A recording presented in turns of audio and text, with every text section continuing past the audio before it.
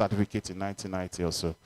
Well, let's get started. First thing to do in events like this, it's actually an opportunity for us to interact and chart the way forward, chart a course for Ijebu land economically.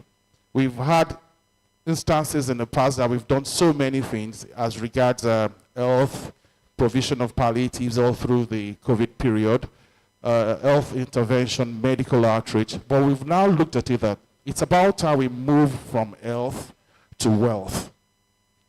But before we get started,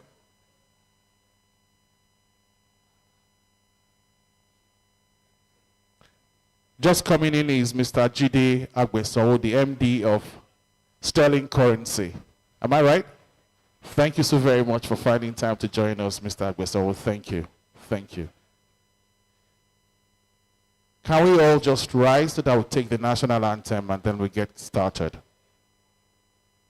National anthem, please.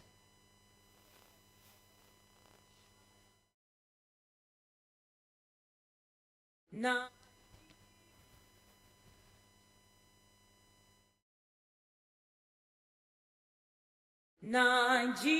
Nigeria, we hail thee, our own dear native land. Though tribe and tongue may differ, in brotherhood we stand. Nigerians old and proud to serve our sovereign motherland. Our flag shall be a symbol that truth and justice reign. In peace all battle honored, and this we count as gain. To hand unto our children a banner without stain. O God of all creation, grant this our one request. Help us to build our nation where no man is oppressed, and so with peace and plenty Nigeria may be blessed.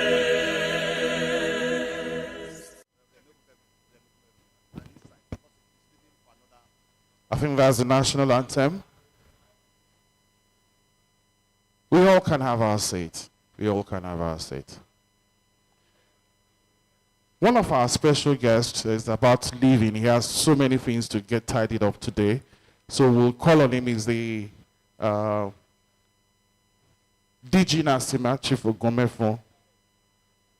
Yes, Chief Ogumefo will say a word or two to give us an idea of what we have here. He's the DG of Nasima. I will say a word or two. Can we have him here, please? Ushers.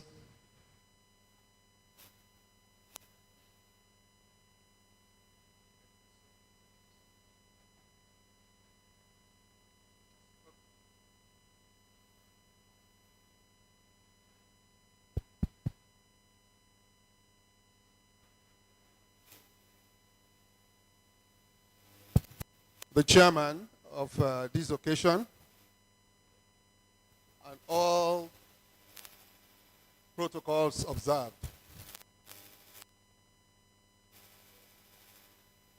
This program, as scheduled, first of all, may I just do some correction? The announcer, I'm the former Director General of MAN, Manufacturers Association of Nigeria, not NASIMA.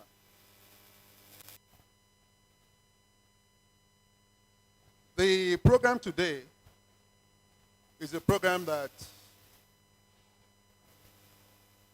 currently in Nigeria is what we are talking about everywhere. The need for us to reshape our economy and bring it in line with what is happening in developed economies. So this is extremely important, particularly since it is coming from our own land here.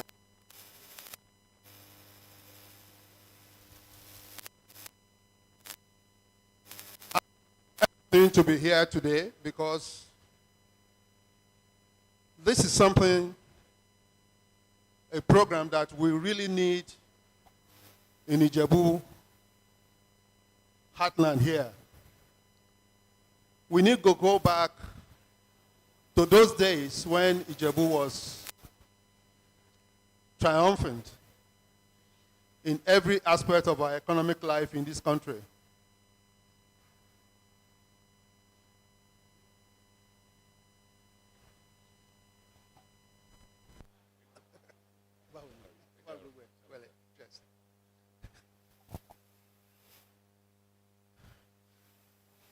Incidentally, as I was talking, one of the great architects of the economic development in Ogun State just walked in.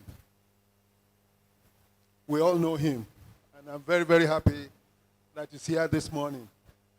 We will be able to share from his experience why and how Ogun State in particular, which Ijebu is part of it, is now the investment destination in Nigeria. They made it happen. So as we go into this program, I am sure that we're going to learn some things here. All the things that were, please, this is not the first talk shop. There has been several talk shops. And I used to say it most of the time when I go to any of gathering like this, that it is time we end most of our talk shops and start implementing. There is a need to implement. Here in Ijebu Heartland, that's what I call it, Ijebu Heartland, the Ijebu Nation. We are sitting on a lot of wealth here, which many of us don't actually know.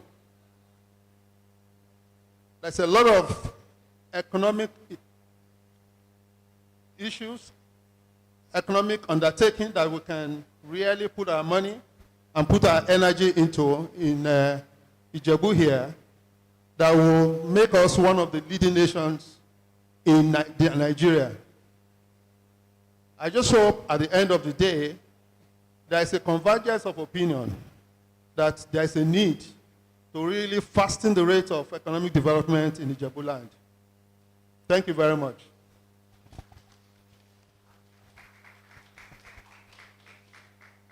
Thank you so very much, sir.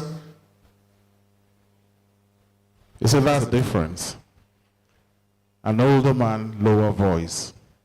A younger man, louder voice. And there's nothing in the pocket to show for it.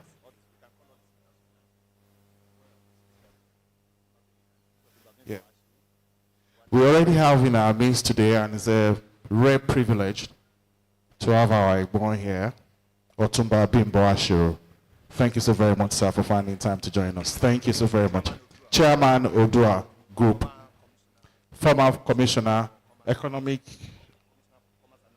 Commerce and Industry in Ogun State. Thank you so very much, sir, for finding time to join us. And I will call on Mr. Wale Kuku to make his way to the height table as well. Will be one of our discussants during the question and answer session. Mr. Wale Kuku is the SA to the Governor on Economic Affairs. Thank you for finding time to join us. We have with us as well Mr. Ayodele, Ijebu Chamber of Commerce. And that's our chairman, Ijebu the local government area, Daria Lebioshu. Thank you for finding time to join us. Mr. Ayodele of Ijebu Chamber of Commerce, please find your way to. Thank you so very much, sir. In the same vein, we call on Dr. Bomi Fatugashe, Dr. Bumi Fatugashe. Is Dr. Bumi around? Okay, doctor is on our way. While we have that sorted, we'll call on our president, the president of Ijebu Boys Association, to join the table.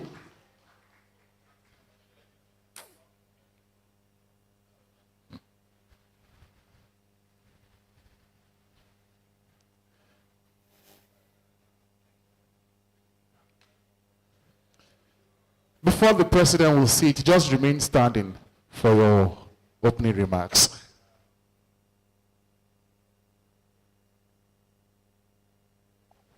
Thank you very much, Mr. MC, DSA Live, one of our very good members of IJBoys.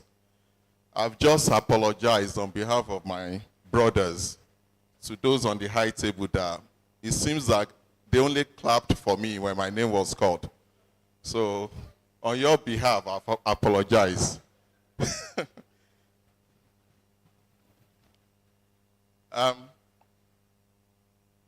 Good morning, everyone. I would like to start by saying a very big good morning to and welcome to our special guest. We've got quite a lot of important people in our midst. I will start with our keynote speaker, who is Otumba Bimbo Ashiru. Thank you for coming. Chief Remi Ogumekun as well, thank you so much. Also, Mr. Ayodele, Olatunde Ayodele, who is the president of Ijebu Chambers of Commerce, as well as Mr. Wale Kuku of the, from the economic team of Ogun State government. Also, we have the, our father here, Alhaji Sule. You're welcome, sir. Is very, always very encouraging when elderly people, they always show us the way. Alhaji Sule, very punctual, came in before quite a lot of people. Thank you very much, sir. We promise to do better and follow your footsteps. We have our honorable chairman of Ijebu local government, Honorable Dare Alebioshu. You're welcome. We've benefited a lot, and we continue to benefit from the generosity of Ijebu local government. They allowed us to use this historical hall venue free of charge, also the trade fiesta. So they've been supportive of Ijebu IJBoys initiatives. Over the years, they've not been collecting money for using the Millennium Hall for our medical outreaches. We appreciate, and we continue to partner with you for the development of Ijebu land. We have a very good brother and friend from Sterling Bank. You're welcome.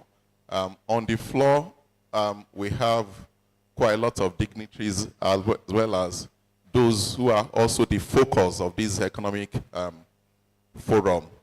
The local entrepreneurs, members of the Ijebu Chambers of Commerce, members of the Poultry Association of Ijebu Land, the artisan of Ijebu Land, women farmer, they are all present in there, so we appreciate you. And of course, the last but not the least, my fellow brothers, you're welcome. IJBoys have been in existence for 9 years. A lot of people actually know us to be interested in and supportive of medical care because our achievements have been based on many medical outreaches that we've done over the years. 2 years ago, we decided to come up with a Vision 3033, where we took another look at our objectives, and we decided to flesh it out, and now said it's about time that we should do more than what we currently do and be more useful to the Ijebu land. So we set up a committee, a developmental plan committee, and they came up with this vision. So one of the things that came out of that is what we're doing today. The convention week that we need to flesh out our economic plan. But for us to be able to do that, we must start with a conversation. We must know how best to come in order to support and contribute to the development of Ijebu land.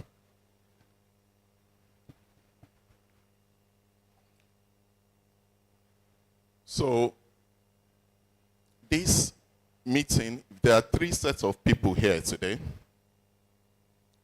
They are the local entrepreneurs that would like to know better, would like to empower, would like to feel their pains, and would like to know how we can restore the greatness of Ijebu. Those of us who grew up in Ijebu in the 70s, apologies for those who are older than us. Ijebu was a lovely place. As Chief, our father was saying earlier on, there were quite a lot of wealth. There are quite a lot of wealth in this country, if only we know. And we shared that because we saw that. Maybe my generation was actually the last generation that saw the beauty of that Ijebu. How can we restore that? Similarly, we have in our midst successful Ijebu indigenes that have proven themselves in their respective field of lives. They've done so well and they continue to do very well.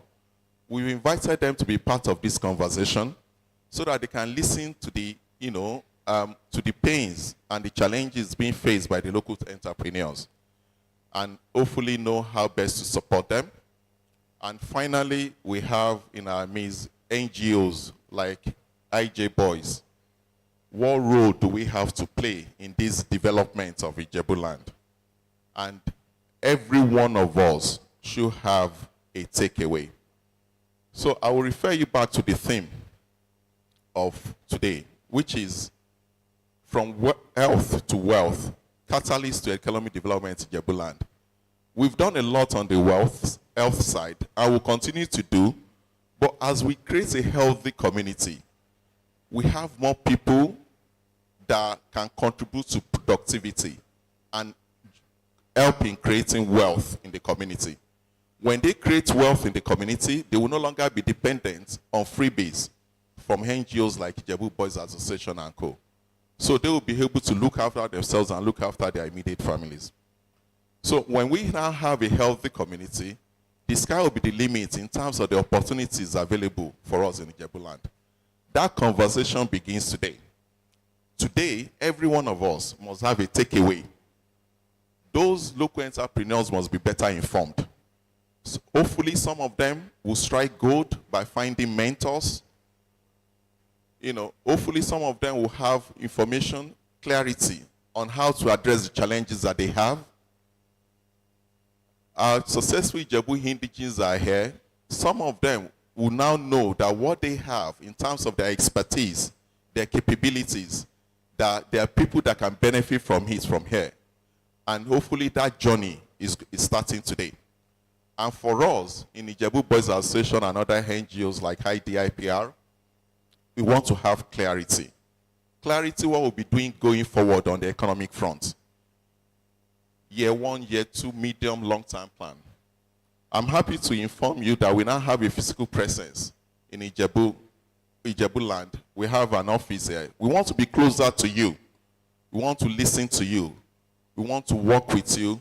We want to grow with you. We want to develop with you. And I can assure you of our commitments. We're not political. We're just sincerely interested in development of Ijebu land. My brothers and my fathers here will agree with me on one point. Every Ijebu indigene, wherever they may be, all over the world, we have one thing that is our biggest advantage. And I doubt if anybody will deny that. Is a passion. We love Ijebu.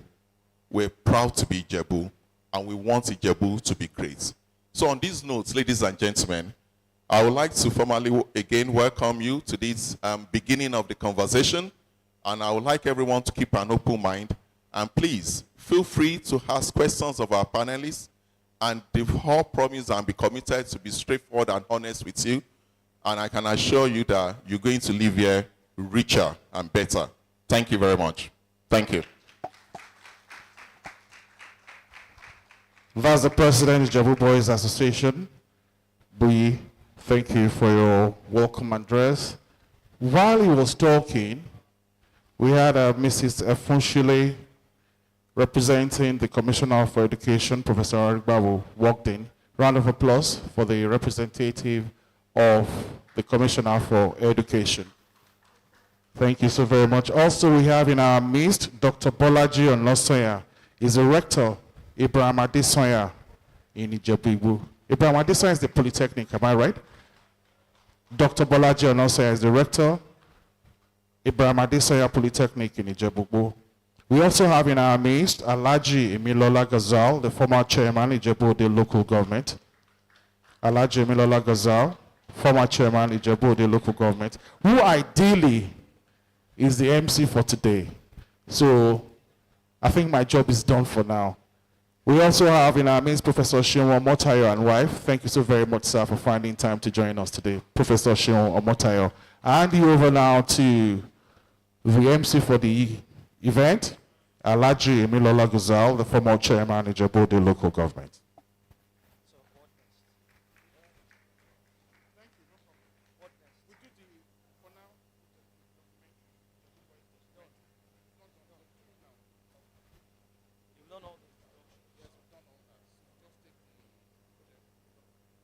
Once again, I'd like to welcome all of us, and my sincere apologies. Otumba Bimbo Ashuru.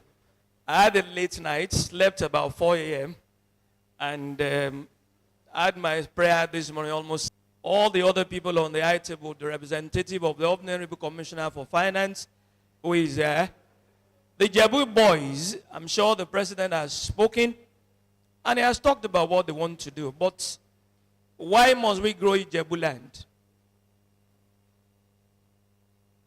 Our forebears bequeathed to us a legacy of hard work, integrity, and we have it. Everything in all spheres of human endeavor, be it in industry, is the Ijebus that started. The Manufacturers Association of Nigeria was started by Baba Timothy Odutola, and that is why today, whatever we do, we must be proud as Ijebus. Proud, not necessarily pride, but we're proud to be Ijebus. And on behalf of everybody, I want to thank the IJBoys Association who have put together the resources that they have, to ensure that they impact positively onto other people in Ijebu land. We will take a documentary on Ijebu land, on IJBoys. And who are the IJBoys? What do they do? What do they stand for? That documentary, the first part of it, will come now. So let's have the documentary, please.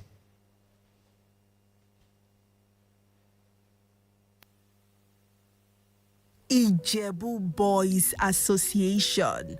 Who are we? We are 65 professionals and entrepreneurs of Ijebu origin committed to community service. Our membership spans across Nigeria, United Kingdom, North America, and beyond. With a guiding principle, Idagbasoke Dediakile Ijebu, development of the Ijebu homeland.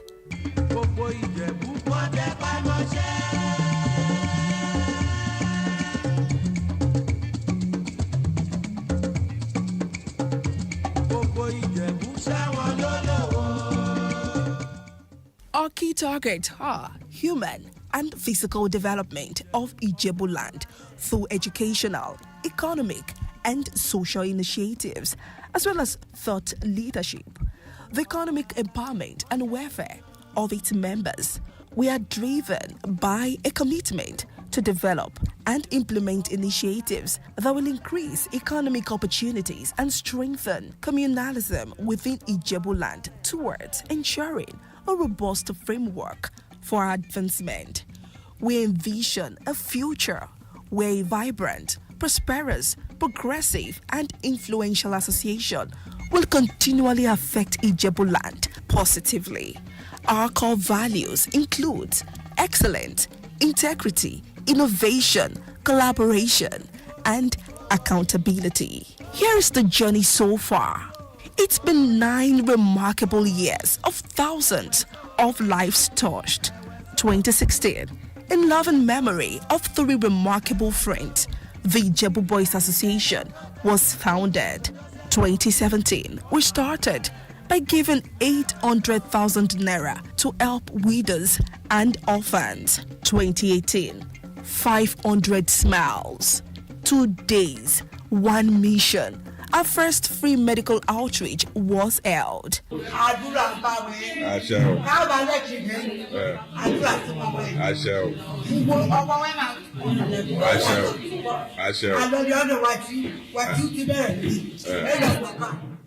'Forward ever, backward never. Amen. people of IG. Amen. And I wish much success in Amen. your various future endeavors. Amen. 2019, our second 2-day free medical outreach reached 1,200 lives.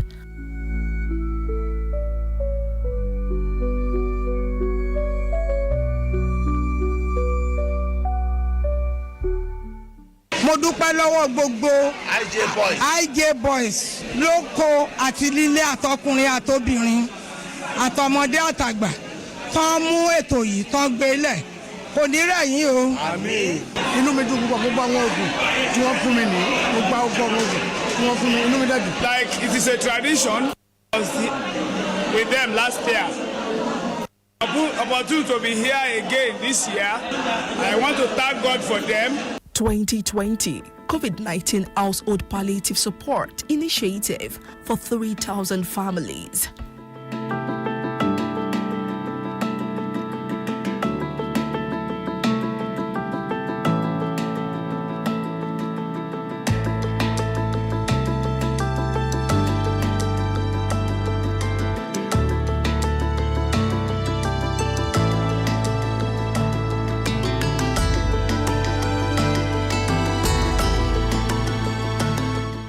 In 2022, IJBoys Association was established as a not-for-profit entity.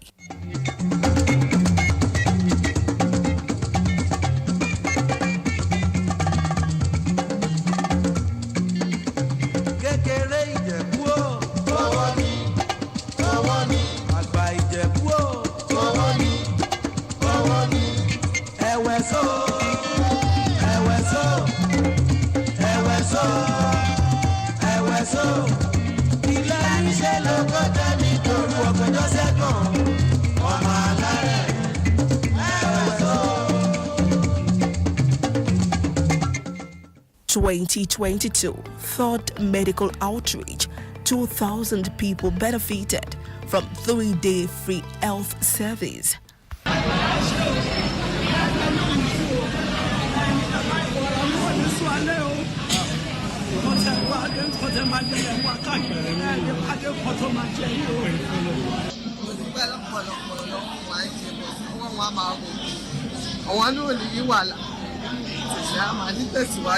ẹ máa ní nǹkan àgbà lọ́wọ́ o ẹ ní ṣàárẹ̀ o àárẹ̀ ò ní ṣe yín o kò ní ṣe yín kò ní ṣe ìyàwó yín kò ní ṣe àwọn ọmọ yín o ẹ dẹ̀ ṣe pẹ́pẹ́ o ẹni tó máa tú yín ká kò ní wọ̀ yín láàrin. 2023, we hosted a 3-day free medical outreach serving 2,500 beneficiaries.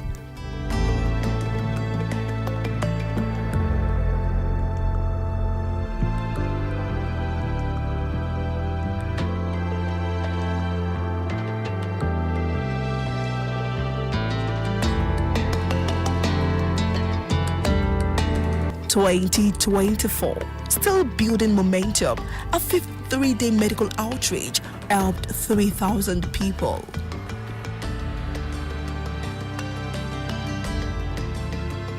Very laudable project, and we must thank them for what they are doing today. Is going to save a lot of lives, and you know, the health of the people is the wealth of the people. Cannot but continue to be amazed on an annual basis the extent that it has gone, and the fact that the Ijebu peoples have accepted it almost as an annual festival.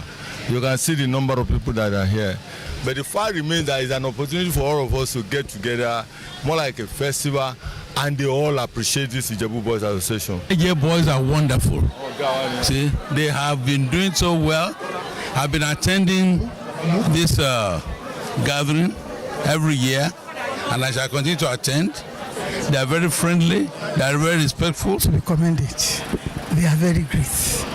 They are doing good, and I know that God will bless them. Ogun typhoid mi, ogun malaria ṣàpèkìlọ lò kí n jẹun kí n tó lò. Wọ́n dẹ̀ fún mi take away kí n lọ fi step down. August 2024, Olabisi Onabanjo University Teaching Hospital in Shagamu received a donation of essential drugs to enhance healthcare services.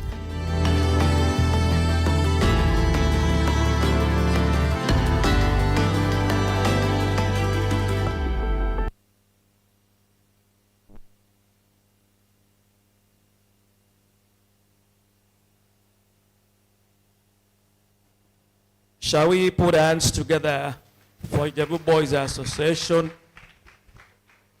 I'm sure if you didn't benefit, somebody close to you, directly or indirectly, must have benefited. In 2023, I was part of it, and I benefited directly.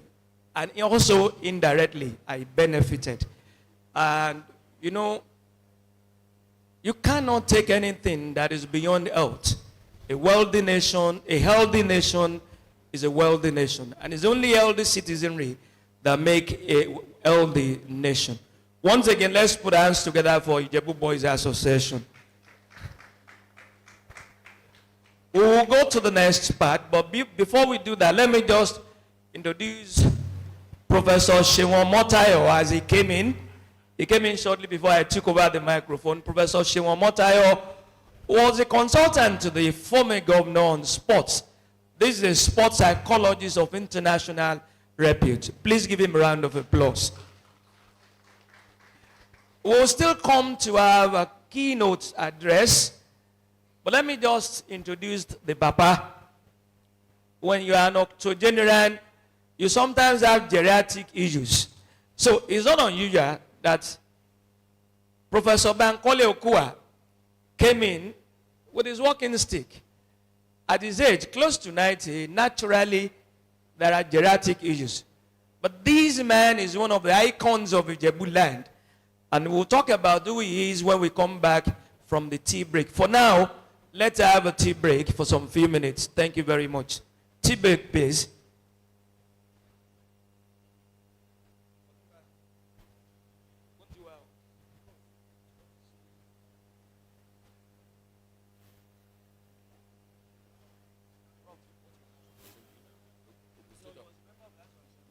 He wasn't a speaker or anything.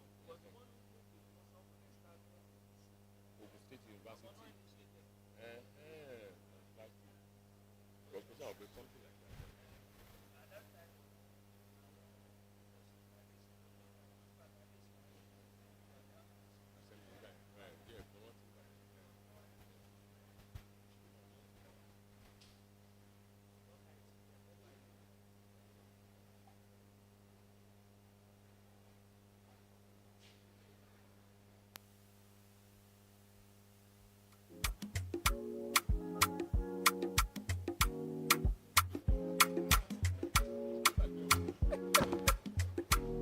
Oduni, President.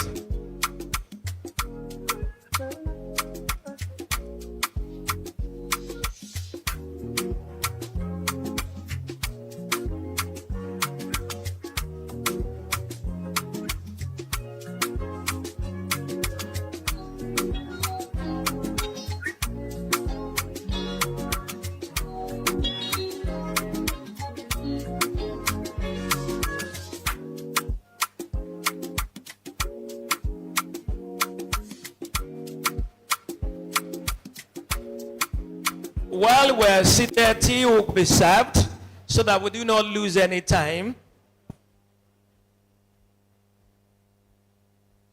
Permit me to invite our keynote speaker, Baba Bankole Okua, Professor Bankole Okua. He was a lecturer at the Ogun State University. But then, before then, Baba was a member of the Ogun State House of Assembly under the Olabisi Onabanjo administration between 1979 and December 31st.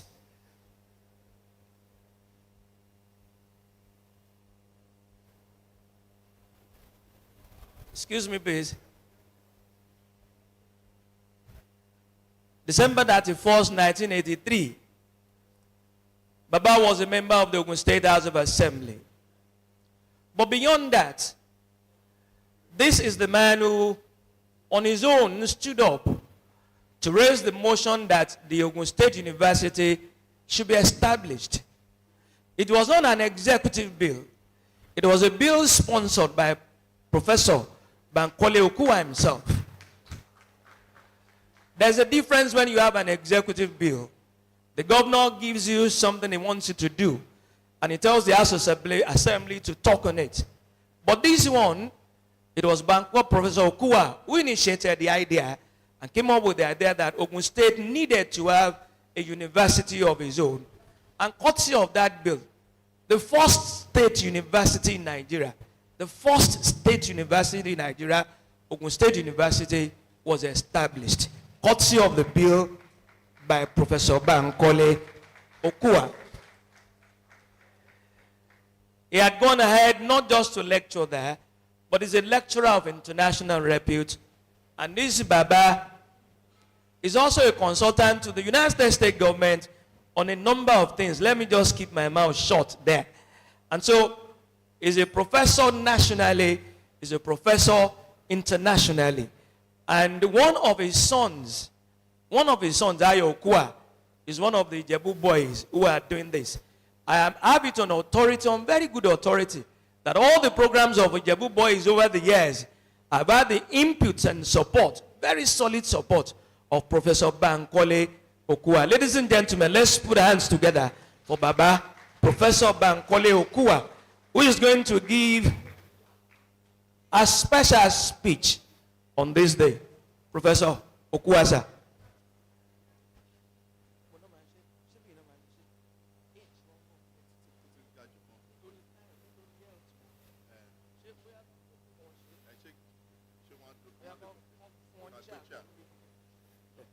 Bring that chair.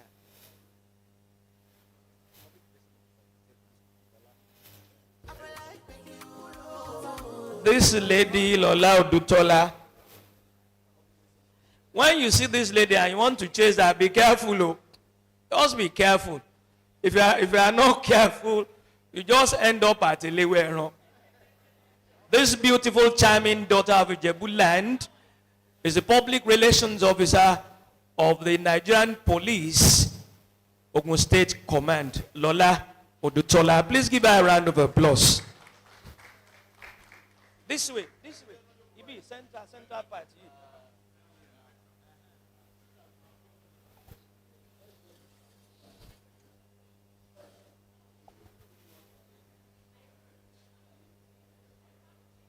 When the Ijebu's came, they found the Ijebus with a very strong administrative setup.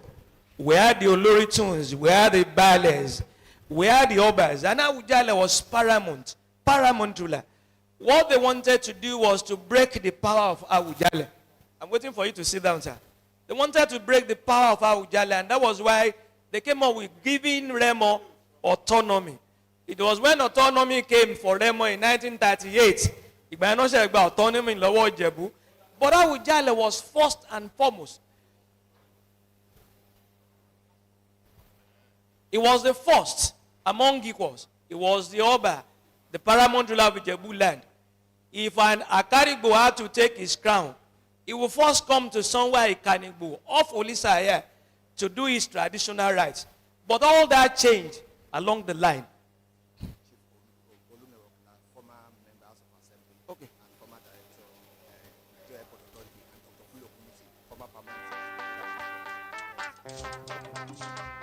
So that's talking about who we are in Ijebu land. We have another member of the House of Assembly in those days, Papa Okenla. Papa Okenla is here. Please give him a round of applause. Members of Assembly, MD, Nigerian Ports Authority, And Dr. Ogunosi is also here. These are Ijebu icons. These are Ijebu icons. Please give them a round of applause.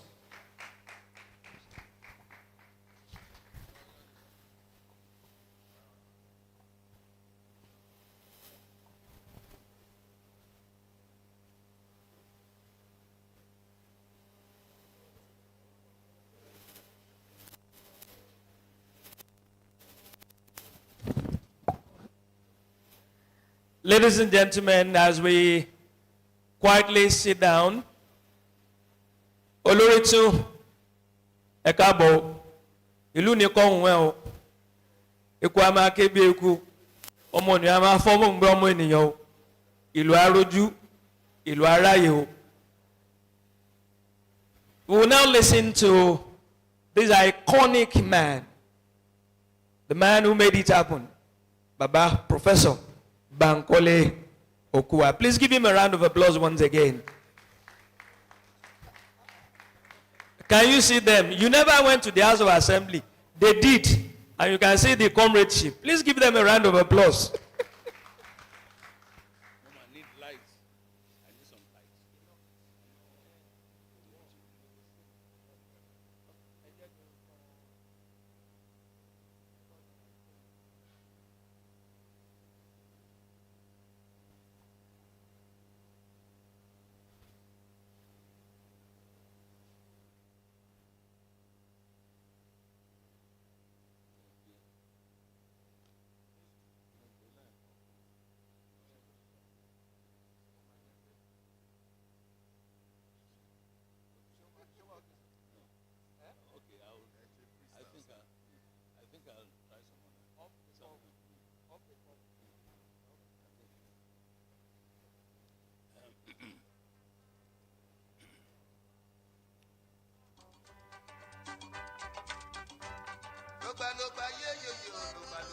Ladies and gentlemen, the IJBoys and even my great friend, former chairman of Ijebu, the local government, who is the director of affairs today. Let me say that I greet you and I respect you. Though my son is one of you, and he's been working with me, or rather, I've been working with him to make sure that today is good. Well, my topic is wealth. Health is wealth. Now, when we say that, many people don't understand what we're talking about.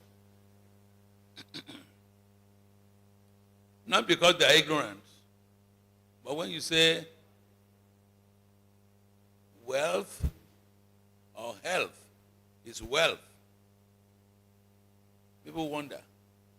They might think that our papa, our late papa, Papa T.A. Odutola, was a very wealthy man, had all the health all through his time.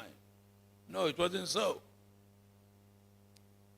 When we say that, or when we mention him, he knows very well what you are talking about.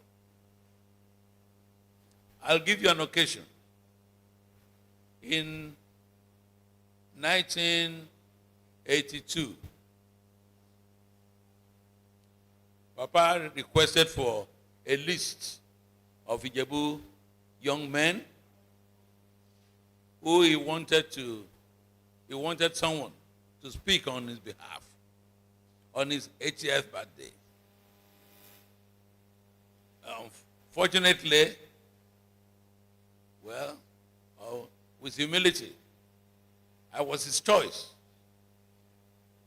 And they got in touch with me and said, can I speak about Papa Odutola, a very wealthy man? And we are going to talk about health is wealth. So I accepted it, and I went forward to do some little research on him. The speech took place at Adeola Odusola College. And right there, after the speech, when late Brother Ladipo Odusola, I think his first son, came to me and said, "Where did you get all this information about our father? We didn't even know about it." I said, "Well, that's what research can do." I consulted some libraries and some books, and I found that Papa was this and that. There was no doubt that Chief Odusola, Chief Timothy Adeola Odusola, our great father, was a wealthy man. He was so wealthy, not in Ijebu province alone, all throughout Nigeria. And he was a manufacturer. And in the manufacturing industry, he was at the top. He was going up and down all over the country, and he was in great health. But by 80, he had a slight stroke. He was unhappy about it, but it came naturally. And when we spoke about it, he wanted a copy of my speech, and I gave the copy to him.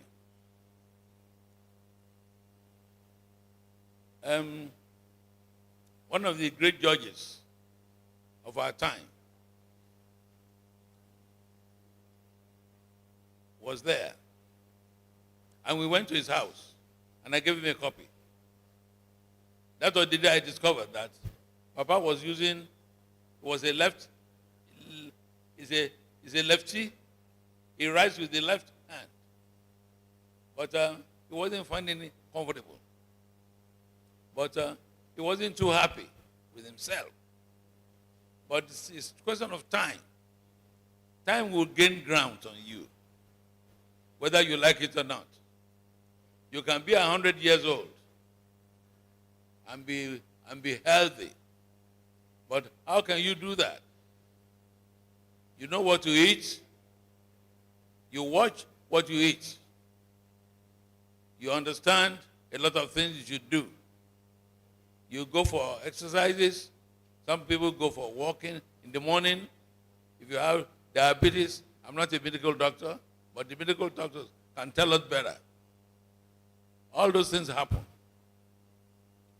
So when I spoke to Baba, that was my first time of meeting him in person. And I was very happy with him. And I discussed with him, confidently. He was very appreciative. He asked for my father, because he knew my father. They are the same age. They went to the same school together. And they lived there in Agowoye together. So he told me a little bit about my father, and we had all discussion. But I want to tell you also that the IJBoys, what you are doing, maybe to you is something little. It's really big. What you are doing is really big. You are inviting a big development. When we talk of development, people think that to develop, you have to go and buy some land somewhere and make blocks and build houses and build a house for yourself or build for the family or build an estate and people will come there to rent. No, that's not development. Development is in the mind, our mind. That's where development is. When you develop in the mind, you know so much, then you want to do it. You want to extend it to your people. That's what the IJBoys are doing.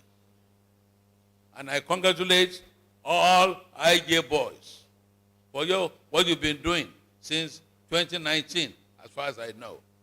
Maybe you've been doing it before then, but I've been attending your functions since 2019. And you do so well. You've been doing so well every year. You give out a lot of, walking sick and all that is needed by the people. Free. And many of you contribute immensely to it.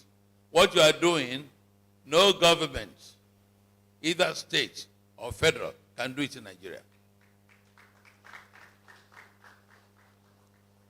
When I say that, I don't criticize the government without reason.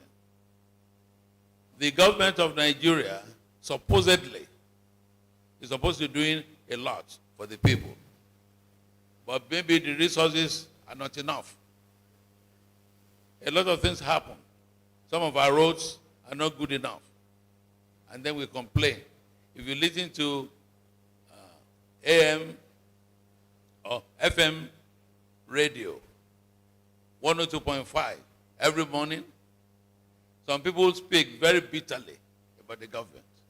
And I hope that the governor of the state and all the others listen to what we are doing. I'm going to chip in one or two words because we do this with Ijebu. Where does Ijebu start? Where does it end?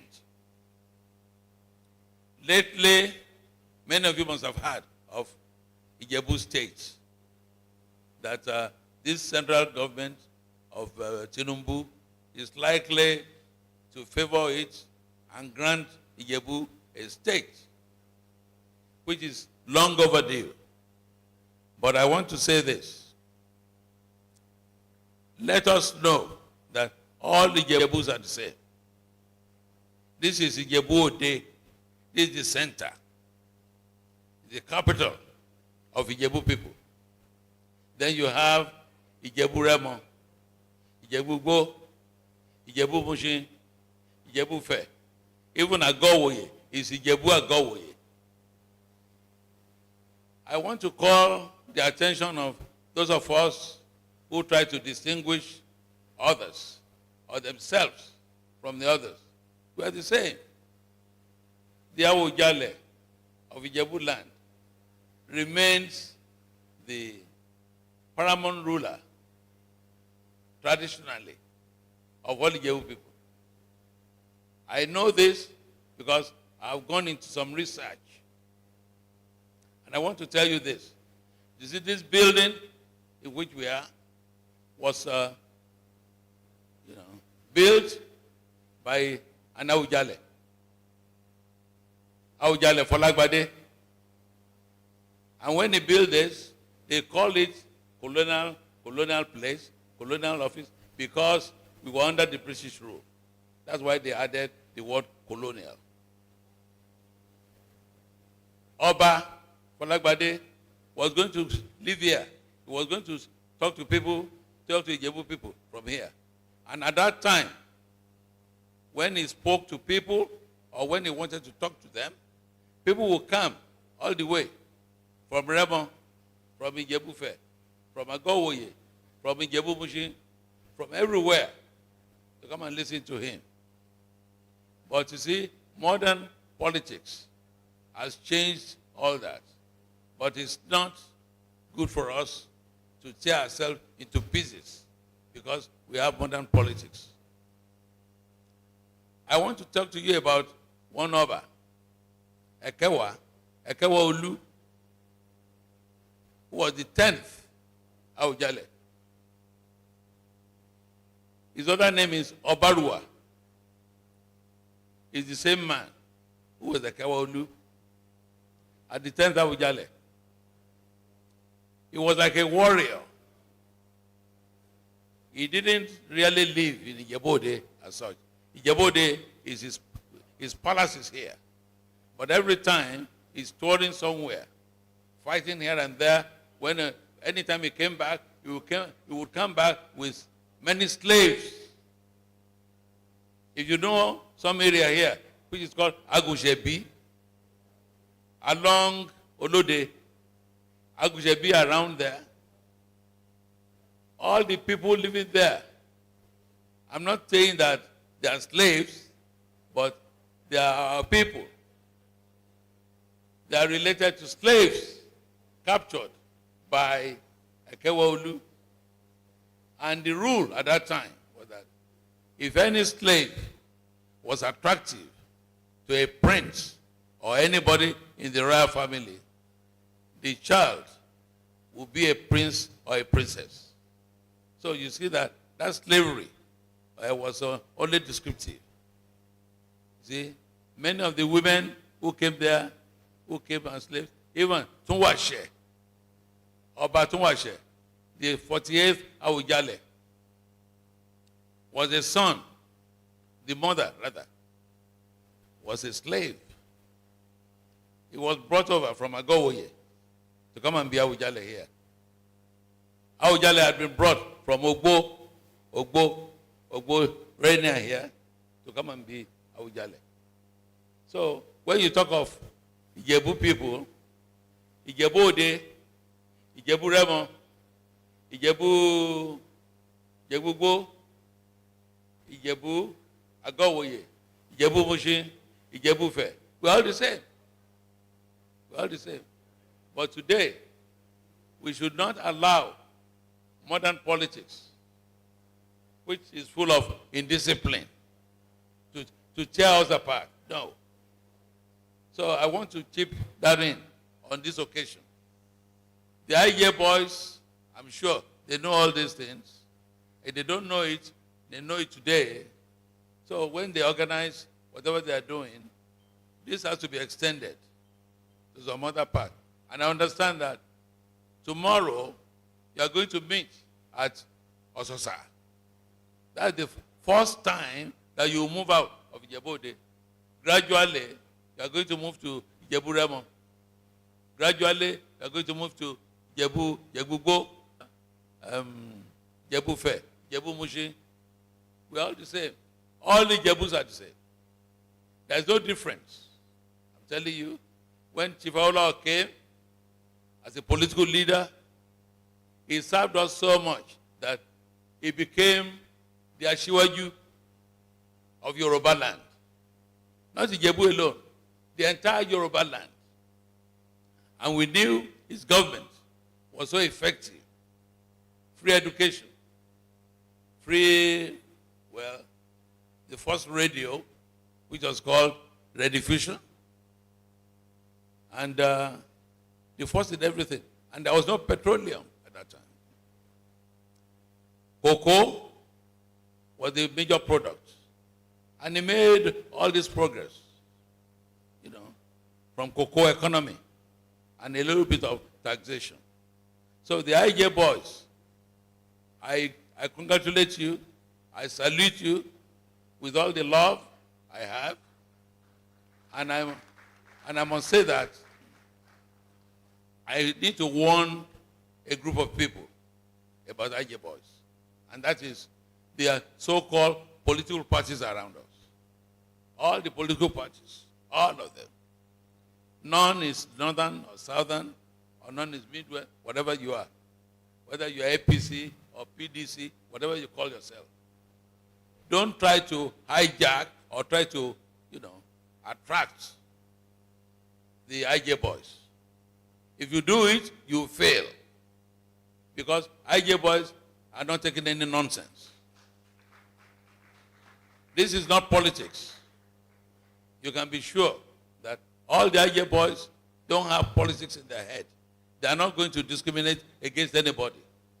Therefore, all Ijebus and all of us should really appreciate and respect that. So thank you very much.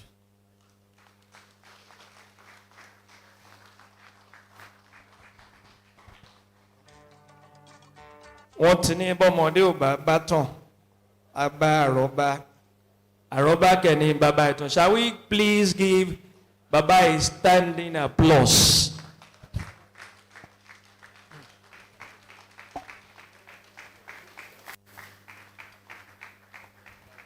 Thank you so much. We have had whether you like it or not, Whether you like it or not, Ijebu is one. Be you Remo, be you Ijebu Igbo, be you Moshin, Ijebu is one.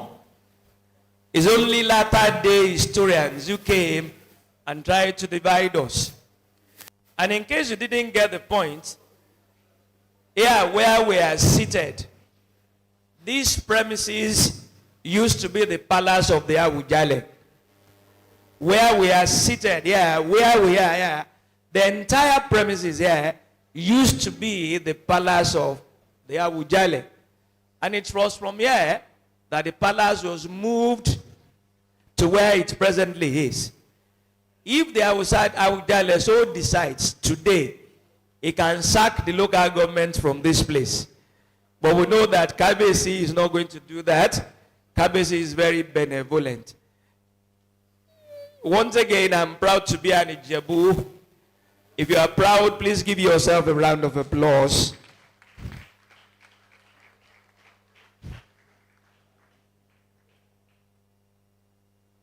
We cannot but talk about our legacies. And when Chief Awolowo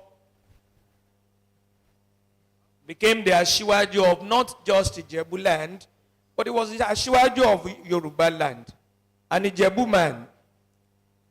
He was the Ashiwaju of Ijebu land. And he provided an administration that is still second to none. As at that time, when Western Nigeria had radio and television, Algeria didn't have radio and television. They didn't have. A lot of countries in the East and the West were not as developed as Nigeria is, or was then. Dubai was not as developed as Nigeria is, or it was then. And that is what Baba Obafemi Awolowo gave us. When you had WMBC, Western Nigerian Broadcasting Corporation, first in Africa. Otumba Bimbo, first in Africa. And there, right there, you had Ita Oshubo, and Baba Olumayo Wale Soyo. Ita Oshubo, Professor Okua. You had Ita Oshubo, the Red Division House. It is still there. If you go to the back of that ES Secretary's office, you're going to see the Red Division House written boldly there. That is who we are. Ijebus, we are first among equals. And if you get anywhere, because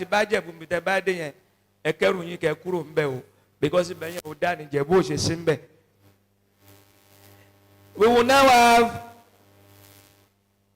our major speech, and our man who is going to do that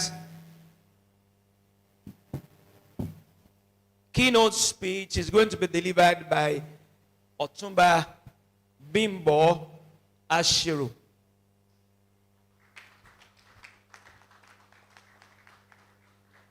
Otumba Bimbo Ashiru is the son of the late Baba Saka Ashiru.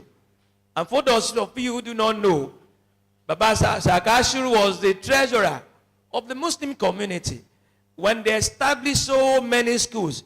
And they called Baba Saka Oni Receipts.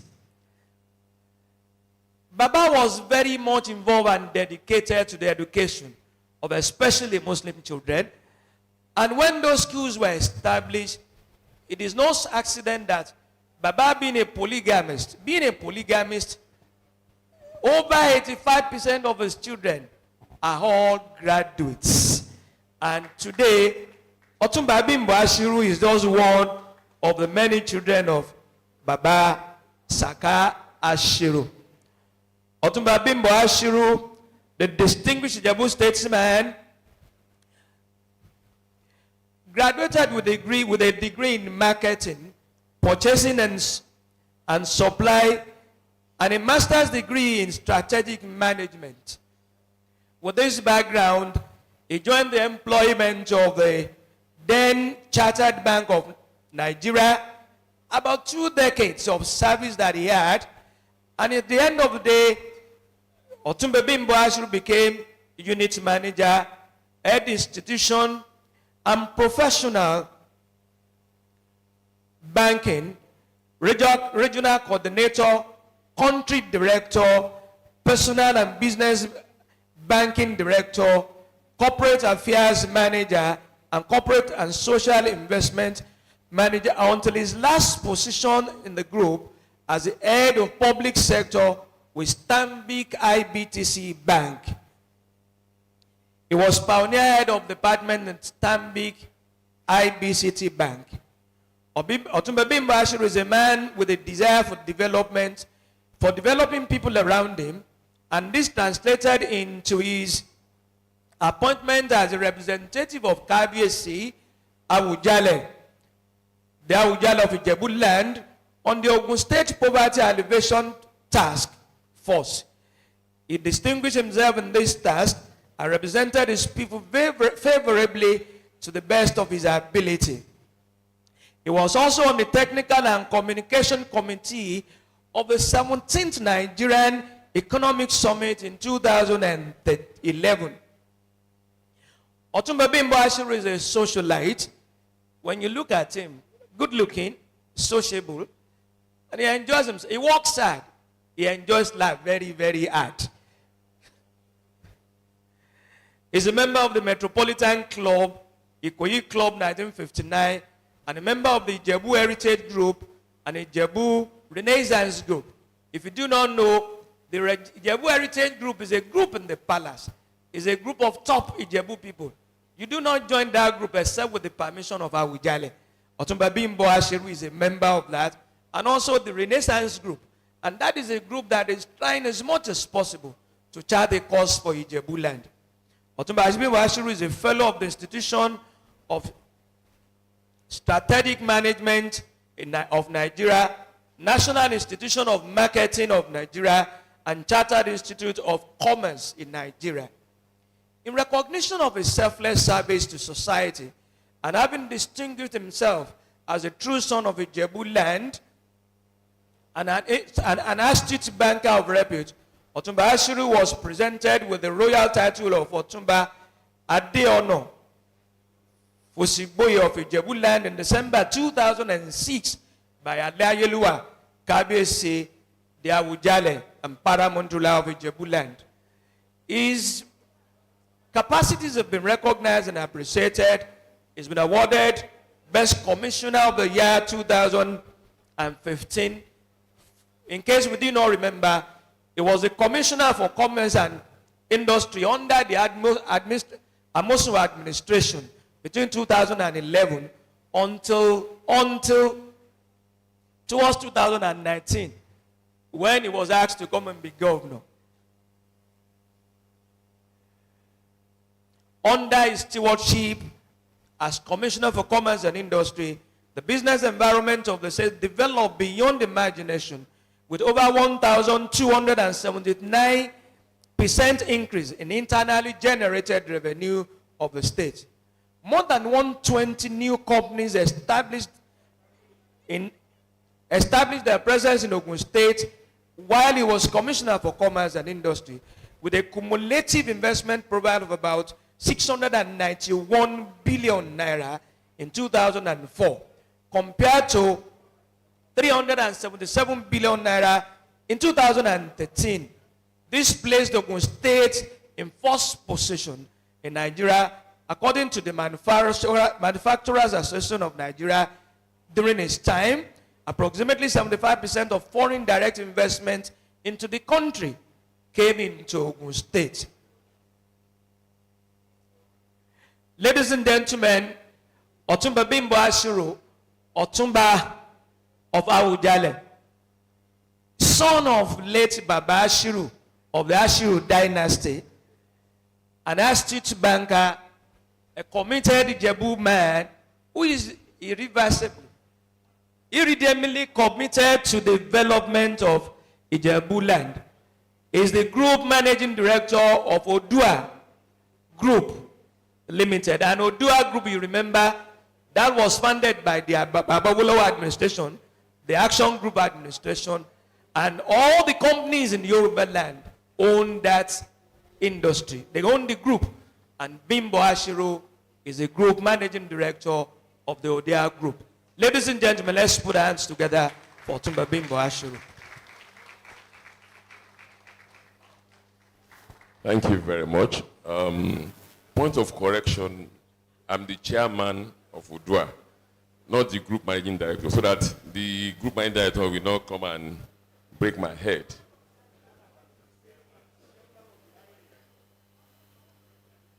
Good morning, ladies and gentlemen. Yes, I'm a member too. Yes. And I'm humbled and very appreciative to be here today. And I want to commend the members of IJBoys Association. I would rather you stick to IJBoys Association instead of IJBoys. Because IJ means so many things. It can mean any other connection. So you must stick to that IJBoys Association so that you are a proud IJBoys. I think you should do that. Do you all agree with that? I need to do a bit of protocol. I have to acknowledge our elders here. Professor Bankole Okwa, my dear Egbon, Chief Olumiwa Ashiru, Alaji Sule, Chief Tunde Oduwole, the Rupa Koye, and our Ijebu chairman of Ijebu and the former chairman. And I saw Professor Motayo. I acknowledge your presence. And I want to actually appreciate the Ijebu boys for calling me to come and speak today. The co-planners of the Ijebu Boys Association have so many brothers. I have Jide Tola, Kayode Okenla, Bayo, all of you, and Ayo Okua. You all planned that coup, and Tola Odushote. About a year ago, somebody told me that, oh, we are planning something and we want you to come and speak. And I said, well, charity begins at home. If I can't honor my own people, then who am I going to honor? I'm a proud son of Ijebu, Ijebu Remiwa, and I have to show that I'm part of the Ijebus. And I would like to commend you for the job well done, and I'm happy for the topic that you guys chose today, which means health to wealth, catalyst to economic development of Ijebu land. Yes, it's very key. We Ijebus are known to be very entrepreneurship, and I will tell you, if you remember, when you go to Kabisi Aujale and they are singing, they will say, Enimo wo owore. And I remember growing up as a child in Ijebu, we have Wadai Industries, Urutola Shoes, many industries, then 33. And I'm happy to tell you that 33 has been acquired by SAB Miller. And I want to tell you that I was part of the team that went to South Africa, brought SAB Miller, and they bought into 33 Industries today. And they have another industry around the corner, just towards Abeokuta. But we have a lot that we want to definitely look at, to rely on. Don't blame us about what happened about industries. It is Nigeria that affected everybody. Let's be honest with ourselves. So when people start talking about moribund industries and everything, it is not Ijebu alone. It is the country. I remember Remy, I saw Remy Abdul talking about how he came to come and set up industries. But I can tell you, we still have solution to this. And with what my teacher will say, you know that there are many other things we can do to achieve this success. And we are known to be entrepreneurship, we Ijebus. This may not be unconnected with the broader Nigerian microeconomic and industrial relapse affecting competitiveness of local industries and the purchasing power of the people. We found out that import goods are cheaper than things that are being manufactured in Nigeria here. And one of the reasons why we had a problem is because we encourage importation of goods. I can tell you, Nigeria used to be the second largest exporter of cocoa in the world. And the money that was realized those days was what was used to build the tallest and the first 25-story building in Africa, which is Cocoa House today. And the point is that University of Ife, many monument things that were done, it was the money that was taken out from cocoa that was used then. And we have rubber plantation. And then the problem we have is that we did not focus on what we should do. And I'm bringing you to two quick 5 questions. That what are we supposed to focus on? I want to talk about manufacturing, agriculture that will lead into industrialization. I have to talk about promoting MSMEs, I want to talk about construction sector. I want to talk about digital, which is ICT. And these are the areas we want to look at. Manufacturing, areas of development for Ijebu land. It starts, we look at infrastructure, we look at the gas, we look at areas like Ijebu. If you look at it now, Ibadan, Apekuta, they are bringing all those gas in. Alaji Adegunwa, rice food, they have this gas in. Let me be honest with you, if we don't focus on that, we're going to have problems. And manufacturing is very key. It will create jobs for our teeming young ones, and we need to see how we can harness that area, how manufacturing can be harnessed. And we can still go back to it. It's very simple. All we need to do is to focus, but the funding is the issue, which I'm going to talk about, how we can raise those funds for manufacturing. Then we need to talk about agriculture that will lead industrialization. I want to tell you that even our KBACs, they must encourage investors to come in. When I was commissioner in Odobolu, I had an Indian friend who got a land, 250 hectares. If you know what the Omoniles did to that man, I had to step in. I want to commend, may God bless his soul, the KBAC of Odobolu, the Oba Onogorua. The man stood and they said the man must have collected money. And I said, no, I was one that brought this man. He's the one that, he just encouraged investors. I had to fight and I went to, and I said, look, come, gentlemen, we are government. As a government, we know what to do. If we are going to use government fair, we will use it, and we bring police. We ended up putting policemen there, and we ensured that the man created minimum of 200 jobs to those people. And you could see that if you go on along Odobolu, you see those farmlands that are there.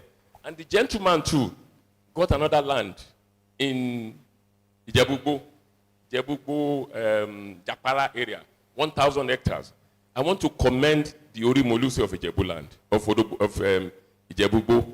The man stood and brought all the KBACs and educate them. One thing we need to understand is that when investors come in, let us encourage them. Because the point is this, they are not going to, look at Igbesa, where Dangote has the industry. Dangote is not from Ogun State. It's from Kano. The industry is there. And we are a lucky fellow in this town, in Ijebu. If you see the limestone belt, and I want to tell you this, the limestone belt, if you remember Shagamu, Lafarge, Papa Olowa and Co., I don't know what they were thinking. They were beyond their time. They went to London, bring Blue Elephant cement. The Blue Elephant, they converted it. They brought Nigerite. Until I became the chairman of Odua, I did not realize what these people did. Odua's investment in this country, if they look at it, the ones that we are still looking at, is not less than 500 billion. And if you see all these things that they are having, they brought the limestone belt is from Odiyoro to Benin. And Lafarge has been there for 60 years. They brought in Nigerite. But the point is that when they do this, people have issues. Look at the whole of Ikeja. By the way, I'm not sure whether you know the meaning of Ikeja. The meaning of Ikeja is Ikorodu, Ketu, Epe, Joint Administration. Those are the things the likes of Papa Olowo did. And you see what we Ijebus have done. If you go to Shomolu, go to anywhere, it's Ijebu. Ijebu starts from the beginning of Shagamu up to Olokola. When I was commissioner and Dangote was interested, when the American banks saw what we have in Olokola, they offered Aliko Dangote $9 billion because that is the largest seaport. And we have bitumen, but we don't take advantage of that.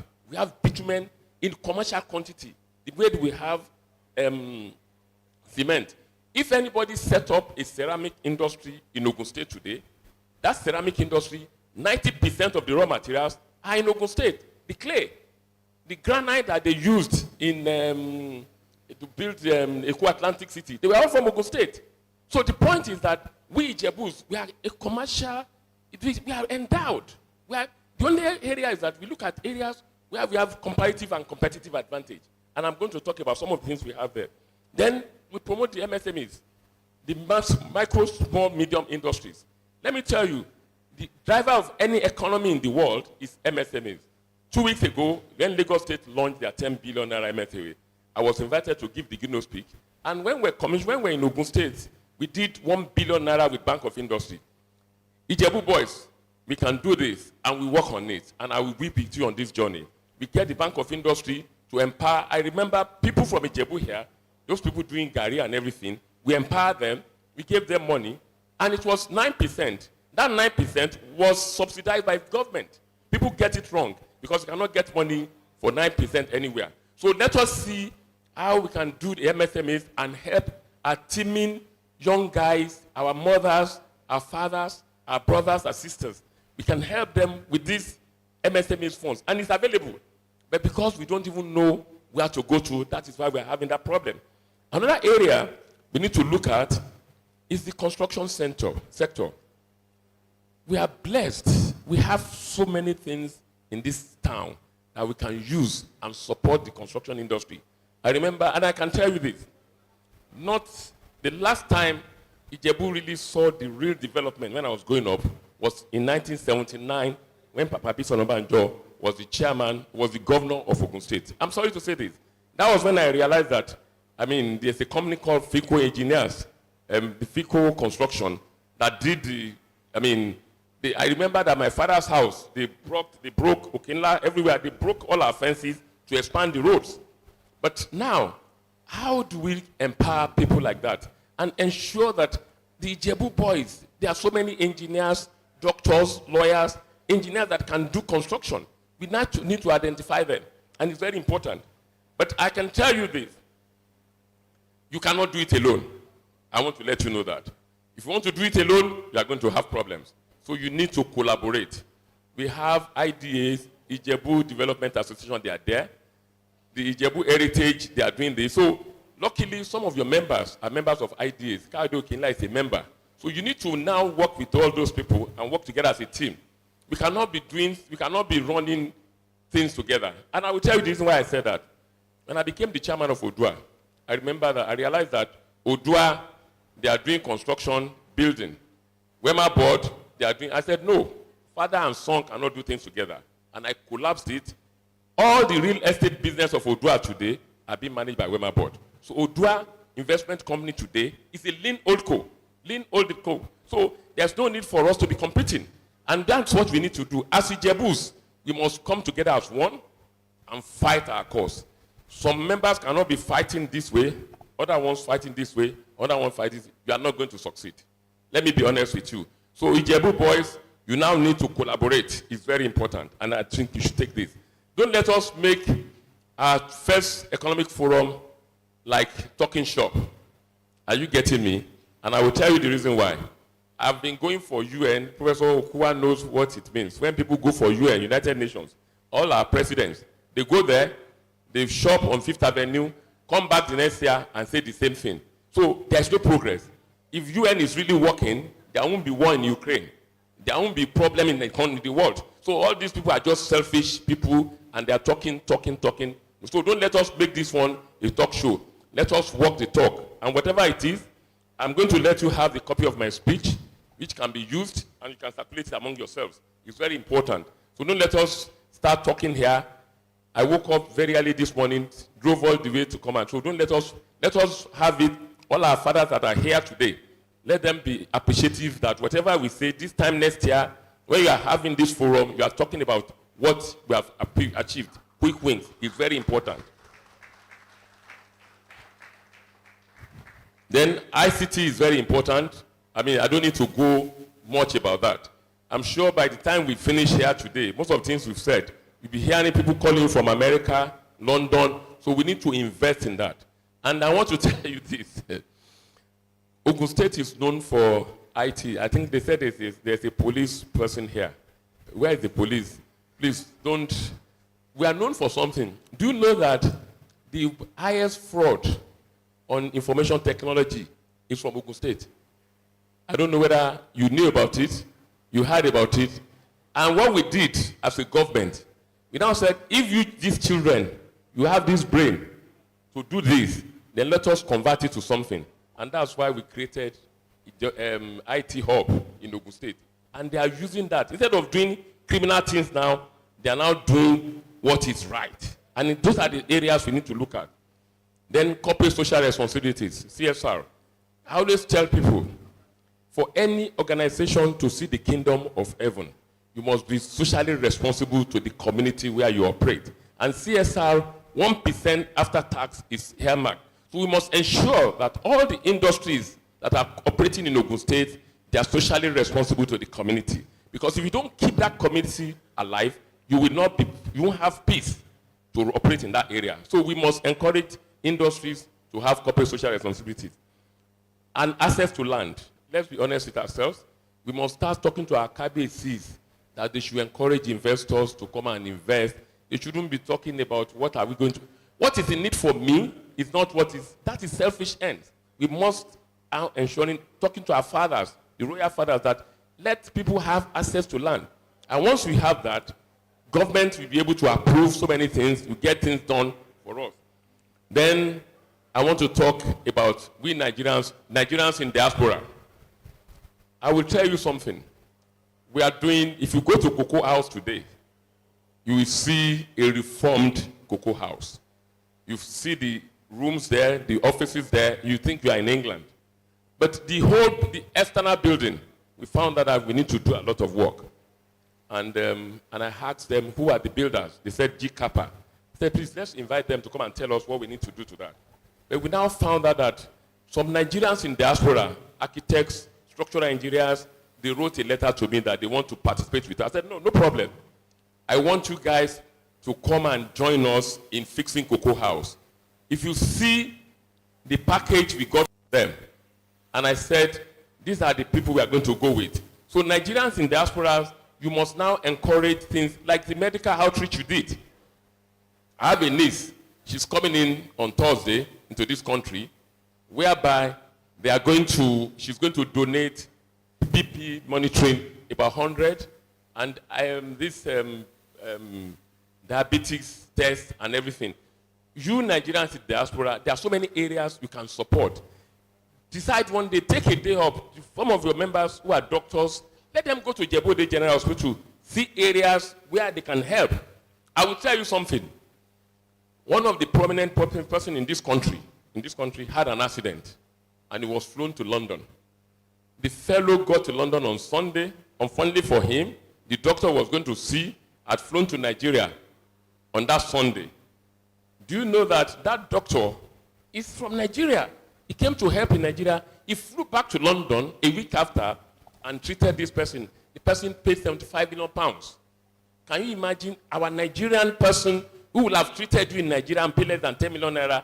You were flown to London to do that. So I think we don't know the importance of we Nigerians. I think we must take advantage of that. Let us bring our brothers and sisters in diaspora, encourage them to come home and impact what they've done. There are so many grants, international grants that will be funded by these people. So we can do that instead of discouraging them. Let us encourage them to come back to the country and do that. And I have the chairman of the local government here, Dari. We must start putting the right people in the right place as the chairman of local government. I have Honorable Gaza, who was the chairman. Dari was the vice chairman. Today, Dari is the chairman. I went to his office a few minutes ago. I was impressed about the transformation. So you need the local government chairman to support you. When I came in here, I found out that there was no podium. And I said, we must have a podium. And they spoke with him. He brought in a podium. He gave you this room to use. This is a monument. And I will tell you, if this building is in America or in England, if you see what they will keep on doing. For example, Airport Hotel. There's a building where the Airport Hotel started, 5 rooms. I've told them, the building is 85 years old. I've told them to keep that building. That is where the late Oni of Ife and co used. That place, as long as I'm alive, I will keep on reminding them that they should put that on as a monument. We are investing something in Airport Hotel, but at the same time, we are telling them that they must keep that monument. I'm happy to tell you today, Premier Hotel, by God's grace, first quarter of next year, we are commissioning it. We are increasing the room from 87 to 154 rooms. we've built a villa, 10 floors, we've merged it together, with 6 floors, car park, penthouse, swimming pool on the 6th floor, and all those things. And what happened? When I became the chairman, they took me to one place. They said, this is the chairman's apartment. I said, to do what? To sleep there? I said, no. We are going to break this thing. And that's what made us to convert and brought international people. When you get there in another few months, you will see the transformation. So you must now try to do what we can do in Nigeria, in Ijebu here. So we need you as the chairman of local government. You have autonomy. You are going to have your funds going to you. You must, local government should start creating the infrastructure. In Ijebu, I grew up to know that it's the local government chairman that we do the roads, the hospitals and everything. It was the military that created problems for us. When they came in, they started hijacking the local government. I mean, I don't see the reason why a king, a Kabiyesi, will be reporting to the local government chairman. Because Kabiyesi is there forever. I think they still need to change that law. It's there forever. Local government chairman or governor or minister, they are going to spend 4 years, maximum 8 years. But our referred Kabiyesi became a king at the age of 26. He's still there today. It's a point of reference. When anybody wants to become governor, they will go and meet him. He's our father. When they now get the governorship, what happens?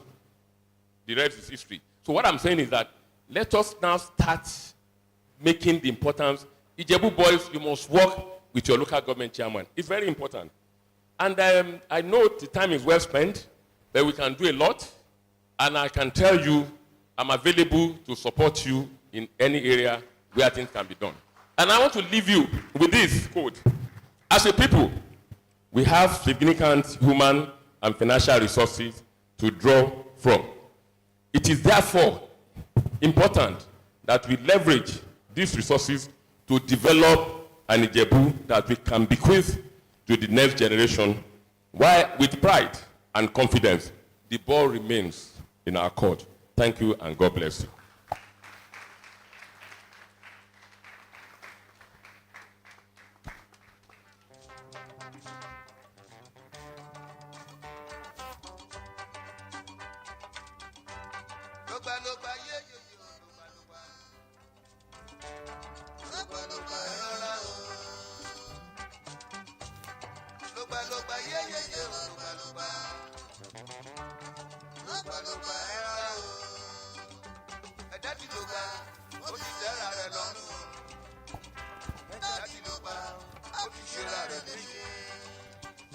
Shall we give Otumba Bimbo Ashiru another round of applause, please?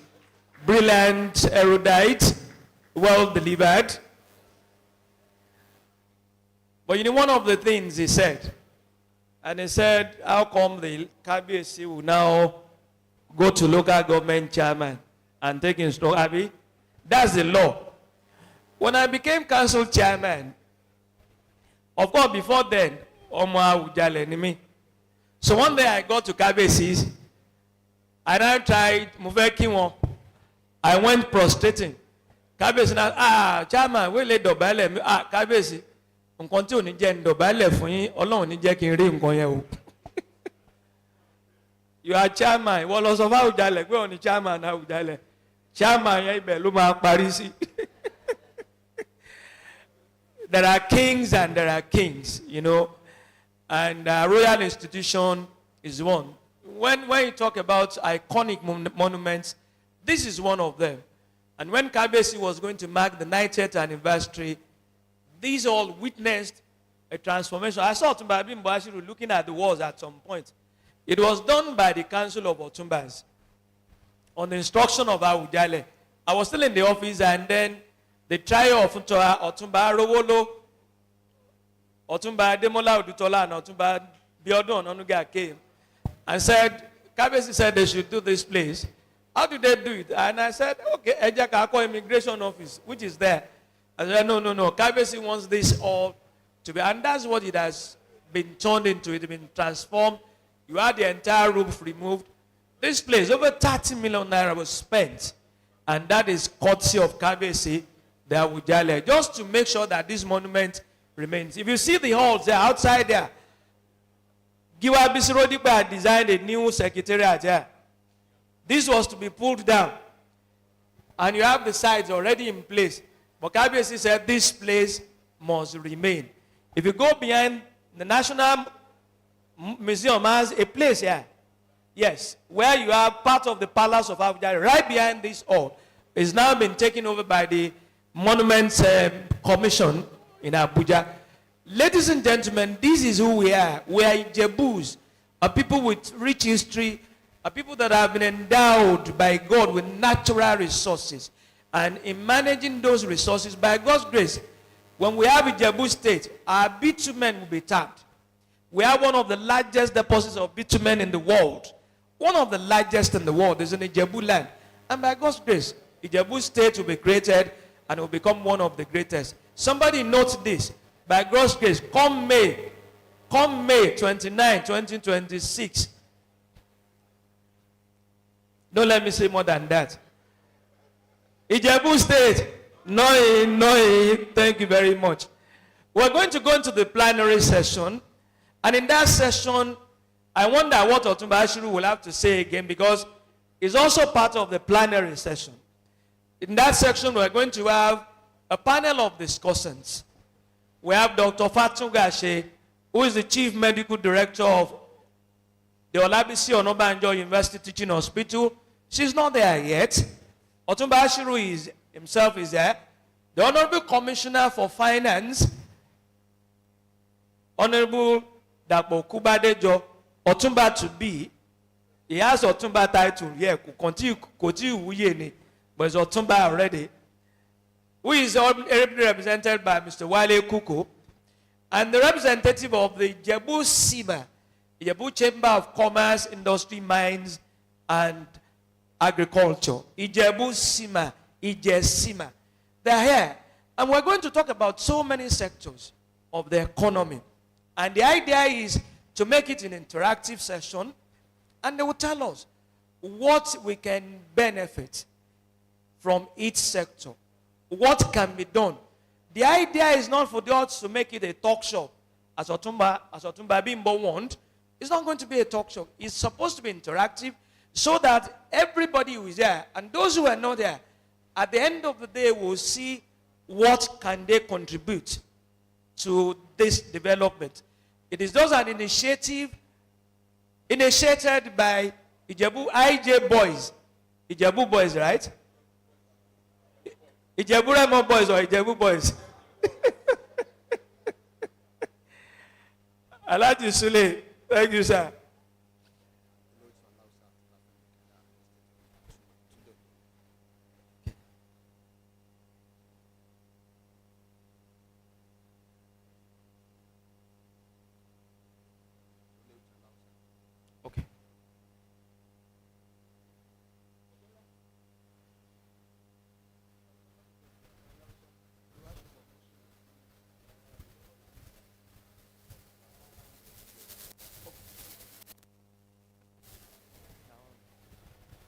Sorry, let me just recognize a few people. I'll start from the top, age-wise. And Baba Lausa. Baba Lausa is the chairman, Council of Olorituns of Ijebu Ode. Baba is VIO ni wọ́n láyé ìgbà tí wọ́n ń gbà yẹn o. VIO ni wọ́n kàn mú ẹ ṣó dáràn. But today is Olorito. We thank you very much. Giwa Shupo Mosuro is also here. Giwa Shupo Mosuro is here. The Mosuro family, big family. Alaji Sharafa Sule is here. This man is Ijebu.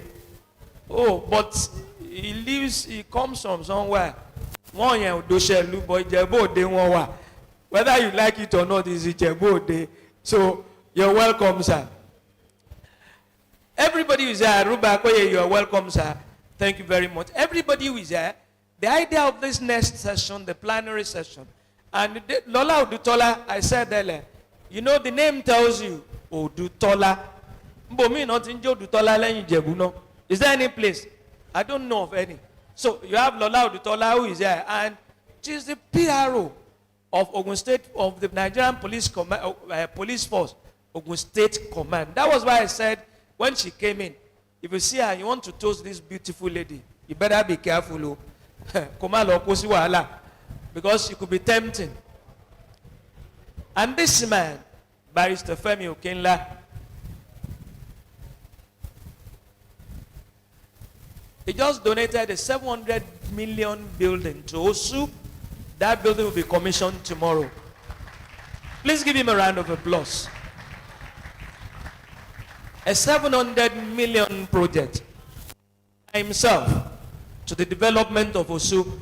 That is no accident. Of course, what KBSC has done is to establish the Institute of Governance at the Olabisi Onabanjo University. And in case you do not know, that institute has got almost 4 billion naira, if not more, by KBSC, just to ensure that we have a semblance of good governance in the country. And that is born out of KBSC's experience. He was a minister in the First Republic, and he will tell you that what he saw when he was in government, wọ́n láwọn rò pé ńgbà táwọn òyìnbó bá lọ yẹn, àwọn tó máa take over, wọ́n láṣẹ àwọn yẹn náà fẹ́ wọ́n máa ṣe fún wa bí àwọn òyìnbó ṣe ń ṣe, báwọn mọ̀ pé nǹkan táwọn yẹn náà tún máa ṣe fún wa nìyẹn.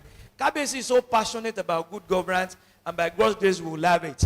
He's doing everything to ensure that if and when Ijebu State comes into being, it's going to be a model in how to administer a state. By God's grace, Ijebu State will come. So the plenary session, we're still waiting for Dr. Kunle Azan, who is the founder of the IE Foundation Group. He's not there yet, but I'm told he's on his way. So in starting this,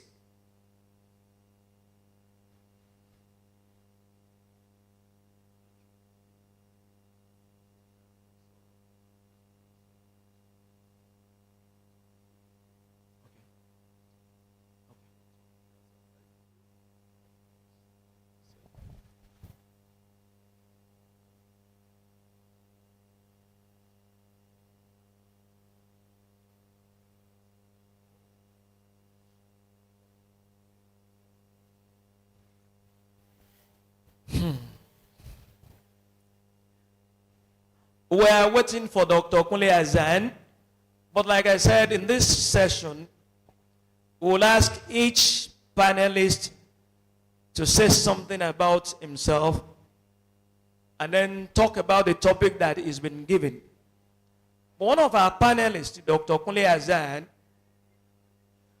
who, like I said, is the founder of the IE Foundation Group, has promised to finance all the optic programs, everything that is related to eye, including cataract operations, post-operation management and treatment that the IJBoys are doing as part of this program. Dr. Kunle Azan. So in starting, I'm going to go back to Otumba Bimbo Ashiru. I want him to open this session, and then just as he had done, he can just continue. Thank you very much, Mr. Gasal. Our elders here, I'm happy that we all committed our time, because to see people on a Wednesday, if I'm right, on Monday, on a Tuesday, is not an easy thing. You committed yourself. But you see, the zeal at which we are now doing this, we must not relent. The problem we have in this country is sustainability. We find it difficult to sustain things. Even I tell people that when I come to visit you in your home, and if I want to decide when I'm going to eat or drink in your house, the first place I go to is your guest toilet, because that is the ambassador of your home. When you get to a guest toilet and you start seeing cockroaches, then that means the person doesn't have maintenance culture. So the only way forward is that we Ijebu boys, because I'm a member of Ijebu boys, you're all my aburos, so you must now sustain this tempo. It's very important. I just told the president now that I will support you in the area of MSMEs with the Bank of Industry. Let's see how we can drive it. But you cannot do this thing alone without government. I can tell you this, I've served in government, I've worked in private sector.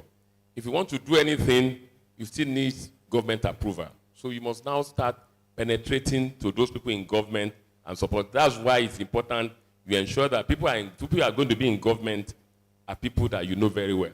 When you say Cardinal Mafia, They are not fools. They know what they are doing. They are planting their own people in strategic places. If you remember when we were growing up, the most senior people in the military, they are Hausas. Why? Because they are planning ahead. Go and see the policeman, Ms. Odizola. You could see that the people you have in police now, in Abuja, they are children of prominent people. Son of Emir, daughter of this, daughter of that. When you now wake up one day, you find out that the IG is Hausa, the next one is Hausa. They will say, no, because they are strategically located. They know what they are doing. I had my MBA in strategic management. I understand what strategy is all about. You must be able to strategize. If you don't strategize, all these things we are talking about is a waste of time. So let us see how we can maintain it. And that's what I just told the president, that all the things we say today, put it, do it in form of communique, let everybody sign it, and we work on it as a Bible. And that is what we should work on. Thank you very much.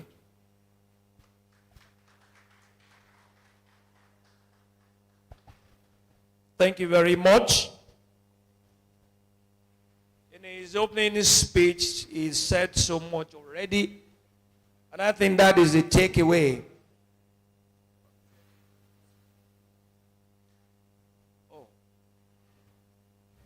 Dr. Fatugashe, the Chief Medical Director of OSUT, a doctor, a husband, a doctor. I wonder what their children will be.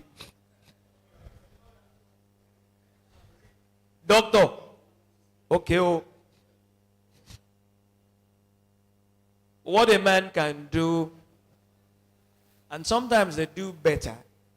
So, while we allow her to settle down, let me go to Mr. Ayodele, Ijebu's Chamber of Commerce, Industry, Mines, and Agriculture. Like I said, this is a session that is supposed to be interactive. At the end of the day, you will be expected to raise some questions, talk to the panelists, and so let us rub minds on the way forward for Ijebu land. Thank you.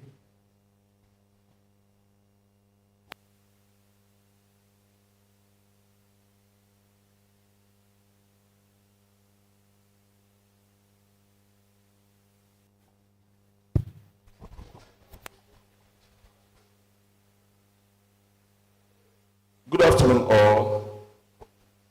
My name is Olatunde Samuel Ayodele, a proud Ijebu boy. By the grace of God, I have been saddled just of recent with the presidency of Ijebu Chamber of Commerce, Industries, Mines, and Agriculture. I want to thank my fathers that are here. We are to continue from where you brought us to. And I believe with your prayers, we'll move forward. So I want to stand on all the sitting protocols. All our daddies and mommies that are here, we appreciate you.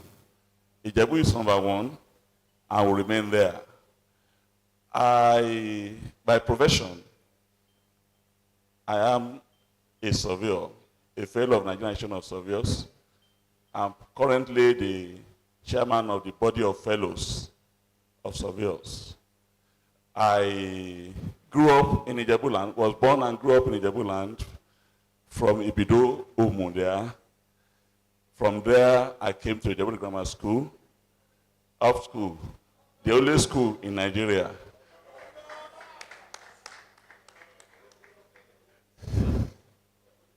Grammar School. Also, I want to say this so we can understand what you're saying. The Ijebus were known as genius anywhere we find ourselves. God has given us wealth, and I used to tell the governors, I've had interaction with governors of Ogun State from the times of Otobakbi Daniel that were sitting on gold, but we never knew they were sitting on gold. If there's any state that can stand on its own in Nigeria, Ijebu State will be one of them when we are giving. Because we have everything required to be great. Not only as a state, as a nation, Ijebu can stand as a nation of its own. But I want to say this, that the entrepreneurship spirit in Ijebus need to be reawakened and need to be redirected. If we don't do that, we might be moving around in circles. When I, by the grace of God, after my first degree, I was retained in the department because I was the best graduate student in University of Lagos. So I joined the faculty, but the Ijebu spirit in me could not allow me to stay too long. The day I would resign from the service of University of Lagos, I went with my supervisor, 9-year gap between me and him, to UPA, Unilag. And he asked for the balance in his account.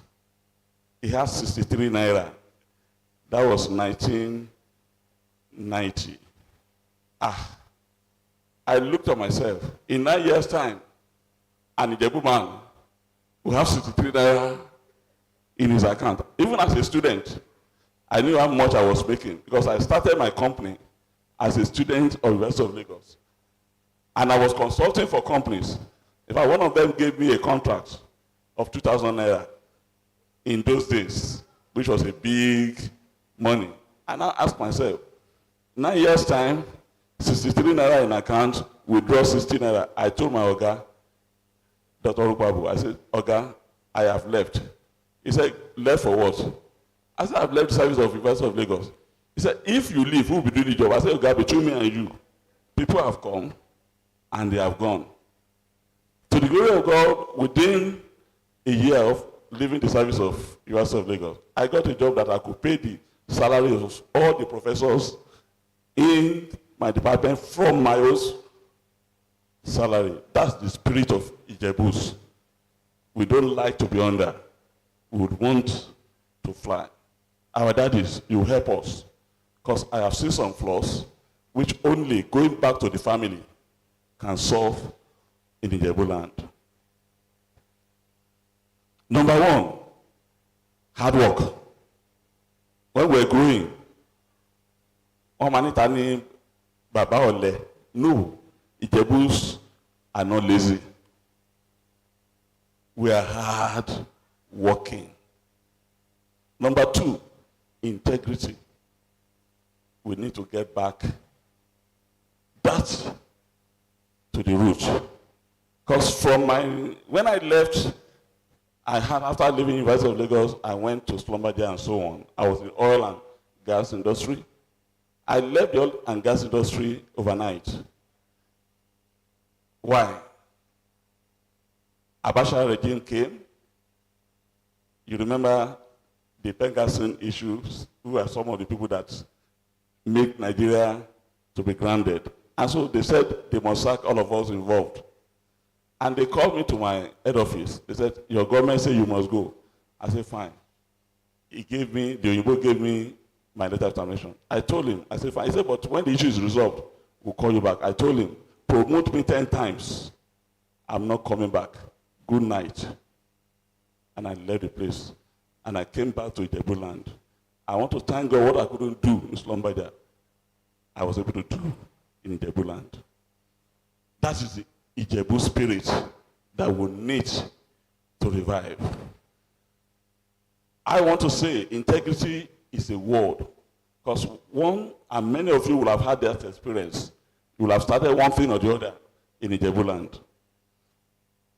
I remember when I came back, by the grace of God, I was the one that brought internet services. In Nigeria, so at that time, internet service was not much.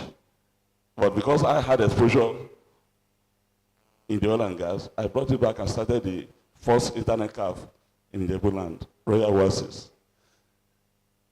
Started the computer training, and by the grace of God, Department of Computer Science in tasseled. I was the one that started it. What am I trying to say?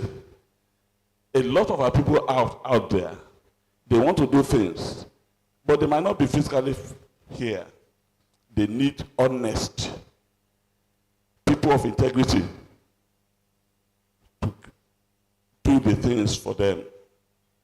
By exposure of my professional practice and other things I've been able to be involved in Ijebu land, we need to go back to the basis. Many of our people in diasporas have started things here. Even some of them, they want to build house. They give it to their people to do. They come back, they begin to see films. No nation develops when you don't have, you might have competent people, but where you don't have honest people, because there's no way you can do all things yourself. I have started things here, I have to close them down, because people you put there expect you to always be there. It's not done. I move around the whole world. I go to places where we do businesses of thousands, hundreds of thousands of dollars. You never meet the owner there for one day. The people they keep in trust of that place, the things are moving without them being there. Our daddy said, Torolong, Mupeni. I don't know how we're going to do it, but we need to get back, because that's the only way. Because there's no way an investor can be in a place all the time. He needs to have trusted hands that could go ahead and do things for him. As I'm here on a daily basis, those people that we do business with all over the world, they are calling me. They are not the owner of the place. So we need to get back to that point of integrity. I remember we started a farm that would have been a good one now, the Sorghum project. I was the one that, and my friends, my classmates in Ijebu Grammar School, that raised the fund for that project. 103 hectares of sorghum. But all the money we sank there was managed. By now, our intention is that by now we should have moved past 1,000 hectares. Nigerian breweries, Guinness were running after our products, but we couldn't manage it integrity-wise. So, daddies and mommies, let's begin to say, a thief is a thief. That's the truth. That's what my father and my mother used to tell me. A thief is a thief. And we need to change that. Then, as business people now, one thing I learned from the people in the East, they might have their own faults, but there's anything they have is consolidation. If an Ijebu man wants to bring in something from abroad, 100% belongs to him. So when there is problem, he bears the brunt alone. But you see, all these are people here. When a container is coming, about 5, 10 people owns that container. When there are issues, 10 people will run around to salvage it. But it is one man show. You'll find out that there's no way we can compete with such a people, because there's no way you will not have issues occasionally. If you are many, the share of what you need to cover out will be reduced. You can't compare 20 people raising something for something with one person doing the same. We need to learn that one from them. Our being secretive, we are so secretive, we don't want the person to know what we are doing. What are you doing that people don't know about? So I think we need to begin to see how we can come together. You want to export out, you want to import in, let's consolidate.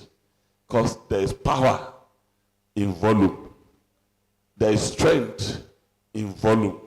If you want to do it alone, it's not going to be easy. But when we come together, and that's why I'm very, very happy for IJBoys. Let's bring ourselves together. This is what we want to do. 10, 15 people come together, get it done. You are safe. But one person, it will be too difficult. Thank you very much, sir. Yes. Thank you very much. That's Mr. Ayodele talking from personal experience, and what I take from his presentation, integrity. You need integrity to grow business. You need to do that a lot. And you know, as kids, iṣẹ́ ni ògùn iṣẹ́, múra sí iṣẹ́ ọ̀rẹ́ mi, iṣẹ́ la fi ń dẹni gíga, tí a kò bá rẹ̀ ní gbẹ̀yìntì, bí ọ̀lẹ là á rí, tí a kò bá rẹ̀ ní gbẹ́kẹ̀lé, à á tẹra mọ́ṣẹ́ ẹni. Ìyá rẹ̀ lè lówó lọ́wọ́, bàbá rẹ̀ lè lẹ́ṣin léèkàn, bó o bá gbójúlé wọn, ó tẹ́tán ni mo kọ sọ. Ohun tí a kò bá jìyà fún, ṣé kìí lè tọ́jọ́? Ohun tá a bá fara ṣiṣẹ́ fún ní ń pẹ́ lọ́wọ́ ẹni. À á pa lára.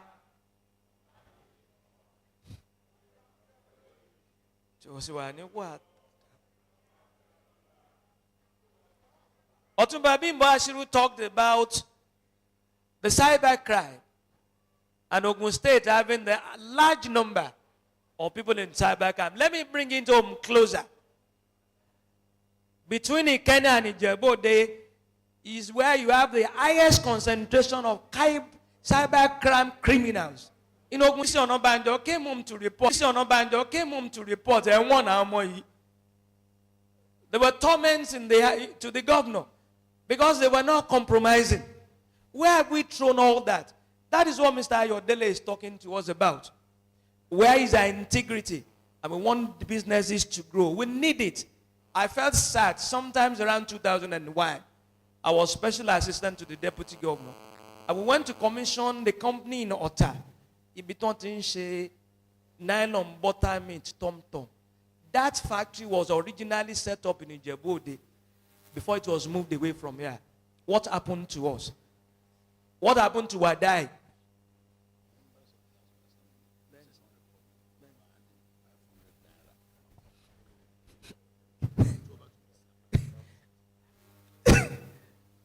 I don't know where we were going wrong.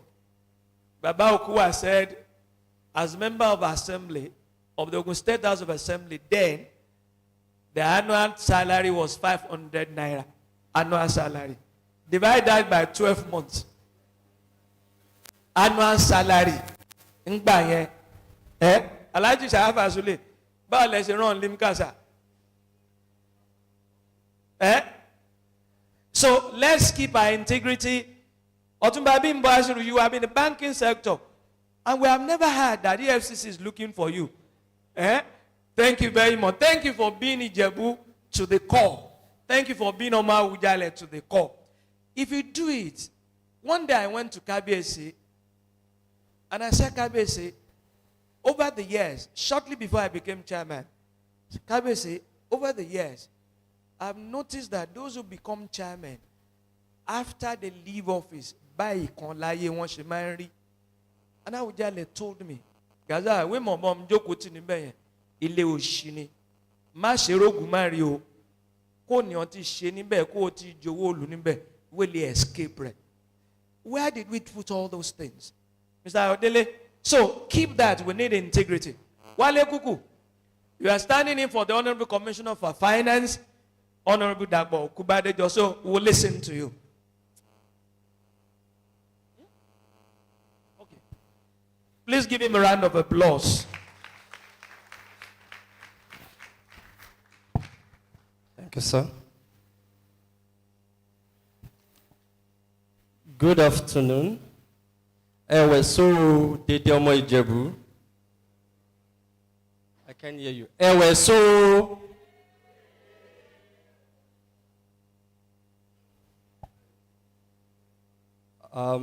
Chairman of the occasion, sir. Otumba Dr. Kunle Azan. Special guest speaker, Professor Bankole Okuwa. Please kindly permit me to stand on existing protocol. I greet all Ijebu icons present here today. My name is Wale Kuku. I am from the Balogun Kuku dynasty. I'm a true son of Ijebu land, and I am proud. I am the senior special assistant to the governor of Ogun State on finance. And I have always had this dream, this vision, that someday Ijebu land will become a mega city. And like Joseph in the Holy Book, I think my dream and vision is about to happen. But this can only happen through investment.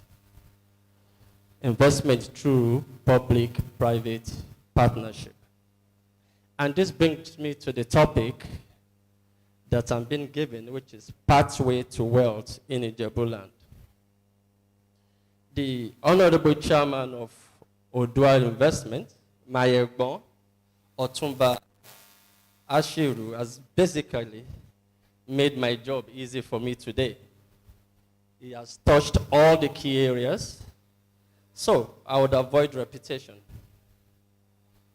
I would like to thank the president of IJBoys Association, Mr. Olaguyi Oduniyi, and every member of this association for their love and compassion for Ijebu land. I say thank you. I also would like to appreciate, again, Otumba Bimbo Ashiru. What we are doing in Ogun State today, I would say, is the John of what we are doing, which means it set the pace while he was a former commissioner for commerce and industry. Eshe Gonisa, Amarimba. I would also like to appreciate one of the great sons of Ijebu land. I call him my Egbon Omoluabi. He is also the brain behind the economic development of Ogun State. And he is the Honorable Commissioner for Finance and Chief Economic Advisor to the Governor of Ogun State, Honorable Oladapo Abdurrahim Okubadejo. The current administration, under the value-driven leadership of His Excellency, Prince Dapo Abiodun, has set a bold ambition to drive economic stability, sustainable growth, and social economic transformation of the people of Ogun State. His Excellency has created an enabling environment for business to thrive. At the outset of His Excellency's administration, we inked our economic roadmap on the building our future agenda with an ambition to becoming the fastest growing economy in Nigeria. Our ambition over the years recognizes that we are operating in a challenging microeconomic environment, but audacious enough to accelerate economic development by leveraging on our competitive and comparative advantages. The Ogun State Economic Development Plan articulates our overall strategy for managing the economy in the medium time and provides sustainable platform to support its implementation. Our economic goals have been carefully defined to deliver the following. One, diversify our primary sectors, provide growth in sub-sectors, for example, agriculture, transport, logistics, manufacturing, and construction, by an average annual rate of 25%. Increase food production through various projects and initiatives, including establishment of special agricultural processing zones. Create over 1.2 million jobs. Reduce population of people living below the poverty line from the estimated 35% to about 15%. And ultimately, drive increase in investment in public-private partnership.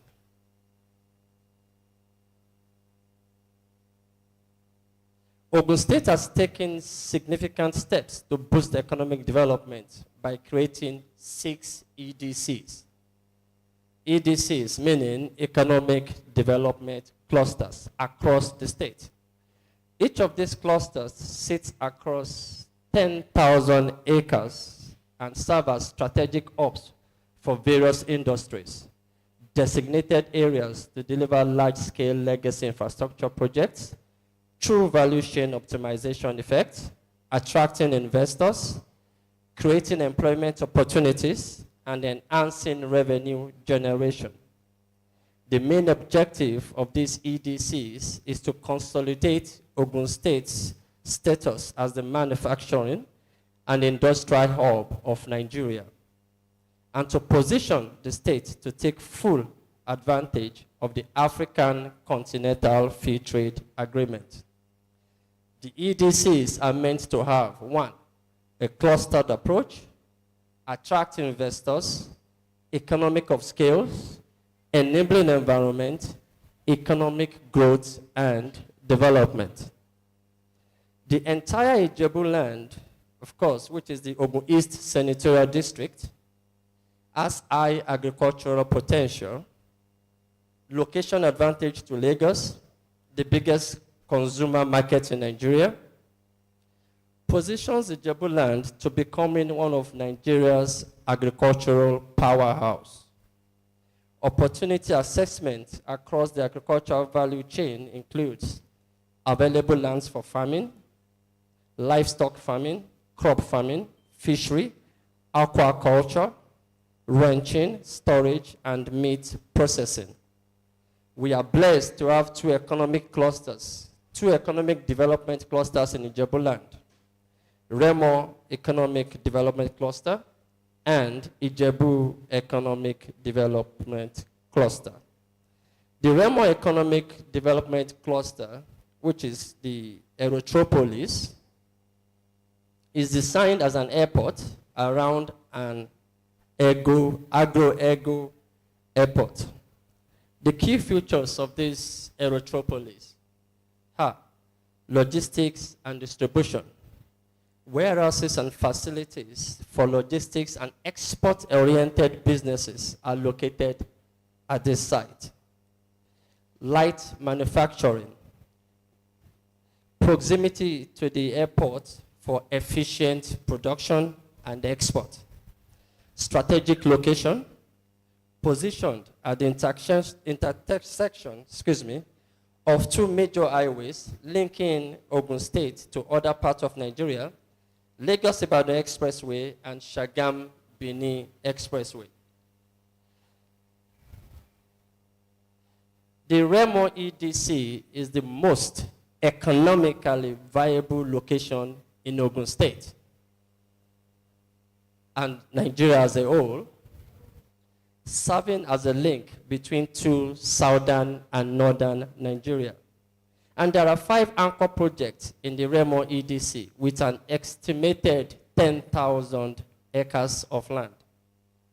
Ijebu Economic Development Cluster, which is located around Ijebu-Epe Toll Road. This cluster comprises of several cities. Medical City, number 1. The medical city is focused on healthcare and medical facilities. We have the automobile city for automotive manufacturing and related industries. The proposed project is a cost-effective and centralized manufacturing and assembling of different categories of automobiles and fabrication of local materials and parts. Knowledge City, a hub for education, research, and innovation. Smart City, leveraging technology for sustainable urban development. MSME Park. This park would support micro, small, and medium-sized enterprises. Financial hub. There will be a world-class financial hub facilitating financial services and investment. Real estate, residential and industrial estates. Federal FGN Special Economic Zone, which is a federal government program, is also going to be situated in Ijebu Economic Development Cluster. It's a holistic industrial city designed to attract leading industries in the international market. Now, what are the comparative advantages of Ijebu Economic Development Cluster? Proximity to the new Lekki Deep Sea, proximity to the new Dangote refinery, proximity to Lekki Free Trade Zone, fast access route to the Ore-Benin Expressway and the southeastern northern parts of Nigeria. The Ogun State government has made available land for allocation for interested investors, industrial capacity for food processing and access to human capital. Nigeria is a fast-growing population, and by 2050, we would have an estimated population of 410 million. As part of the expansionary activities to drive agriculture in the state, opportunities exist in land clearing of about 25,000 acres in Ijebu land at Ikoni, Ishara, Ijebu-Ode, and Ijebu-Igbo. Opportunities also exist in the expansion of cassava production through increase in size of farmland cultivated through introduction of high-yielding varieties. Annual demand for cassava as at today is over 400,000 metric tons. And the current supply today is just 140,000 metric tons. There's a huge supply gap, and this supply gap is an investment opportunity. And we have over 300,000 supply gap for cassava cultivation. There are also opportunities for joint investment to rehabilitate state-owned plantations and establish new ones. Available land for oil palm is about 300,000 acres. Annual demand is a little over 200,000 acres. Current supply is about 100,000 acres. So there's also an investment opportunity. The annual demand for cocoa as of today is 30,000 metric tons. Current supply, of course, is on average, which is 15,000 metric tons. And there's an investment opportunity in cocoa for 15,000 metric tons. In addition to the state's commitment to boost investment across board, the state supports cotton production through Gateway Cotton Processing Limited with a 20% equity and is also open to further capitalization. In fish farming and aquaculture, Ijebu land has the largest production cluster in fish sector in Africa, and it is situated at Eriwe in Ijebu-Ode, and there is still room for investment. The state government has also provided access to equal education opportunity for every individual by complementing the efforts of other stakeholders, private, parents, and students to improve the quality of education while encouraging partnership. Build and renovate public schools infrastructure across Ijebu land. Additionally, the state has set up the Small Medium Enterprise Industrial Land Acquisition, SILAS, establishing 1,000 acres of industrial hub equipped with essential facilities to foster business growth. Ijebu land is blessed, full of investment opportunities. Ijebu land is to Lagos what I say New Jersey is to New York. I call on all Ijebus, home and in diaspora, to come invest. No one will develop Ijebu land for us. We have to do it ourselves. God bless the great Ijebu kingdom. God bless Ogun State. God bless the Federal Republic of Nigeria. God bless us all. Thank you. Thank you, Mr. Wale Kuku, Senior Special Assistant to the Governor, and the Office of the Minister of Finance, Abeokuta. Otumba Bimbo Ashiru, just be ready. Somebody already has loaded his gunpowder for you. And that's Alhaji Sharafa Sule. Just be ready. He told me what he has to say. And I agree with him entirely. Dr. Fatugashi, I'm sure you have settled now. We're going to bury me by hook. Could I see stethoscope? We're comfortable. Dr. Fatugashi is the Chief Medical Director of the Olabisi Onabanjo University, Shagamu. And in that capacity, it is under her. That place has to do very well in caring for people. Please give her a round of applause. Thank you, sir. Good afternoon, distinguished elders here seated, my big brothers and friends. I want to first maybe tender apology for Dr. Kunle Azan, who's meant to be the chairman of this occasion. He's not in his habit to be late or to be absent from a pre-planned occasion. He's unavoidably absent. He's asked me to represent him, though it's a very big shoe I can't step into. But whilst I have to just maybe share some few things about what I'm meant to talk about. I'm Bumi Fatungashe. I'm a medical doctor, a consultant and aesthetist by profession. But I've been asked to talk about the relationship between health and wealth. I am not about to burst any bubble here. But I want to tell you one thing, that that word is not just a quote. It is real life.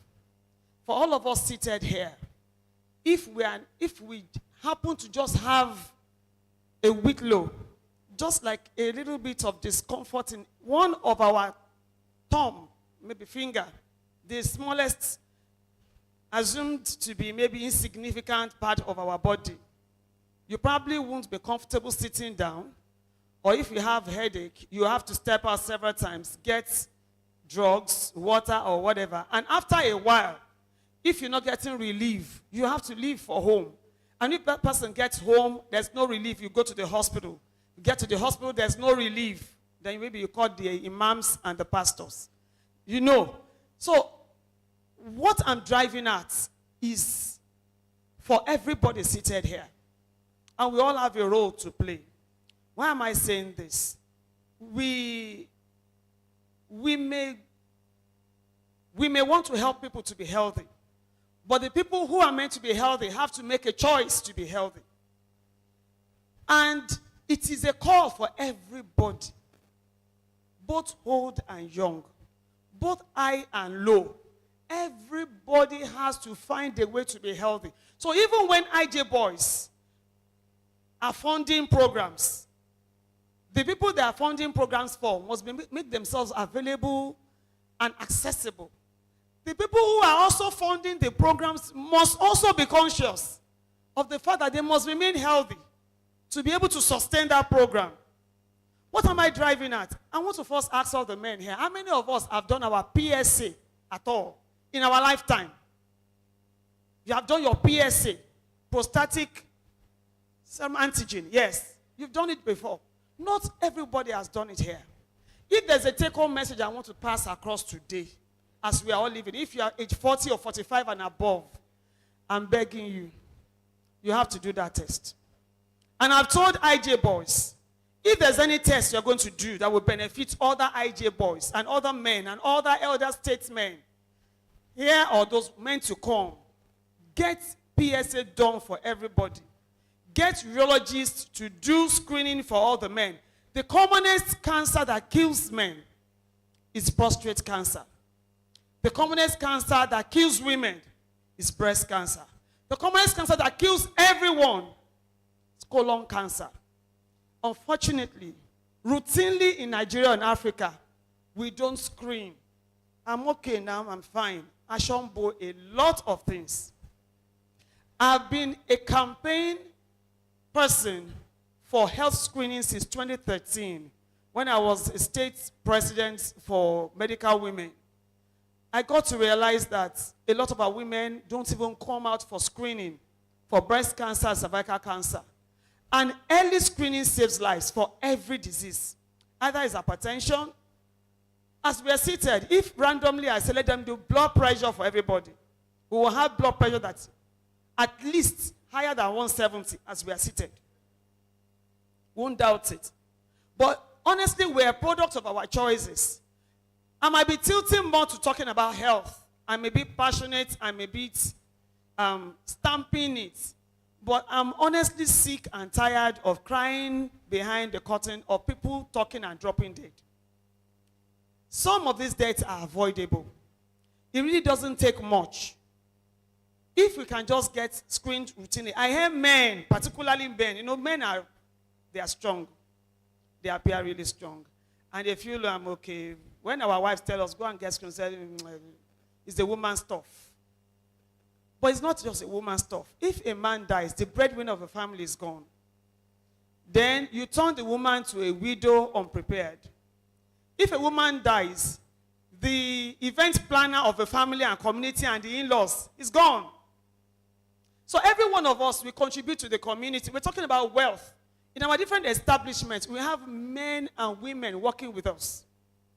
It takes a healthy staff to maintain a healthy institution. You can imagine if I'd been ill or and I won't be here to talk today. I'll probably send a representative. The summary of whatever I want to talk about is that there is no wealth without health.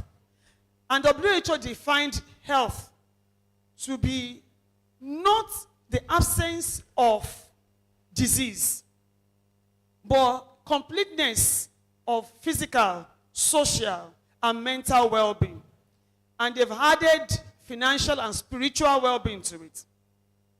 So it's important, but physical well-being defines a lot. It is only a staff that is healthy that can come to work regularly and then make our work productive.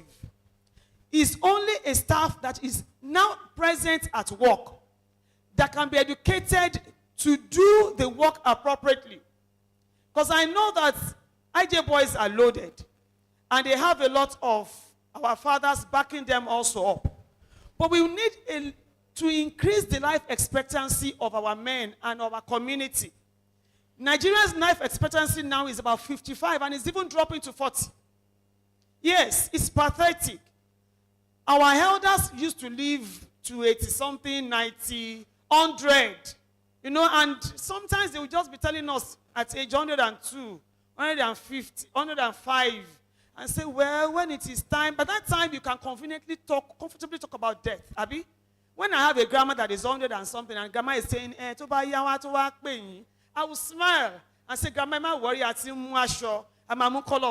she can even plan her events at age 100. But do you expect somebody that is age 60 to be planning or age 70 to be planning an event for death? No. But it's unfortunate that is where we find ourselves. And we are a product of our choices. For every one of us, we are accountability partner to ourselves. I want to please just charge us today to befriend our body. I've seen doctors, health workers generally, who neglect their health. Yes. So don't copy any doctor. Don't say, my friend is a doctor. Has never done any screening. Don't copy you. We are all individuals. When we get to the bus stop, we'll drop. But we should get to the right bus stop to drop. So what I'm trying to say today is that health is a common force around every force of wealth, economic wealth, and everything we want to do, either in budgeting, in planning, implementing wealth. health is crucial. It's a foundation that we all have to stand on. And I want to encourage us today that even if there is no free screening, let us insist and make sure we access health. And for IJBoys, I want to use this opportunity to commend your tireless efforts, to forge out to offer free health services. But I want to also say that as you push forward in making free health and encouraging and empowering people to be wealthy also, we have to find a way to sustain healthy community. Not only by health insurance means, but also maybe making people in our communities to develop health consciousness. We can have people in the communities in the different Ijebu, Oloritu. They can have walks. They can have exercise days. They can have community, health talks. Check on each other. And then look, we are meant to be watchmen and watchwomen for each other. I learned recently, not recently, few months, but some years, and that was when I stopped eating fufu, that some smart traders, they add detergents to make it ripen fast, and they can make large sum of money, profits. You need to be conscious of whatever is being produced around you. To the extent that even if you're getting somebody that is opening a factory around residential community, and you know whatever is being produced is going to be hazardous to the people living in that community, you have to, put hands together. A residential area is different from an industrial area. Some people allow others to sell their landed property to what's it called now? Not to develop, to place a mast. Yes, MTN and others, they emit radiations. They're not supposed to be close. They're supposed to be a perimeter distance away from where people live. Why I'm bringing this to our consciousness is that every one of us have capacity to help another neighbor around us to be healthy. Don't keep mute. You don't have to have a title or a position to promote health in your little community, in your little office space, in your industry or company. Let's make it a habit. Because you see, the more we are preventive in our approach to health, the healthier the community is. And then we reduce wastage. We can make money in 3 major ways. We can either reduce wastage or increase productivity or then multiply.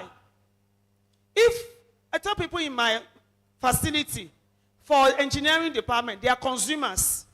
But I tell them, yes, you always want to buy, maintain, but help train my people to know how to maintain, and then we can reduce wastage. When you walk around the corridors and the lights are on during the day, we don't need it, put it off. You are helping me to conserve money, and then even if you're not generating money, you are conserving money for me. So what I'm trying to pass across is that we all have a role to play when it has to do with healthy living. So if we can reduce wastage around us, if we can manage waste around us, if we can encourage hygiene, proper hygiene, individual, community, to children, schools, and everything, hygiene. Even to our road and our streets, let them say you are the rich person there and you are always the one that must do it. Do it, because tobacco only alejo. When one of our neighbors eventually have cancer, they will ring bell and come to your door. Now that they are 1 million, 10 million. But you could have used that 1 million maybe to do something in that community that will allow everybody to be at peace. They might think you are being wasteful or not wise. But as a mass, we have a responsibility. Whoever is knowledgeable enough to know what is good to do in the community to promote health, please go ahead and do it. You're not doing it for any man. You don't have to do it to receive a plaque. So as I'm rounding up, and we can, of course, have questions for discussion. Health, promoting health to increase wealth is our common goal and common responsibility. We have to do it. I would rather promote preventive health than to come out and raise an endowment fund for you to buy MRI for my hospital. Because I know we will have less trouble and we'll all be able to live at peace. So we are products of our choices. What we drink, what we eat. There are diseases of affluence. And why I'm emphasizing this is that particularly because of our IJBoys and sponsors and, you get to a particular stage in life that you can afford anything, you can eat anything, you can drink anything. Nobody stops. You can even drink a wine that costs about 1.5 million at a sitting. But does it add value to you? Does it increase your worth of good health? So as we're talking about wealth, you can actually live simple and live good life, good quality life, without having to live riotously and end up wasting a lot more lives. Because if we lose a millionaire or a billionaire, a lot more of people in the lower cadre will suffer more. Their own health also will suffer more because their sponsor is now dead. So there's a ripple effect. If somebody up there chooses not to make a good choice, so many other people will suffer for it. So thank you for having me, sirs.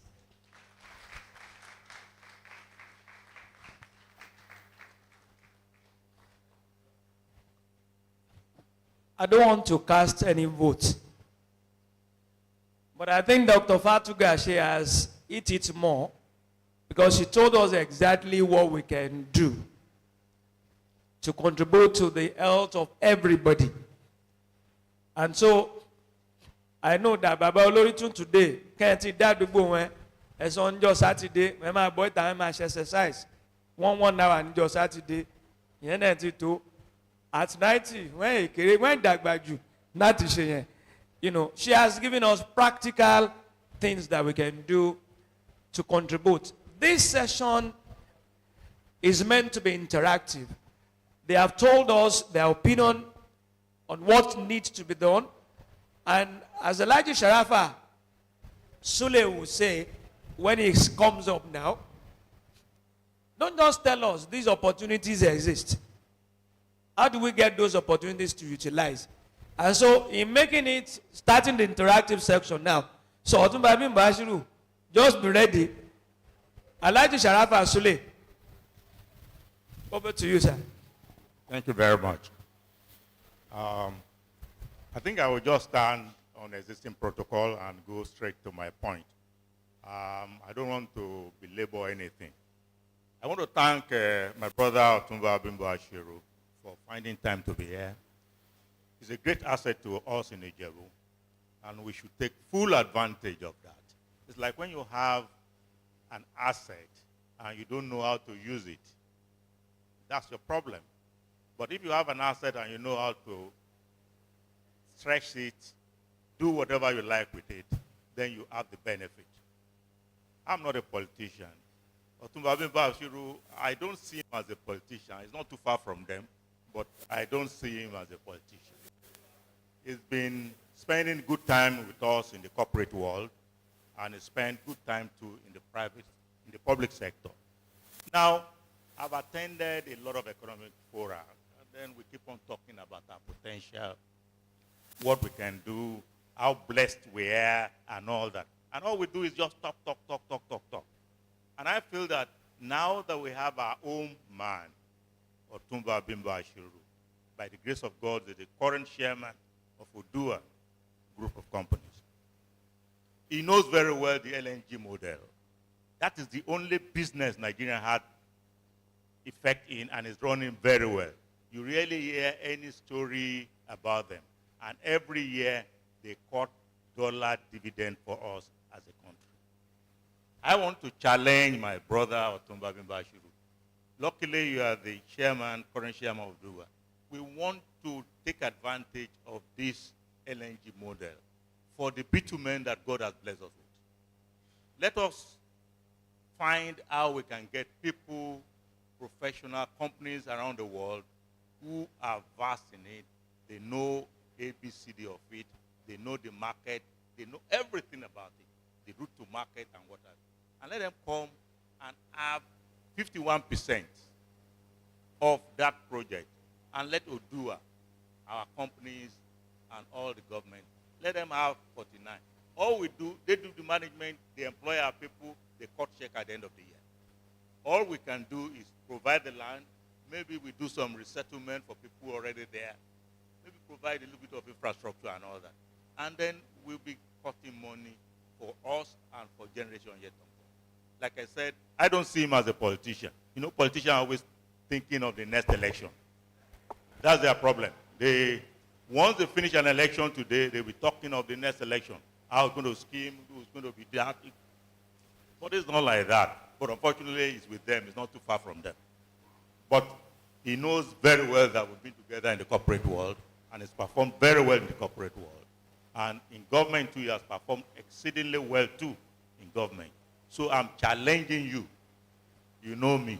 I'm challenging you. Use all what you have, and let us have the NLG model for the bitumen God has blessed us. Thank you very much. Thank you very much, sir. I remember when I went to government and I told my colleagues, have your seat, sir. I said, the only collateral I'm bringing to Ogun State government was my integrity. And I'm happy I left with it intact when I left government. I understand what you are saying, sir, about the issue of bitumen and everything. If you listen to Aliko Dangote some years back about what happened, but it's not story for here. But I will tell you, sir, today, Odua investment is going to, we have a marginal field, OMN 95, and by God's grace, in the next few months, we are going to drill our first barrel. These are things that Papa Olo were trying to do, and I will tell you, sir, the reason why we have problems. We actually bidded for that OMN 95, it's in Ondo, and when I became the chairman, we bidded for it, and a day before we did the bid, from nowhere, they just brought in another set of people to come and bid with us. And no problem, we did that. They gave us 48%, 48.7%, and gave the other people who are not from the Southwest 51.7.1. So I called the governors, all the six of them. May God bless his soul, Akeidolu and others. I said, look, what is happening? And I drafted a letter. All the six governors, they wrote to Buhari and said, look, we are the owner of these things. How come Odua can now have 48% while the other people had 51%? If Buhari is going to reply, maybe tomorrow. Now, when I went to pick the license, our license on that day, the governor, the chairman, the former minister of, he was the governor of Bayelsa, not Dixon.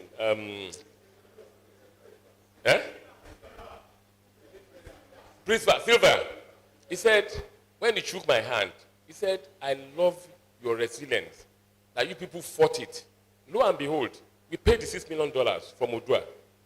Because the other people were not ready, we had to pay for them. Today, I'm actually the chairman of the Vita Marginal Field.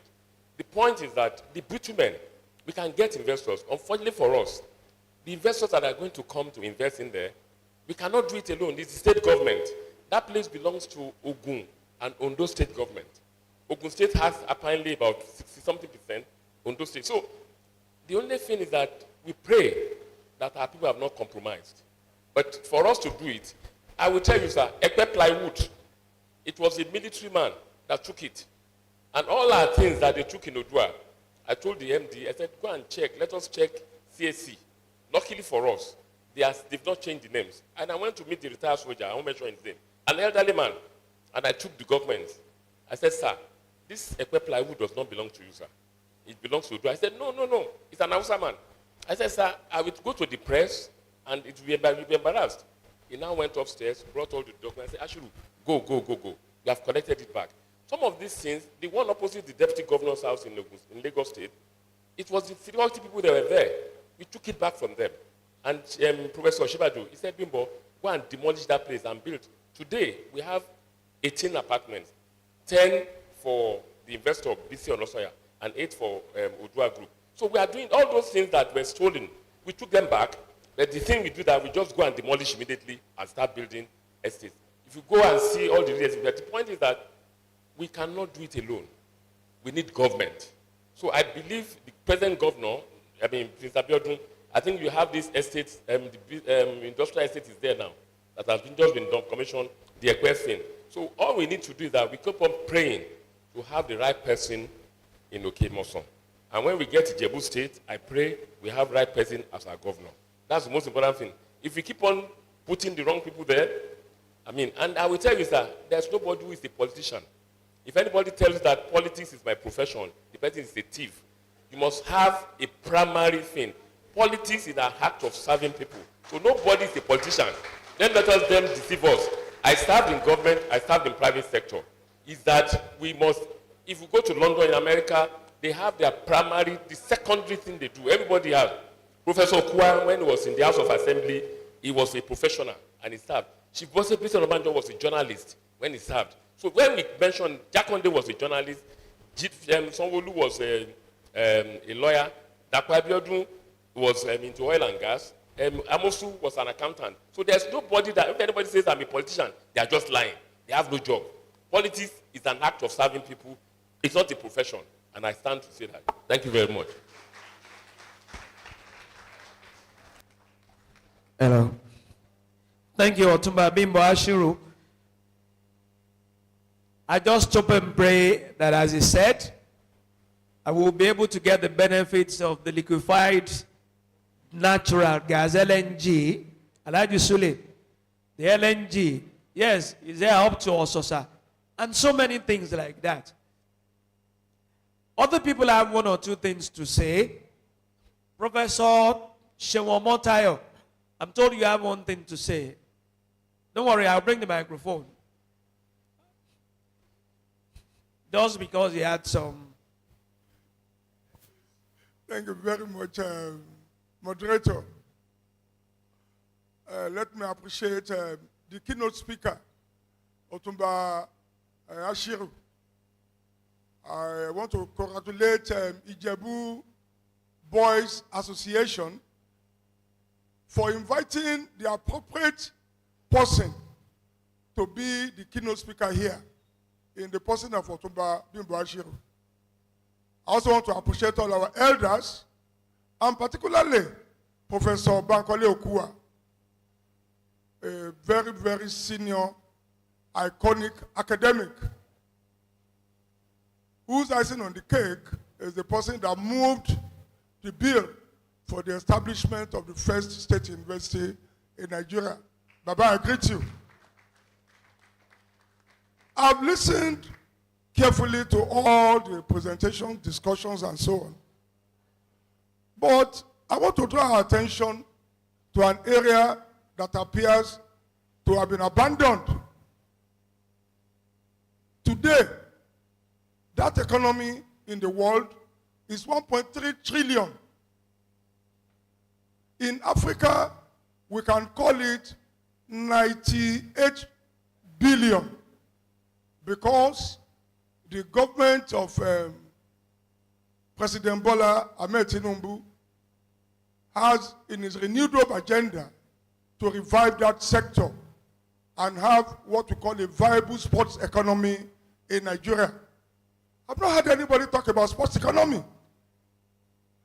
That's why I've decided to just chip this in.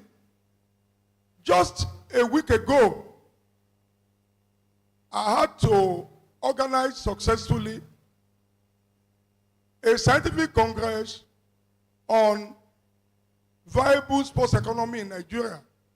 And Ijebu boys have done the same thing here.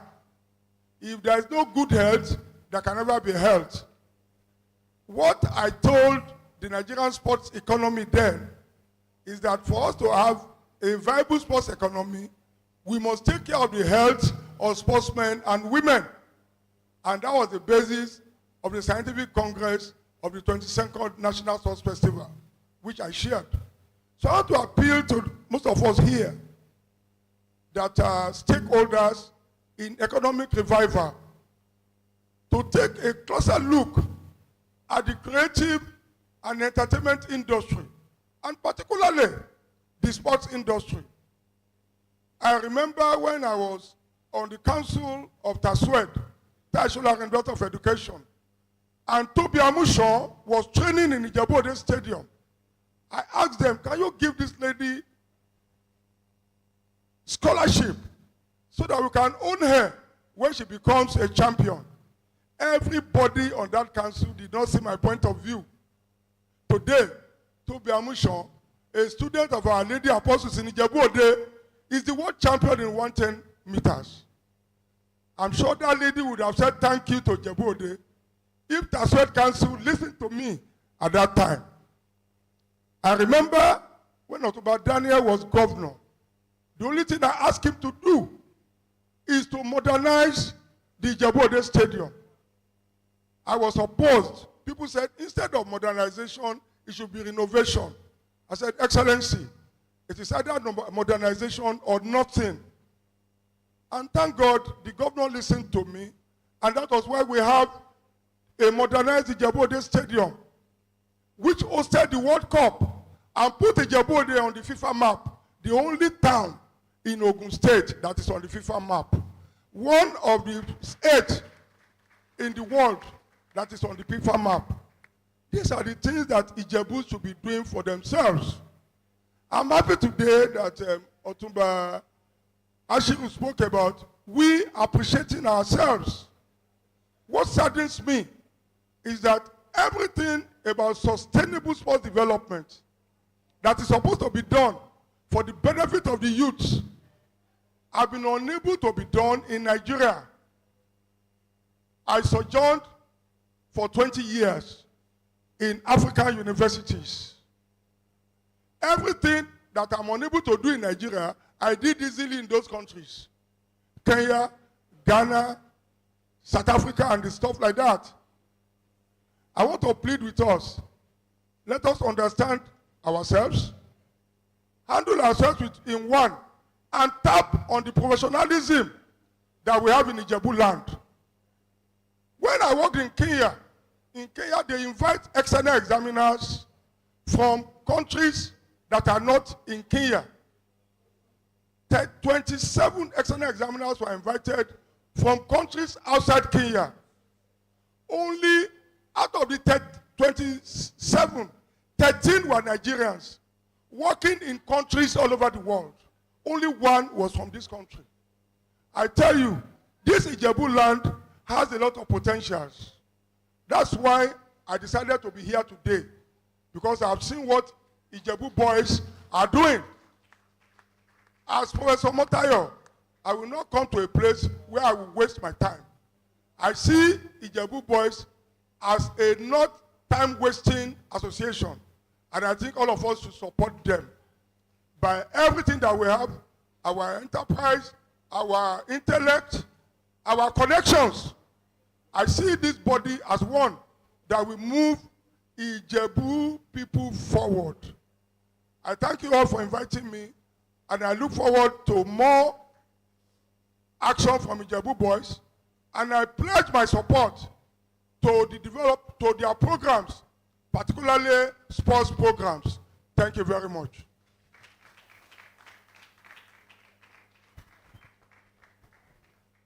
Thank you, Professor Ashiru. Unfortunately, the National Sports Festival just held and Ijebu Stadium was not used. The state government has its reasons. Babalau, sir, you have something to say, sir.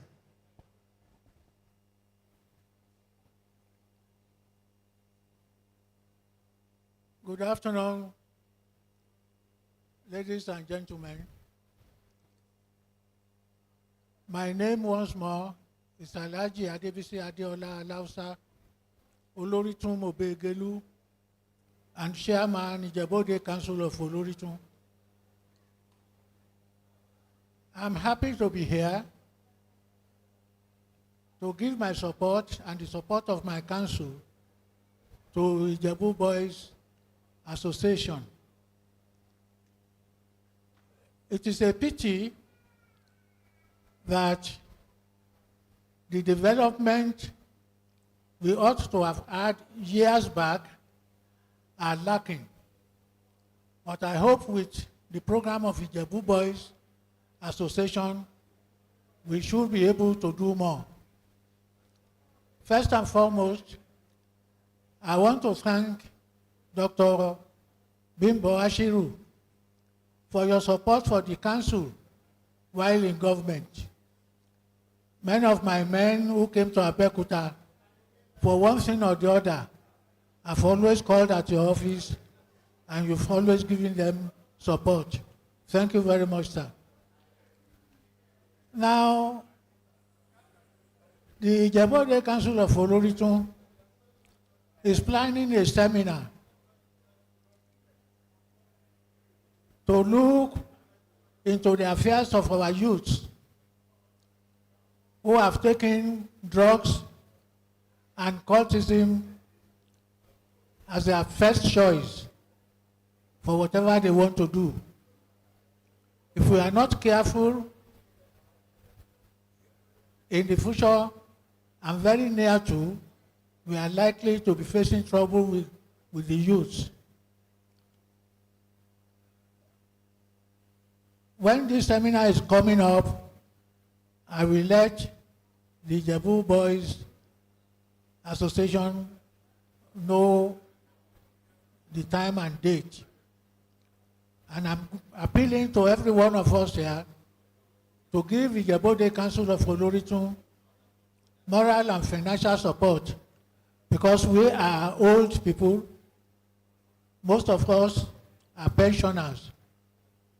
Those still working are very few. I appreciate the gathering of today, and as one of the speakers has said, I hope we don't make it a talk show. We allow actions to follow immediately after. Thank you very much.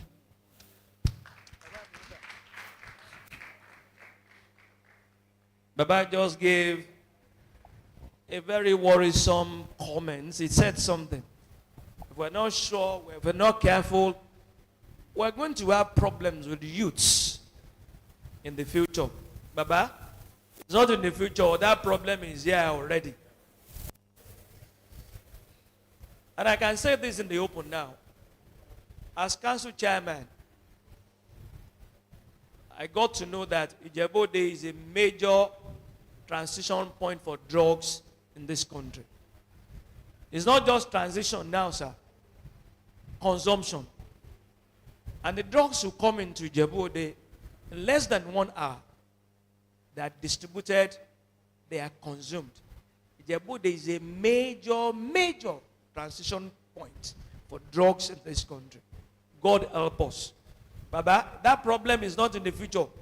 The problem is here, now. And I think that is one of the essence of creating the sports economy. Unfortunately, somewhere along the line, we lost it. We just lost it. And I just hope and pray we'll get our acts back. You know. But one of the things is, Otumba Bimbo, when you became Otumba of Awujale, 4 Ashiru brothers were made Otumba the same day. And these are people, Professor Dolakbo Ashiru, one of the people who is renowned for test tube babies in the world. Professor Tony Ashiru, Otumba Bimbo Ashiru. But today, Kerelo Mre Ijo Otumba. So, Numosha Ashiwa, àwọn òun la gbé síwájú, àfiṣẹ́ wọn bàbá àdínì. Ní church, àwọn oníyá ìjọ, ọmọ yóò gbàgbà fọ̀, òun kaṣọ wálé, ẹ̀rọjú olè. Èyí tẹ́ mọ̀ pé ọmọ Yahoo ni òun lẹ́ máa pè lọ́mọ ológo. That's our society. Arabitati, Baba Alausa, that problem is not in the future. The problem is here, now. And we must look at what we can do to solve it. Where did we leave off what the $2 did to us? Otumba Bimbo Ashiru, at a time in the history of Ogun State, Ijebu, they had the highest concentration of industries. More than Ota. You had DB Wine. You had all of them. You had Wada industry established by Awujale. But when Mr. Aradele talked about integrity, Kabesi will tell you, I set up the industry, and we might Jerun, Sean Jerun, That is part of our problems. IJBoys. Yes, sir. Response. Okay, sir. I was also going to, okay, but since you are responding to what Baba said, and we're making it interactive, it's an interactive session, so let it flow. Thank you for that critical observation and points of note. It is very interesting that we have equally identified this as a problem. Equally, it came up with Oba Dr. Alatshe yesterday. We have a program that is oncoming that we call it the Omoluabi program. And our intention is to involve the elders. And of course, who are the elders other than the source, which the Oloritos. So the committee members for that will be reaching out to you as well to see how we can collaborate. Again, we understand we cannot do it alone. We are not present, but we can provide the resources to get us there and we can move forward.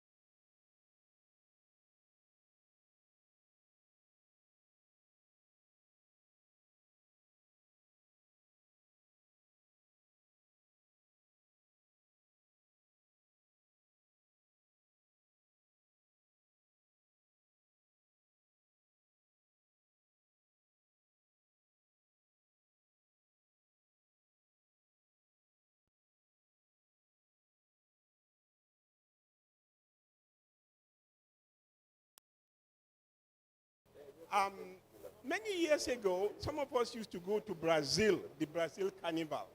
It's a 7-day affair, but they invite the whole world there. The money they are going to spend for the whole year, they make it within 7 days. People vacate their flats. They move to one room, and they let out the rooms and make the money. every day, father, son, and daughter will go out and mix, drink beer, enjoy themselves. They will come back. What I'm saying is that within 7 days, they will make the money. On Tuesday is the last night. They will go out. On Wednesday is Ash Wednesday. When you see them, you will not know that they are the ones doing rascality last night. So they will make all the money within 1 week. As a Muslim in Saudi Arabia for Hajj, they used to make money within those 10 days as well. Now, I want the Ijebu boys to pioneer this. We need hotels in Ijebu. We don't have enough. We need hotels that will accommodate minimum 100,000 people. We need it. So that people will come to Ijebu. Ojudioba is a thing that the world knows now. So we must build hotels. We must build hotels so that people will come in. Thank God you've organized this one. So that people will come in for 6-7 days. You will make your money. We must think about it. At any rate, my last message is to you, Ijebu boys. I am proud of you. You are doing very well. I wish you well. I am happy Otumba Bimbo Ashiru is one of your backers.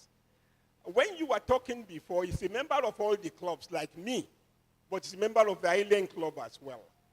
And it will help you. We need to move Ijebu forward. I have been making a black soap, which he's been using for many years. I've lost a lot of money on it. I don't care. But I have brought it here today because I am proud of Ijebu. And the last thing is that we are all proud of you, Ijebu boys. God bless you. Thank you very much.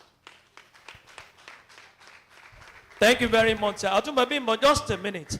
He talked about, with all respect, sir, he talked about Ojudioba and the packaging. And I think that is the whole essence of packaging. Kabiyesi Awuyale set up a small body, Ijebu Development Agenda. And 2 weeks ago, there was a meeting. Okela is the secretary of one of our committee. 2 weeks ago in the palace, there was a meeting. And one of the things said is that, yes, it's good that people will come for Judoba. You will have a lot of people. 1 year from now, people book in advance all the hotels. If you come 2 months to Judoba, you want to book hotel, no more hotel. But the big question is, after Ojudoba, what businesses sustain those hotels? And that is one thing we need to work on. And that is where the business ideas that Dr. Otumba Ashiru was talking about, we need to work on that. That's what Mr. Ayodele is saying. So that the hotels don't lie fallow economically for 11 months and only get used for just 1 month. So, and that is why Alhaji Sharafa Sule said, yes, all this theory, how do we make them happen? Thank you very much. Otumba Bimbo Ashiru. Yeah, just to round up, whatever we are doing today is you Ijebu boys. I want all of you to stand up and come out. The Ijebu boys, all of you should stand up and come out. Otumba Bimbo, Alhaji Sharafa ni gbogbo ani Ijebu boys. No, the originators of this thing, there are 65 of them. Yeah. Oh, you can stand here, Abby. Yeah, here. Okay, yeah. And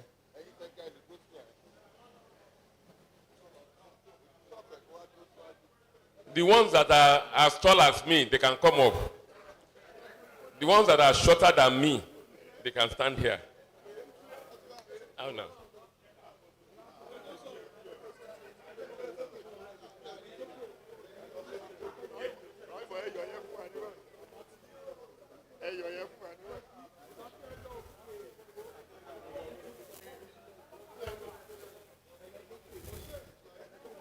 Our fathers who are in this room today,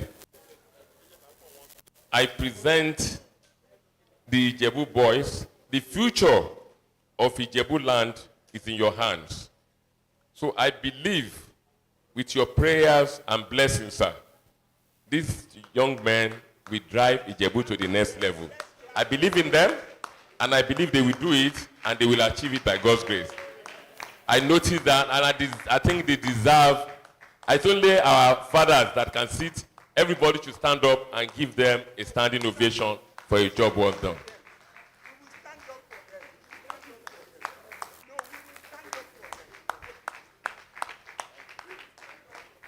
Thank you very much, and God bless. I believe in them, and I know they will achieve it, and you will achieve it by God's grace. So I will hand over the microphone to... Eh? One or two people still have comments. I want to hand over the microphone to Professor Okua, Chief Okenla, and to bless them and pray for them. And Olori Otun. Ẹ̀yin àgbà ẹ súre fún wa o. Ẹ̀yin àgbà ẹ súre fún wa. Prof.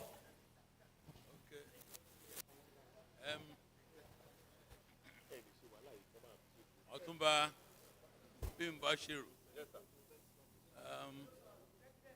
You're my nephew. I know that. You know that. And so many of these young men, they are related to me. But I want to pray for you. I'm not a pastor. I'm not an archdeacon. I'm not a bishop. But pastors, pope, archbishop, all whoever you may be, God is for every one of us. God will hear your prayers. All that you've been planning, all the years, will come to fruition. I want to chip in one thing.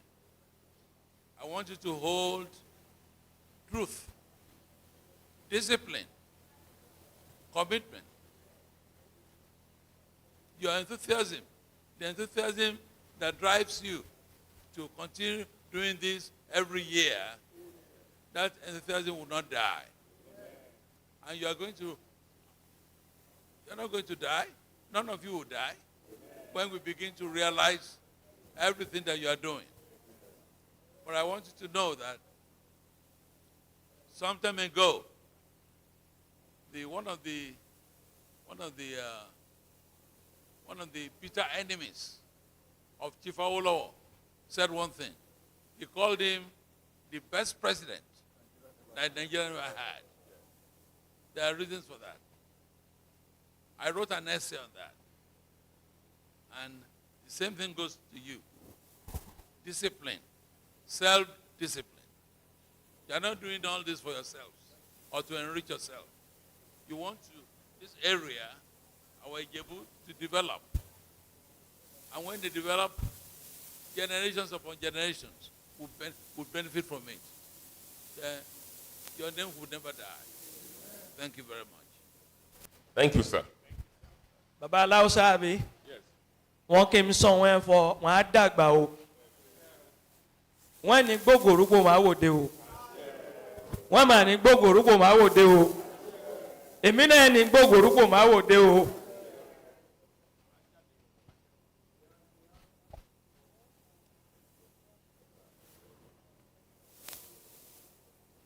Ijebu boys. Wọ́n á gbó wọn á tọ́ o. Ẹ máa bọ́jọ́ yọ o, kẹ́ bọ́jọ́ wọ̀ o. Ọjọ́ wọn á dàlẹ́ o. Èrò rẹ̀ ń gbà níjẹ̀bú yìí. A ṣe ṣe irun ẹ̀. A ṣojú ẹ̀mí ẹni. Ọ̀kọ̀ọ̀kan nú ẹ kẹ́ máa kú kẹ́ ra ṣe tán. Kẹ́ bá bẹ̀rẹ̀ àtayé lọ́nà dúdú níjẹ̀bú ni o, lẹ́yìnbó ni o, lè máa bá wọn náwó sí i. Ọba ń ta gbè wọ́n báyìí ní Awùjalẹ̀ ká túbọ̀ pẹ́rẹ́ ni dédé báyìí bá ti ń fẹ́ Awùjalẹ̀ máa bá wọn fẹ́ dédé Awùjalẹ̀ ní bá bá wọn fẹ́ òun náà rẹ̀ ní máa fẹ́ àwa Ìjẹ̀bú ẹ kú èní o ẹ kú ayọ̀ èní o torí ọjọ́ ayọ̀ rẹ̀ ní jẹ́ Dr. Bimbo Ashiru wàá dàgbà wàá dògbò o wàá jù bàbá lọ o ọmọ tẹ̀rẹ̀ náà ayẹyẹ bí kí bàbá o.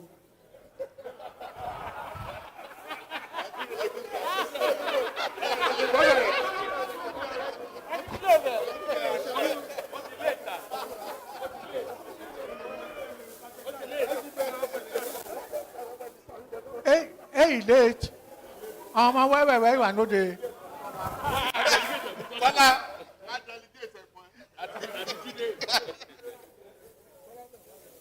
Ìrí mo wíwèé àrò mọ́ o. Wọ́n ṣe wọn kú ìnáwó o. Adarun wa o.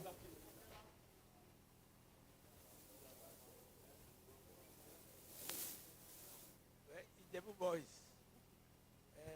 ẹ ṣe ń ṣe kẹ́ máa ṣe Ọlọ́run ti gbàdúrà yín ẹgbẹ́ yóò ní ṣẹ́kù gbogbo àdúrà tó ti ṣẹ́ fún láti tó ti ń gbà fún yín á mọ́ yín lára lórúkọ Jésù Kristi Olúwa wa. Wọ́n came somewhere for wọ́n mi rí di òkun wọ́n mi rí ọdẹ ọ̀sà aráyé máa rí di wẹ́ o ọmọ aráyé máa rí di wẹ́ o káàbùrú bá ń lọ níwájú wẹ́ ní bọ̀ kó bá ń wá lẹ́yìn ẹ̀ ní bọ̀ wẹ́ o. Let me say this first. Èso ọmọ bàbá aṣírù èlé ṣe bí bàbá. Number 2, ìyẹn ni màá sọ socially, they dey anyway ojora wawa. They were including myself ojora wawa. Bá mi 27 children ló nẹ, mẹ́rin péré rí nẹ, ìyàwó bá mi méje ló nẹ, obìnrin méjì péré rí mi go through rẹ̀, they dey ẹni ojora wawa. But on a serious note, I am proud of you. I am very proud of you. Ọlọ́run rí ọ. Bí n ṣe fẹ́ kó rí ọmọ tèmi náà. Ayé ò ní kó sí yín láàrin o. Ayé kọ́ ni kẹ́ máa bára ẹ wà pẹ̀lú yín o. Now, I am a Muslim. I will pay this way for you. Allahumma anta salam. Salam. Wa ilayka yarja. فإن ربنا بسلام والهدنا الجنة دارك دار السلام تباركت ربنا وتعاليت يا سوري جلال والإكرام. Oh Allah, your name is peace. You control peace. You give it to whom you like. You take it from whom you like. Give each and every one of us, particularly the Ijebu boys, peace forever. Amen. Thank you, God. Issue testing. Ọ̀túnba Bimbo, let me just round it up with that song by Babanga Nyagba.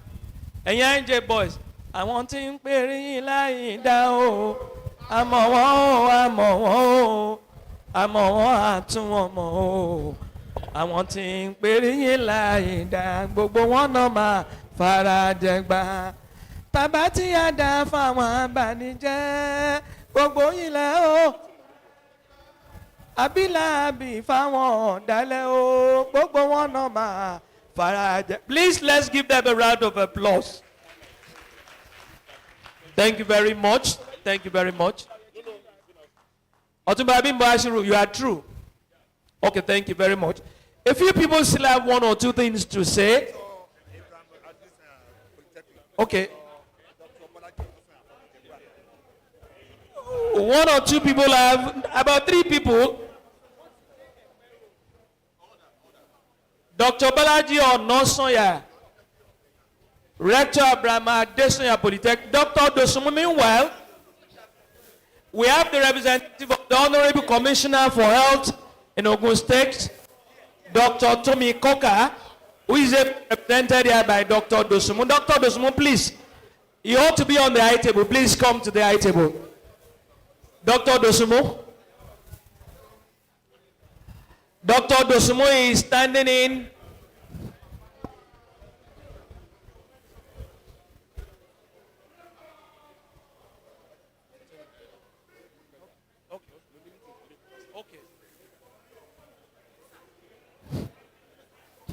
CMD is not leaving. She's not leaving. You are not leaving yet. Dr. Dosumu, join them. Join them.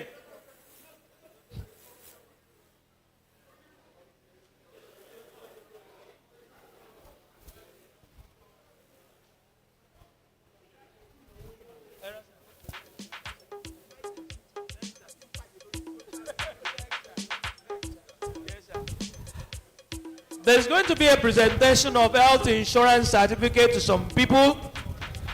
The IJBoys are doing that for 1,000 people for 1 year in first installment. And some of them are going to be given the certificate today. So just don't go. Otumba Bimbo Ashiru has some engagements in Lagos, so he can leave. CMD is just in Shagamu. She's not going yet.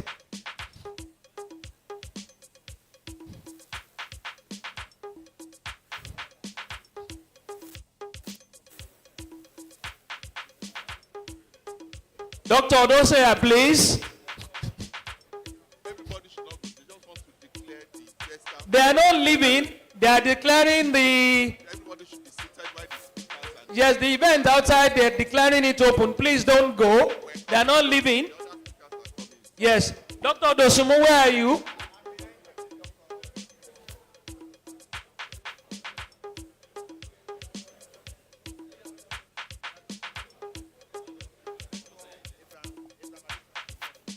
Dr. Onosuya, Rector, Abrema Adesoya Polytechnic, Ijebu. Thank you very much, sir. Okay. I first like to commend the Ijebu boys for putting this together. I think this gathering has been quite rich in the discussions that we had, the question and answer sessions, and everyone. I want my comment will be as it relates to educational and technological advancement, especially as it relates to our youth. Because as we know, the best way to arrest these issues of our youth getting engaged in untoward practices is to make them to be positively engaged, especially in education-related matters. I am from the Polytechnic sector, and our slogan in the Polytechnic is that skills and not only degrees. Skills and not only degrees. You will agree with me that globally the education sector is changing. There has been the time of the steam engine, there has been the time of electricity, even there was the time of the internet. But presently, we've gone beyond all those times. Presently, we have robotics, artificial intelligence, and our youths cannot afford to be left out. In this present era, we call it the industrial generation 4.0. That is where robotics and artificial intelligence comes in. And we have to make conscious and intentional efforts and contributions to ensure that we are not left behind. And we indeed thoroughly engage our youths. And I think recently I have to applaud the federal government, because if you are conversant, you see that a lot is being done into the technical colleges, to the extent that the federal government has said that students that go to technical colleges will be given stipends, a monthly stipend. These are intentional policies that are meant to attract our youth into that sector so that they will get equipped with appropriate skills that are relevant to today's realities. We also want to humbly request the gathering here to also tap into such focus so that our higher institutions can also be appropriately placed to discharge their duties. You know, when we get to some higher institutions, what you have there, you just have to agree that it is not enough. And we know that we cannot leave everything to the government. I really thank our, they have stepped out, our keynote speaker, our Otumba Bimbo Ashiru, for such enlightenment. And I think one of what I got from him now, he is one of my target go-to person as the head of a tertiary institution, because my institution, the Ramadi Sanya, is situated on about 250 hectares of land. And we've been making efforts with the Ministry of Education to tap into this, to see how part of it can be developed as an agricultural hub. But I think, like I said, we can't leave everything to the government. We have to tap with him and to see what can be done along that line. I believe that my coming here today has really been quite enriched.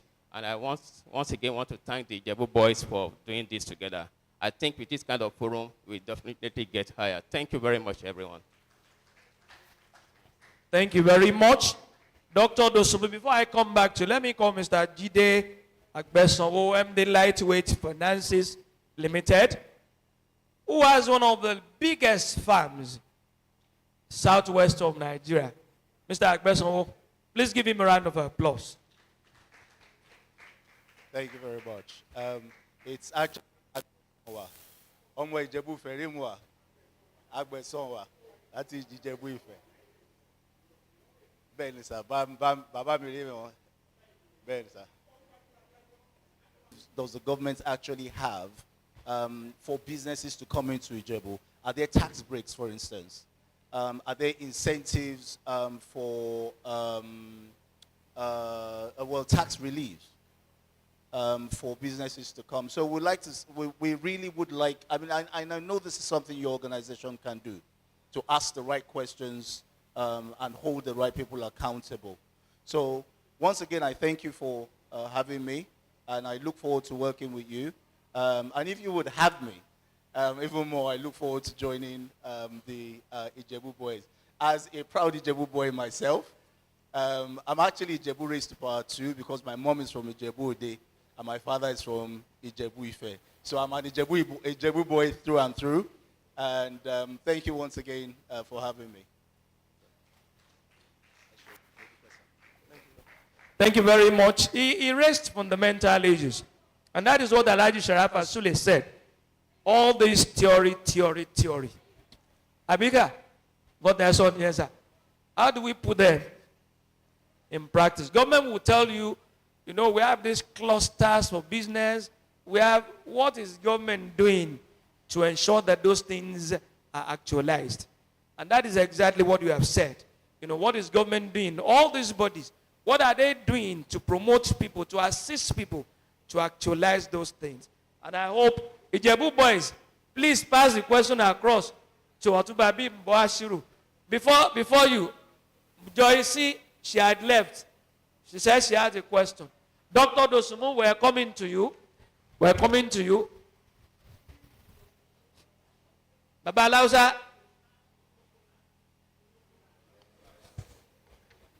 Baba Lausa said the Ogun State government should start Olokola. Don't forget, Olokola is going to be a joint project between Ogun State and Ondo State government. Of course, that is where you have the deposit of oil. And oil to Ondo State, he claims that Ogun State lórí ní oil. Wọ́n ṣe gbájú ẹ̀ ni. The oil belongs to Ogun State in the real sense of it. But by God's grace, we'll get there. We'll get there. And that's one thing you can thank the governor for. His predecessors did some very good things. And he's taking them up. Unlike in the past, when every project done by previous administrations are abandoned, the governor has taken them up. The airport is one. He had said Olokola will be revisited. You have the free trade zones, which on and on and on and on. And I just hope that, like he said, the Olokola, I think, will see the light of the day. Thank you, sir. Dr. Dosumu. Oh, Dr. Dosumu, no run away. Oh. Don't run away. Oh. He's my friend. Don't mind him.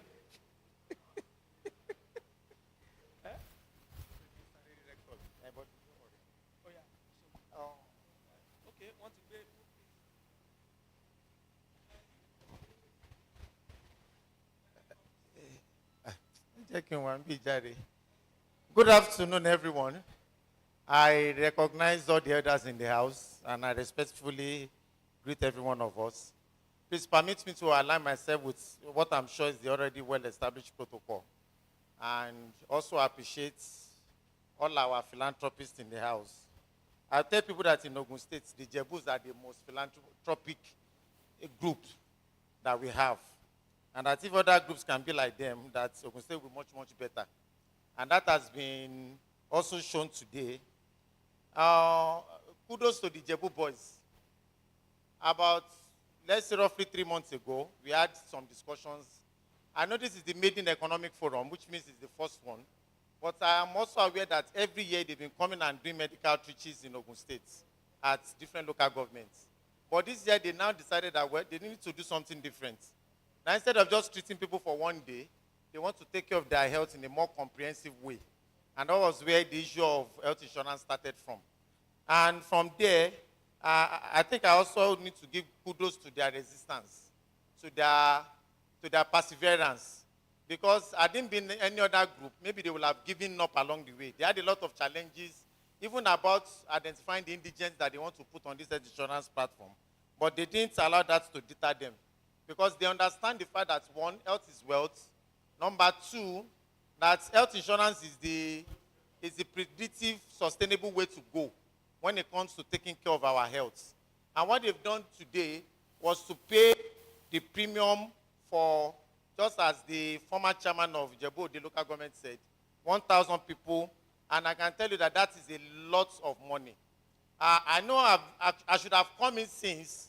Apologies on that. We've been here since 10 o'clock.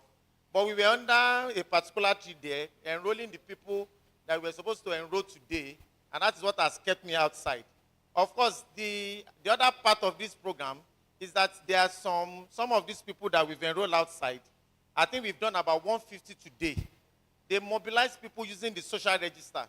For those of us that are in government, there's this social register that is a list of the indigent people in the community, and they painstakingly work with the Ministry of Budgets to identify these people in the 6 local governments that comprises the Ijebu zone, and brought out this name, mobilized them to come today, and even now there is still some of my team somewhere out there that is still enrolling people. Before I came in, we've enrolled about 150. Our agreement was that we'll bring about 10 or 15 in, so that they will do some symbolic handing over of the certificates or cards to them. Those people, like, can we raise our hands? The insurance people. Okay, they are seated here, but I think the Ijebu boys need to come and coordinate this. Okay.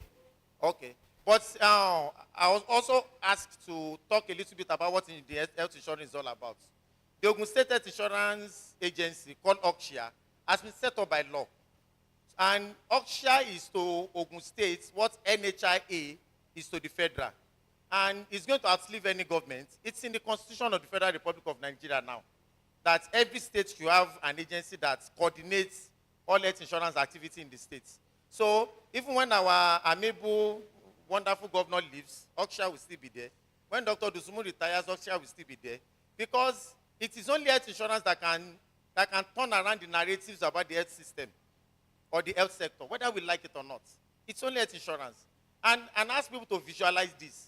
There are roughly 7 million people in Ogun State.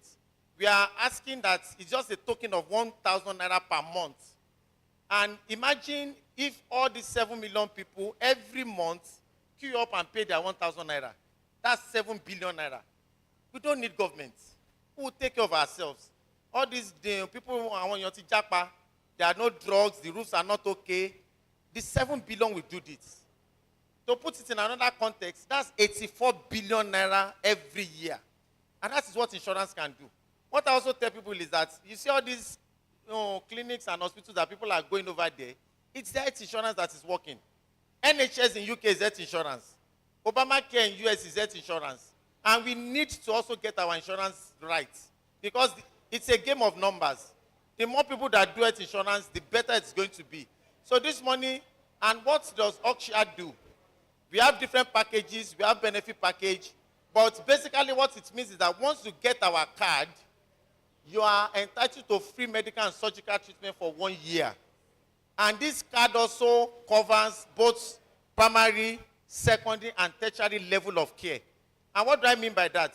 That pregnant woman that enters that health center, she may deliver safely and soundly in that health center and does not need to go anywhere else. Primary level of care. She may get and they'll say, the way we are looking at you are going to deliver by CSO, Abby. It is their center that will refer her to the general hospital or the state hospital or that private hospital. We have private hospitals on our program. I can also tell you that we have about 430-something hospitals in Ogun State as I speak. About 125 of them are private. Others are all our general hospitals, all our state hospitals, and, of course, private hospitals. Now, that woman gets to, for example, the state hospital Ijebu, that is the secondary level of care. We also pay. Because when she's leaving the primary health center, she will get a code that she's going to use at the state hospital. And if paraventure she not delivered by CS, we will pay. That is what insurance does. Because it's all about creating a pool. which we are trying now to create. Ijebu boys have contributed to that pool. So there are people also deserve to also benefit from it. I'm also talking to some of us that are here who also wants to partner with us. When this woman now gets to State Hospital Ijebu, it is also possible they will say, the baby we are seeing inside is small. When this baby comes out, you might need some intensive care, or we may need to put her into incubator, Abby. And State Hospital now ask her to go to OSUT. That is tertiary level of care. We will still pay. So it is not, we've paid a token of, so that is what you are entitled to. The old pool that we have created, or that we have, everybody has contributed together, is at the back of everybody that wants to use that card. And that is what insurance is all about. So I'm appealing to all of us. Let us, because I also have a philanthropist in the Ijebu area. He has warned me seriously not to announce his name.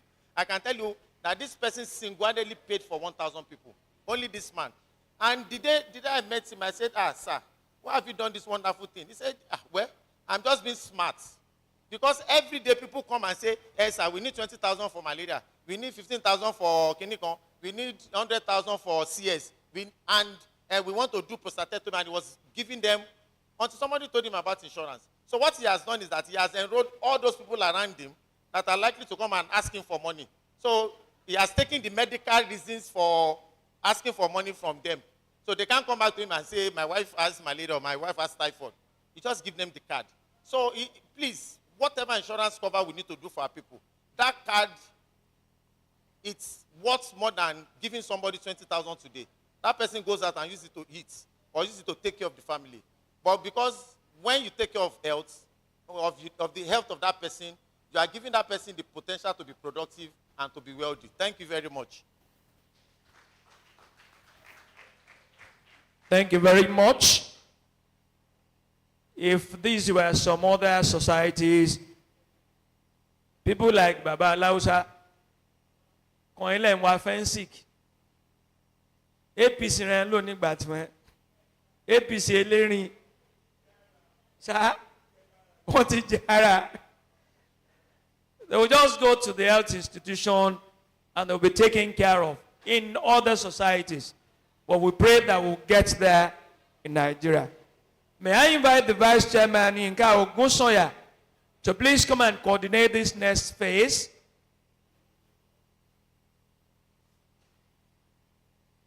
We want to have the presentation of health insurance certificates. Please let me call the Vice President. We are going to have health certificate insurance given to 1,000 people. That is the target within this period of the program. And like Dr. Dosumo said, about 150 have been done today. And what that entitles you to is free Medicare from the primary health center. If you go to a health center, everybody is not supposed to go to general hospital. Go to the first primary health center near you. They will treat you. Malaria, typhoid, Rumi. That's where you're supposed to go first. It is only if they cannot handle it that you go to general hospital. And if after that, God forbid, there's a need for you to go to OSUT, which is a tertiary institution. So, IJBoys have paid for Medicare for some people, and some of those people are going to be presented their certificates right now. Yinka Ogunsoya.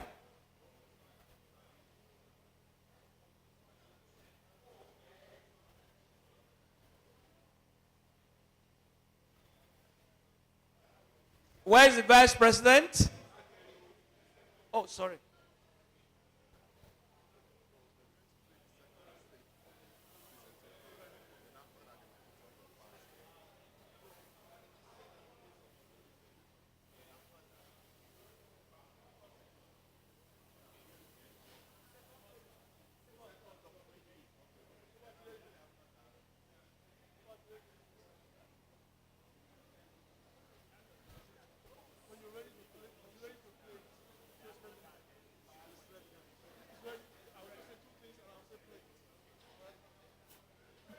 Good afternoon, ladies and gentlemen.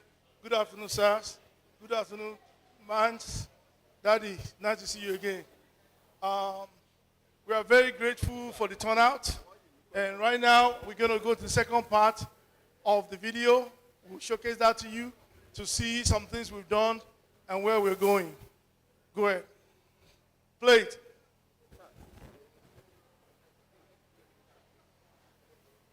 Play it.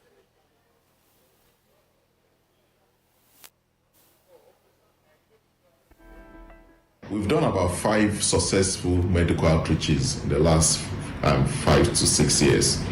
But now can we start giving out medical insurance so that we're not just interested in a one-off Medicare for Ijebu residents, but actually providing them with a free year medical insurance. There's a need for us to support the youth to get better education and also technical skills as well, empowerment, so that they can be useful to the society. Our culture is very important to us. This is our roadmap, and we're starting with the Convention 2025. The IJBoys Association, which is a group of younger men that came together for a common purpose. We are childhood friends that grew up together in Ijebu land, and we decided to come around each other and have a non-profit that will benefit our society. That's why we say, Idagbasoke Akile Ijebu, Ojewa Logun. We've been awarding and doing different projects, but our major project has been the medical outreach that we've done for the years for the Ijebu people. Now we're migrating. Our next plan, our next phase is to move from a medical outreach into a medical insurance. And after that, we're going to work with small and medium business owners. The primary purpose of our association is to create a dynamic community that empowers its members to grow personally and professionally. We aim to foster collaboration, promote shared interests, and enhance the overall well-being of our members through engagement, education, and service. We've been around for years, and we have impacted positively to the development and overall interest of Ijebu land.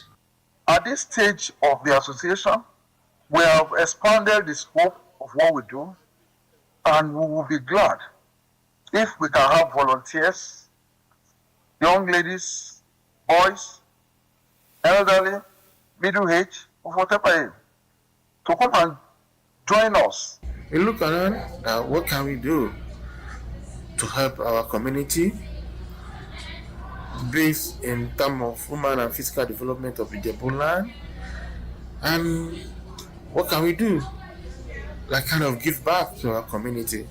We look at the gap because we believe government can do everything all alone.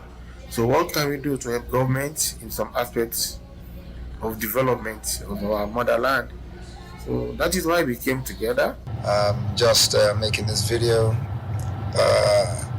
to show my support for the IJBoys Association. As an association, they're working towards the improvement of the lives of the less privileged and Ijebu as a whole, and they need to be encouraged. So my full support in everything they do, and may they continue to go from strength to strength. Here is 2025. 2025 is shaping up to be an incredible year. We are looking forward to commissioning a new IJBoys Secretariat and launching a charitable project making a positive impact in our community. This year's convention marks a historic milestone. We are launching the association, the IJBoys Association, as an international standard association. We are committed to empowering our people with unprecedented economic and opportunities and genuine community welfare with no capitalistic agenda. Join us as we promote health.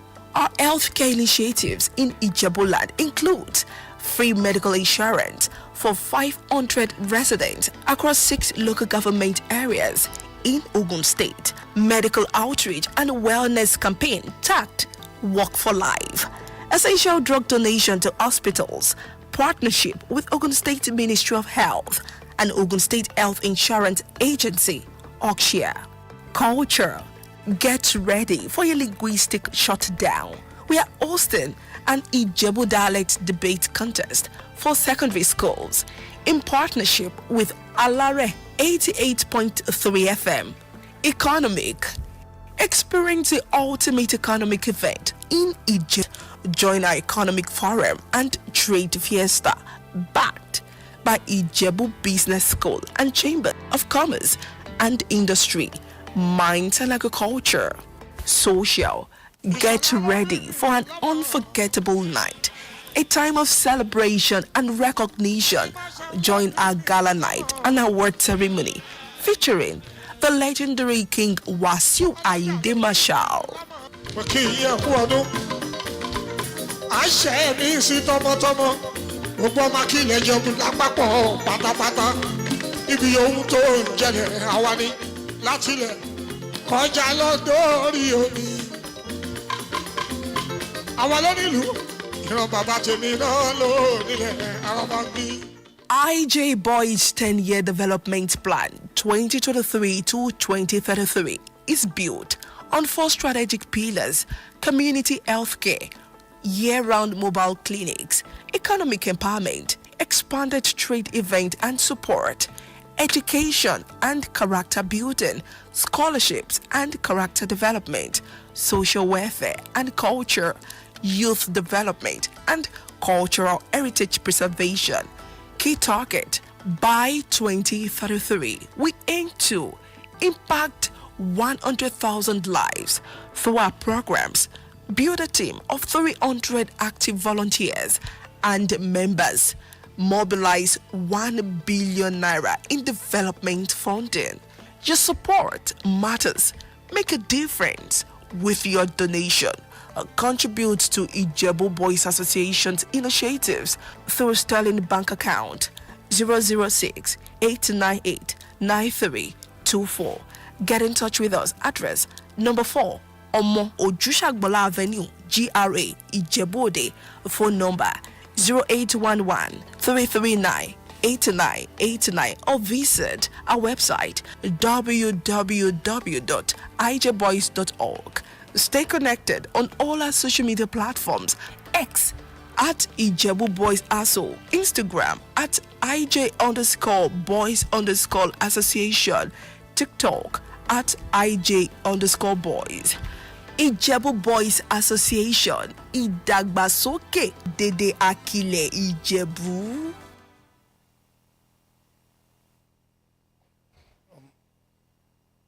Thank you for watching. Now, Ekujoko sir, Ekujoko. My name's Yinka Ogunsanya. I am the Vice President of the association. So I'm going to be walking us through our 10-year development plan. We have seen what we've done in the past. We focused mainly on healthcare. Now that people are getting well, we felt we should be able to create some wealth to balance life. So that's going to be our scope and approach to what we do. Next slide. Next slide. Next slide. Okay. Okay. So we have a strategic vision plan that actually elevates the programs we are trying to present in Ijebu land. These are to be able to expand our reach and also make sure we have enhancing capacity and impact. And our main target is entire Ijebu land. These are the table of contents. I don't want to read it that we're going to talk about. We're going to touch on health services, economic empowerment, and educational initiatives. I know our daddy talked about values, and one of our members actually answered the question. That's where the Omaluabi centric goals comes into place.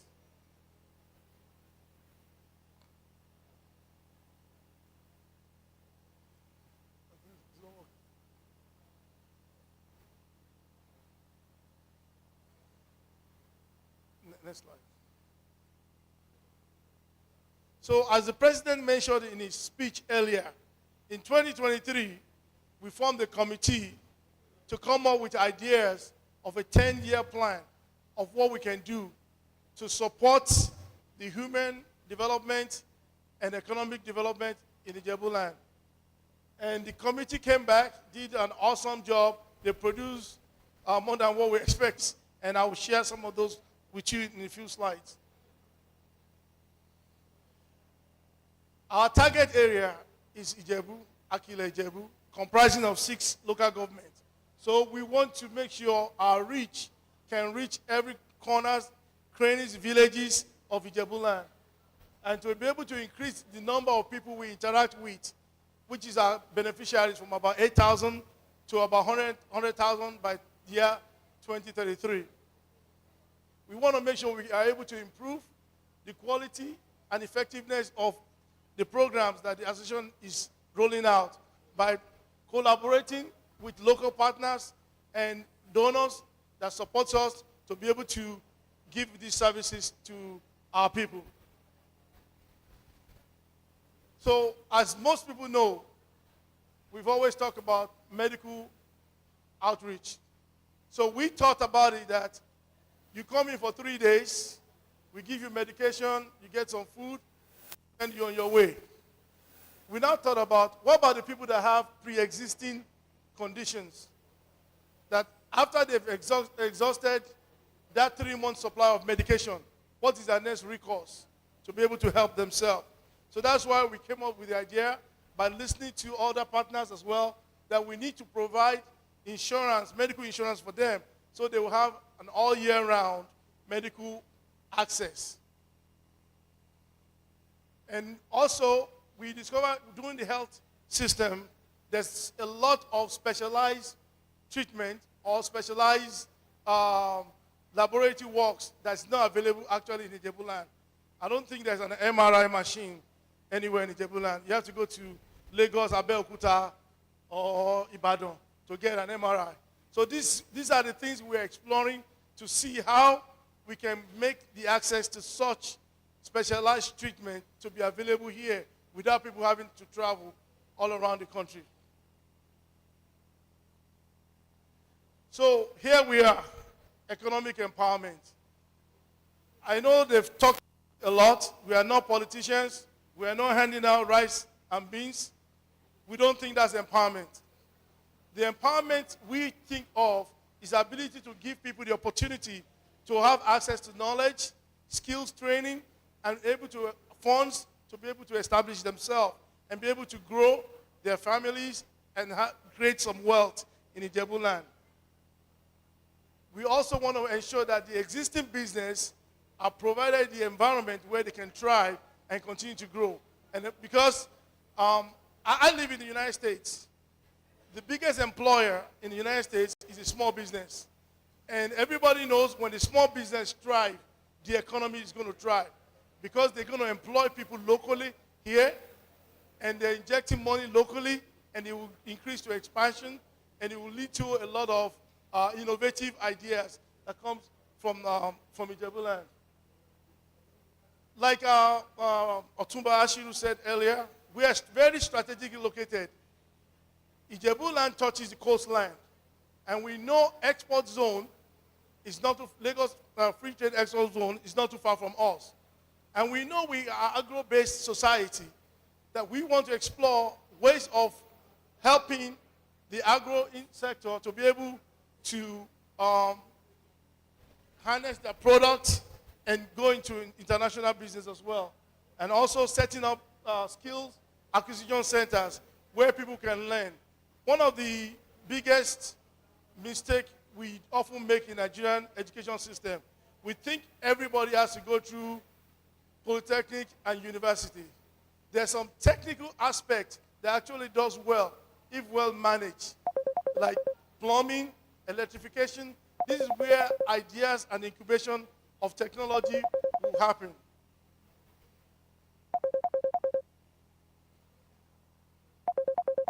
In the education sector, one of the areas we're exploring is the ability to give scholarship to deserving students. We want to Today, IT is one of the biggest things. Artificial intelligence is taking over everywhere. We cannot afford in Ijebu land to be behind the power core. There's a lot of automation that gets done. I'm in automotive industry where you paint cars. And one of the things I saw was the ability to have robotics now to paint cars and be more effective. But somebody created it. We can be those persons. We have the brains here. All the brains these young people are using to do all kind of illegal stuff, we can harness that power and point them in the right direction. And like I said earlier, the Omoluabi Itos, we actually have a standing committee. One of their goals is to appoint people, elderly people, well-versed people across Ijebu land to be our Omoluabi ambassadors. And one of their roles is to go to schools, to go to our primary schools and secondary schools, to interact with these young men and women, to be able to put some values into them. I am a very proud Ijebu man, and I've carried my Ijebuism across the globe, even into areas where I never thought. You know, I'll give you a little snippet.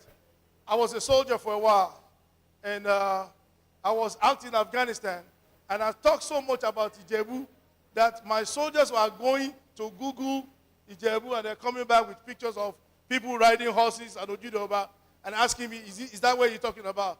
And I beat my chest and said, yes, that is Ijebu that I'm from, and that's where I'm going back to. So, our daddies, mommies, friends, we solemnly ask you to join on this mission. Like some of the speakers have said, we cannot do it alone. We will try our best to do as much as we can, but we need your help. We need your support. We need your financial support. We are not going to pressure anybody, you know, but what we're asking is for, if it touches you, please, we will reach out to you or reach out to us. We have ushers in the back. We're taking donations. We are not too big to ask for donations. Please, we are asking you to help us. Thank you, and God bless. Now, I will call on the president to join me, Mr. Agui Oduni, Dr. Kayode Onasoya. Here we have some applications that will be handing over to support some of the clinics locally. Mr. President. Huh?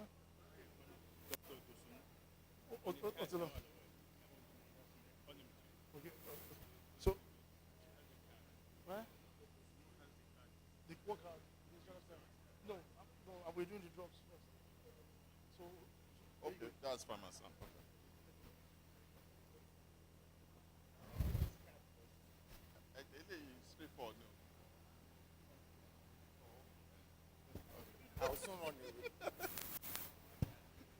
Okay, thank you very much, my Honorable Vice President, Mr. Major Yinka Ogunsanya, retired. Now we're moving on to the section of our program where in our spirit we have some things to give away. So we're going to start, and it's going to be a very quick one. We have some pharmaceutical drugs.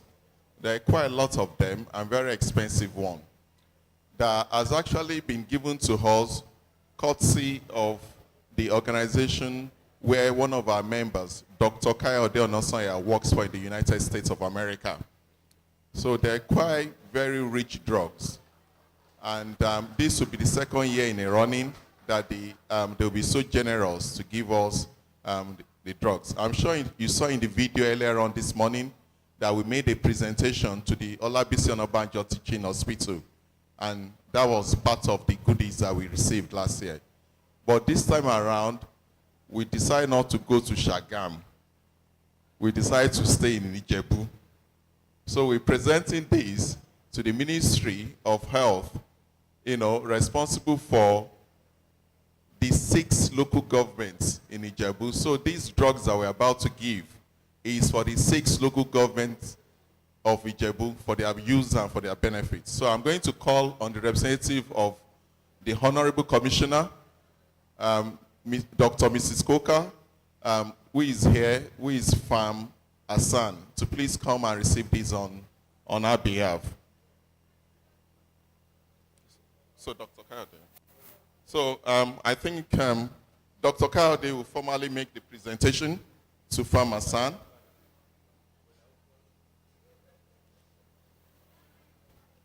We've been assured that these drugs will be enjoyed by the vulnerable in the society. Those are the ones these drugs are meant for. So, thank you very much, Mr. President. Thank you, everybody present today. So on behalf of IJBoys, Ijebu Boys Association, we're donating these drugs, quite a number of them, hoping that it will get to the grassroots people as we so desired. Last year, it was a three-day medical outreach in which we saw patients, but we digressed a little bit this year. We will be in Ososa just for a one-day medical outreach on Thursday. Then we thought that that was just a one-day program. How can we still try to get to the grassroots people as much as possible? That's how we came up with this idea that if we donate these medications, it will get it will get to the people that really need them. So those are some eye drops, medications, some surgical needs, lidocaine, about 72 bottles of them, and metformin, which is really necessary for management of diabetes mellitus. So once again, I'm happy to be doing this. And I want to use the opportunity to thank the Americas organization who's been so generous to be presenting and donating these drugs for us every single year. Hopefully, the tradition will continue and we will only get better from now on. Thank you very much. Long live Ijebu land and long live IJBoys.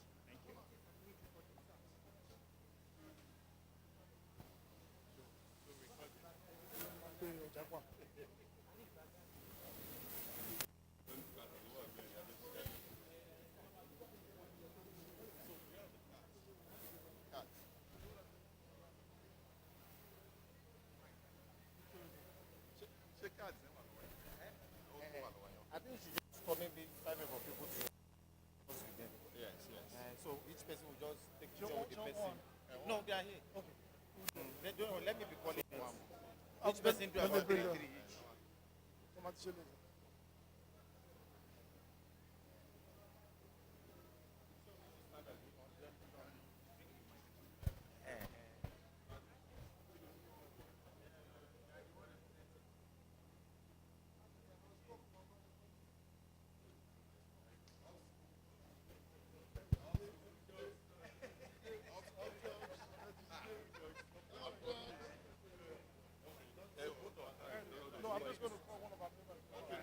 Response, sorry. Okay, response. Okay, you want to talk after the... No. Well, for the medicine that are being distributed or given to us, on behalf of Ogun State Ministry of Health, and especially our dear Commissioner, Dr. Tomi Koka, we actually appreciate this kind gesture coming from IJBoys, Ijebu Boys Association. And we are assuring you that these medicines will go into our communities and into our health facilities for use of our people. Thank you very much.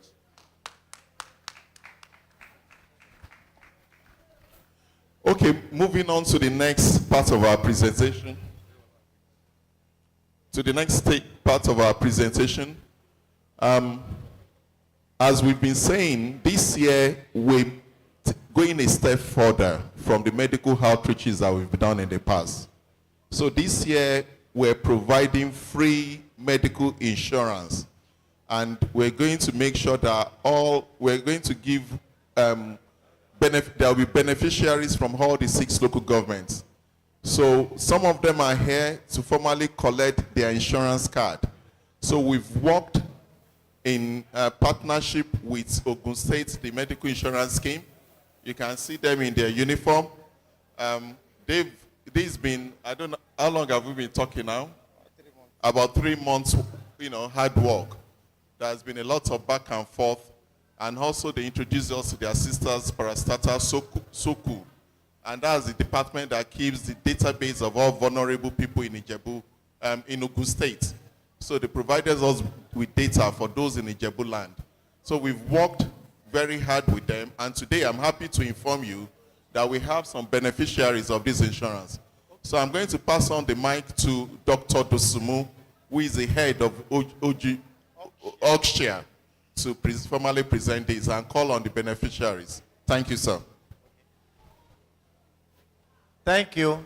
Let me once again, now that we've finally gotten to the aspect of the health insurance card, formally thank the Ijebu Boys Association for this, their kind gesture in enrolling beneficiaries into the health insurance scheme.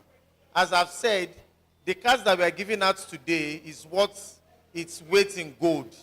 Because, just as I've said, this card entitles the beneficiary to 1 year of free medical and surgical treatment in our selected hospitals, both at primary, secondary, and tertiary level. And for those that are enjoying, they are going to get this card.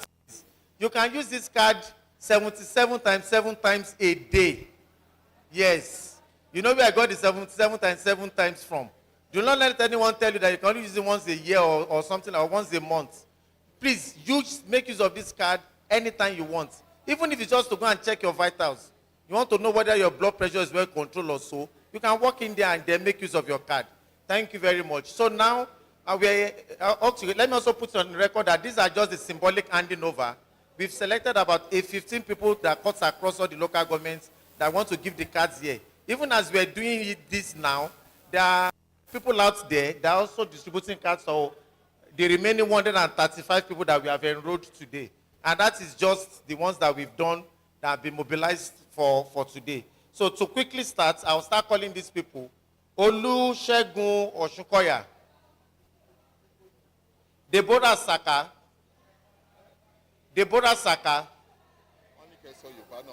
Okay.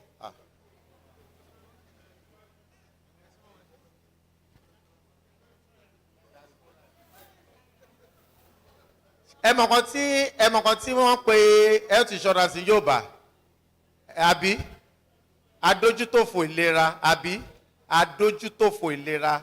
Ìdí ni pé ńṣe láti dá owó àbẹ̀yàn kan ti bá wa sanwó ìlera wa yẹn kó tó di pé health challenge dé. Bọ́n ṣe ti bá wa sanwó yẹn tá ti gba káàdì yẹn, ẹni tó ti gba káàdì mo kí wọn kí oríire léni o, nítorí àwọn Ijebu Boys Association wọ́n ti bá wọn sanwó. Káàdì yìí nsìn yìí kán wọnú health center tó ń mú fúnra wọn ni o. Àwọn health center tó súnmọ́ lé wọn la sọ fún màtàn dé láàárọ̀ pé kán mú. So ẹni tó wá láti Òdògbolú, health center tó wà lódògbolú tó súnmọ́ ló mú. Ẹni tó wá láti Ijebu North East, Ijebu East, bí gbogbo wọn ṣe nìyẹn. Tọ́mádẹ̀ ti nídìí pé wọ́n fẹ́ nítọ́jú, kán mú káàdì wọn kó lọ sí health center yẹn. A dẹ̀ ti ṣàlàyé fún wọn náà pé láti health center yẹn náà, tí àwọn health center bá nípa kíní tó ń ṣàwọn ẹni yìí, àwọn apá wọn ò lè ka, wọ́n á fún wọn ní code, wọ́n á dẹ̀ sọ fún wọn pé kí wọ́n lọ sí the next level of care tí ara wọn máa fi yá. Mo dẹ̀ ti ṣàlàyé fún wọn náà pé àwa la máa béèrè ẹ̀tọ́ wa, ẹ má kéèyàn kọ̀kọ̀ parọ́ fún yín. Ṣé rí ẹlòmíì máa tẹ́ bá bẹ̀ sí lo káàdì wọn fẹ́ kó ṣiṣẹ́ o. Ìjẹ̀bú Boys Association ti ṣeré ti wọn, Oxshare ti ṣe ti tiẹ̀, ó wá kù fún ẹ̀yin náà. Ẹ lè débẹ̀ sí wọn ní àkóso ogun, program yóò ti bẹ̀rẹ̀, irọ́ ló ń pa fún yín. A dẹ̀ ti sọ fún tọ́ má ti sọ bẹ́ẹ̀, nọ́mbà méjì wà lẹ́yìn káàdì yẹn tẹ́ máa pè. Nọ́mbà yẹn 24 hours ni, tẹ́ bá délé ẹ̀dán wa wò, bó jẹ́ òru ni ẹ pè é.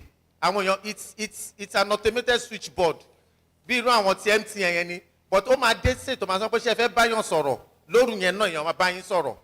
Tó bá dẹ̀ jẹ́ máa dúró dàárọ̀ ọjọ́ kejì kò sí wàhálà, kẹ́ lè complain nípa mo lọ síbi báyìí wọn ò dá mi lóhùn dáadáa o. Torí nígbà tá a bá make complain la máa tún gbogbo kíní ṣe. Ṣe ti gbọ́ ẹ̀mẹ́kẹ́ ọ̀kan sọ pé kíní yóò ṣiṣẹ́ máa lọ́lé. Àwọn nǹkan tó ti ṣẹlẹ̀ rí ni mo ń sọ fún wa o. Ẹ lè débẹ̀ sí wọn náà ẹ̀ẹ̀kan lọ́sẹ̀, ẹ̀ẹ̀kan lóṣù lẹ máa lo káàdì. Wọ́n sọ máa ń pé ẹ̀ẹ̀kan ní kọ́tà gan ni.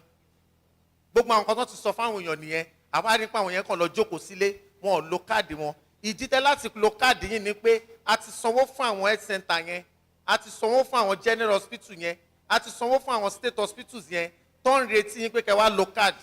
Mo tún wá sọ yẹn tán sí kò wá ṣe pé nǹkan kan ò ṣe wá o, àwa fẹ́ lọ lo káàdì yẹn, a kàn lọ ń dá wọn láàmú. Ẹ má dẹ̀ jẹ́ ká mú káàdì ń sìn ká máa ná fẹ́ lò fẹ́ nìkan, àwa lọ sí hospital, orí ń fọ́ ọmọ mi, ẹ wá lọ sí ẹ̀pọ̀ orí ń fọ́ mi, so that oògùn tó máa kó fún yín yẹn lọ kó fọ́mọ, ó léwu o, ṣé ń gbọ́?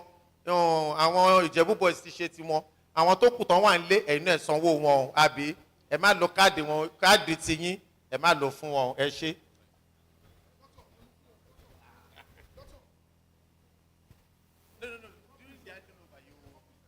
Wọ́n máa present kan jù Olúṣẹ́gun Ọ̀ṣunkọ̀yà.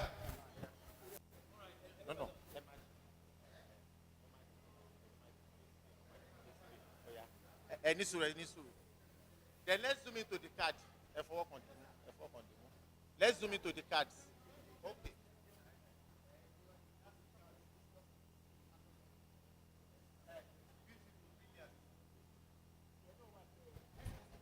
I hope we notice the Ijebu Boys logo that we even put on it, and we customize. Maybe the next one we'll look at it. Deborah Saka. Or yeah, someone else. Yesirat Ashiru. Bashiru.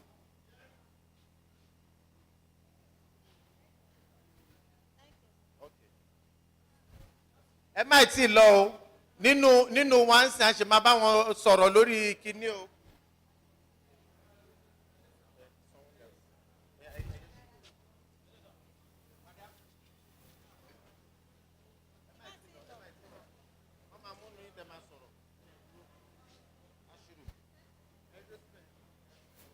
Can we have some more people to Shukurat Oyelakin,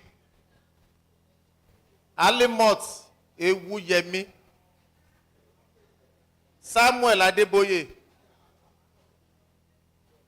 Abiola Okulaja,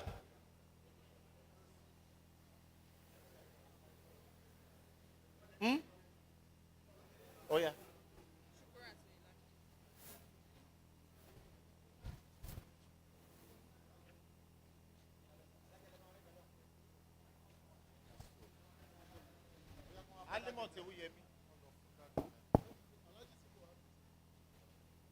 Who is presenting this?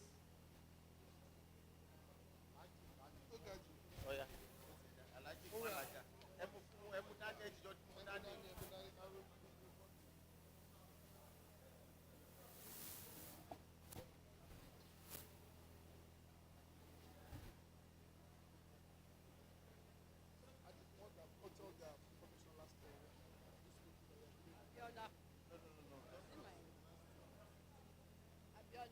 Next.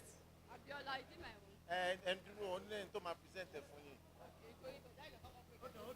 Kò matter. And dúró síbí ni Abiola Okulaja. Oya. Ọwọ́ tún jẹ́ bìdì mú. Ọwọ́ tún jẹ́ bìdì mú. Oya. Ẹ wò kí. Samuel Adeboye. Lọ́wọ́ ti tọ́ sà.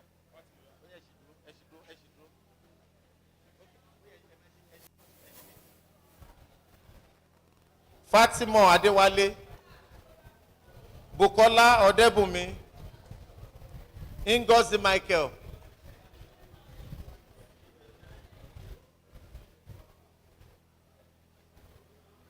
okay,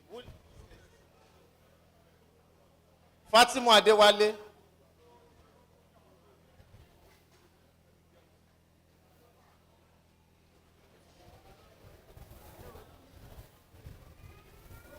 Ijebu. You don't look Igbo. You look Yoruba. Mom is Yoruba. Both of them are Igbo. That's strange. Bukola.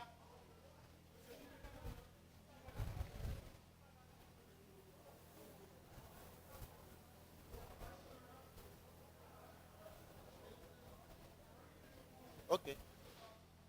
Ngozi.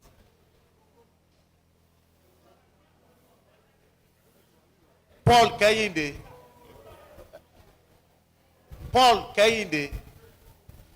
Adewale Saka. Paul Kehinde. You can do this one. Adewale Saka.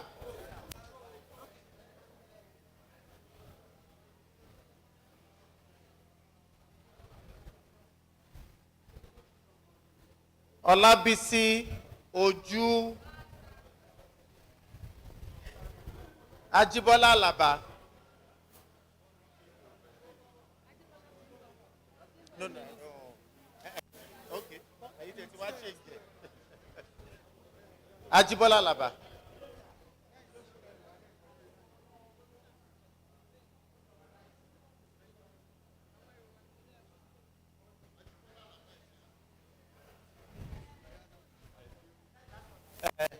Then I think you people can select the.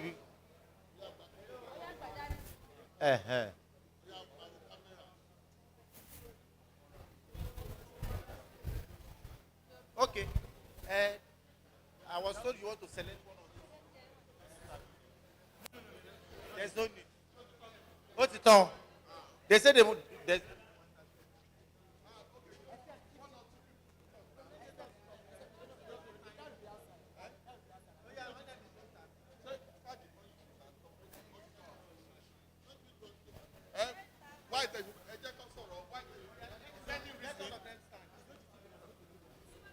No, but my whole recording. Yeah, my whole recording. On behalf of the beneficiaries.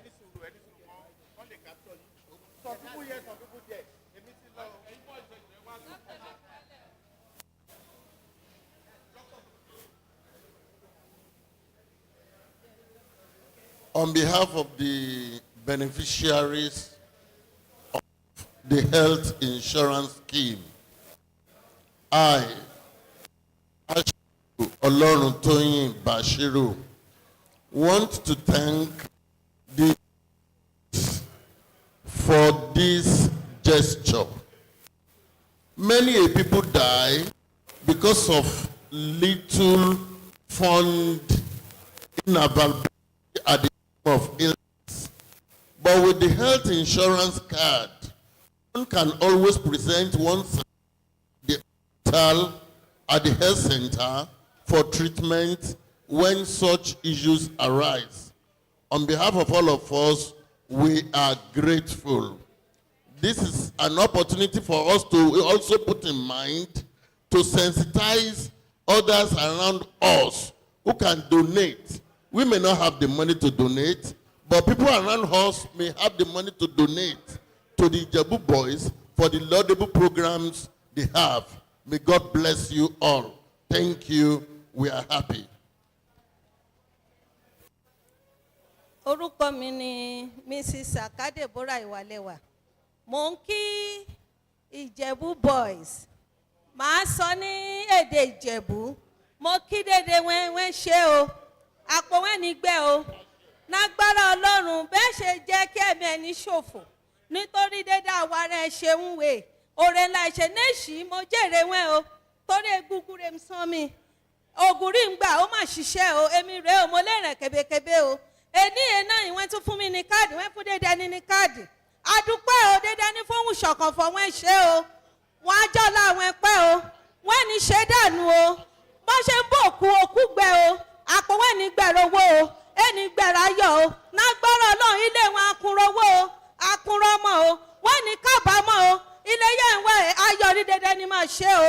A ní kábàámọ̀ nágbára Ọlọ́run. Bẹ́ẹ̀ tún ṣe máa ṣe nájà Àlàmísì Ọlọ́run á dúró tì wọ́n o.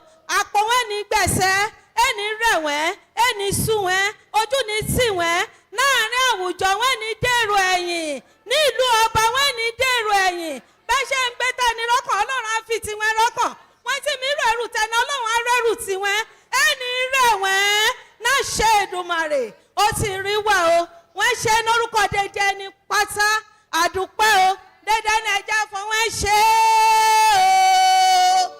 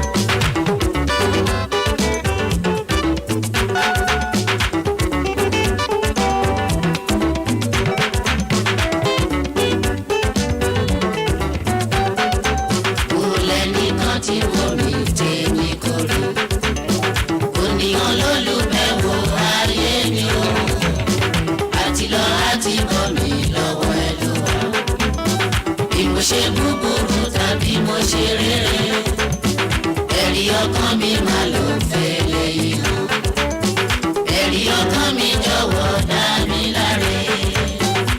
mo lẹ́nìkan tí wò mí tèmi kò rí o oníkan ló lù bẹ́ẹ̀ wò lórí ìlera yé mi o àti lọ àti bọ̀ lọ́wọ́ ẹ̀ ló máa wọ̀ bí mo ṣe búburú tàbí mo ṣe rere ẹ̀rí ọkàn mi máa lò fẹ́lẹ́ yìí mi ẹ̀rí ọkàn mi jọ̀wọ́ dá mi láre.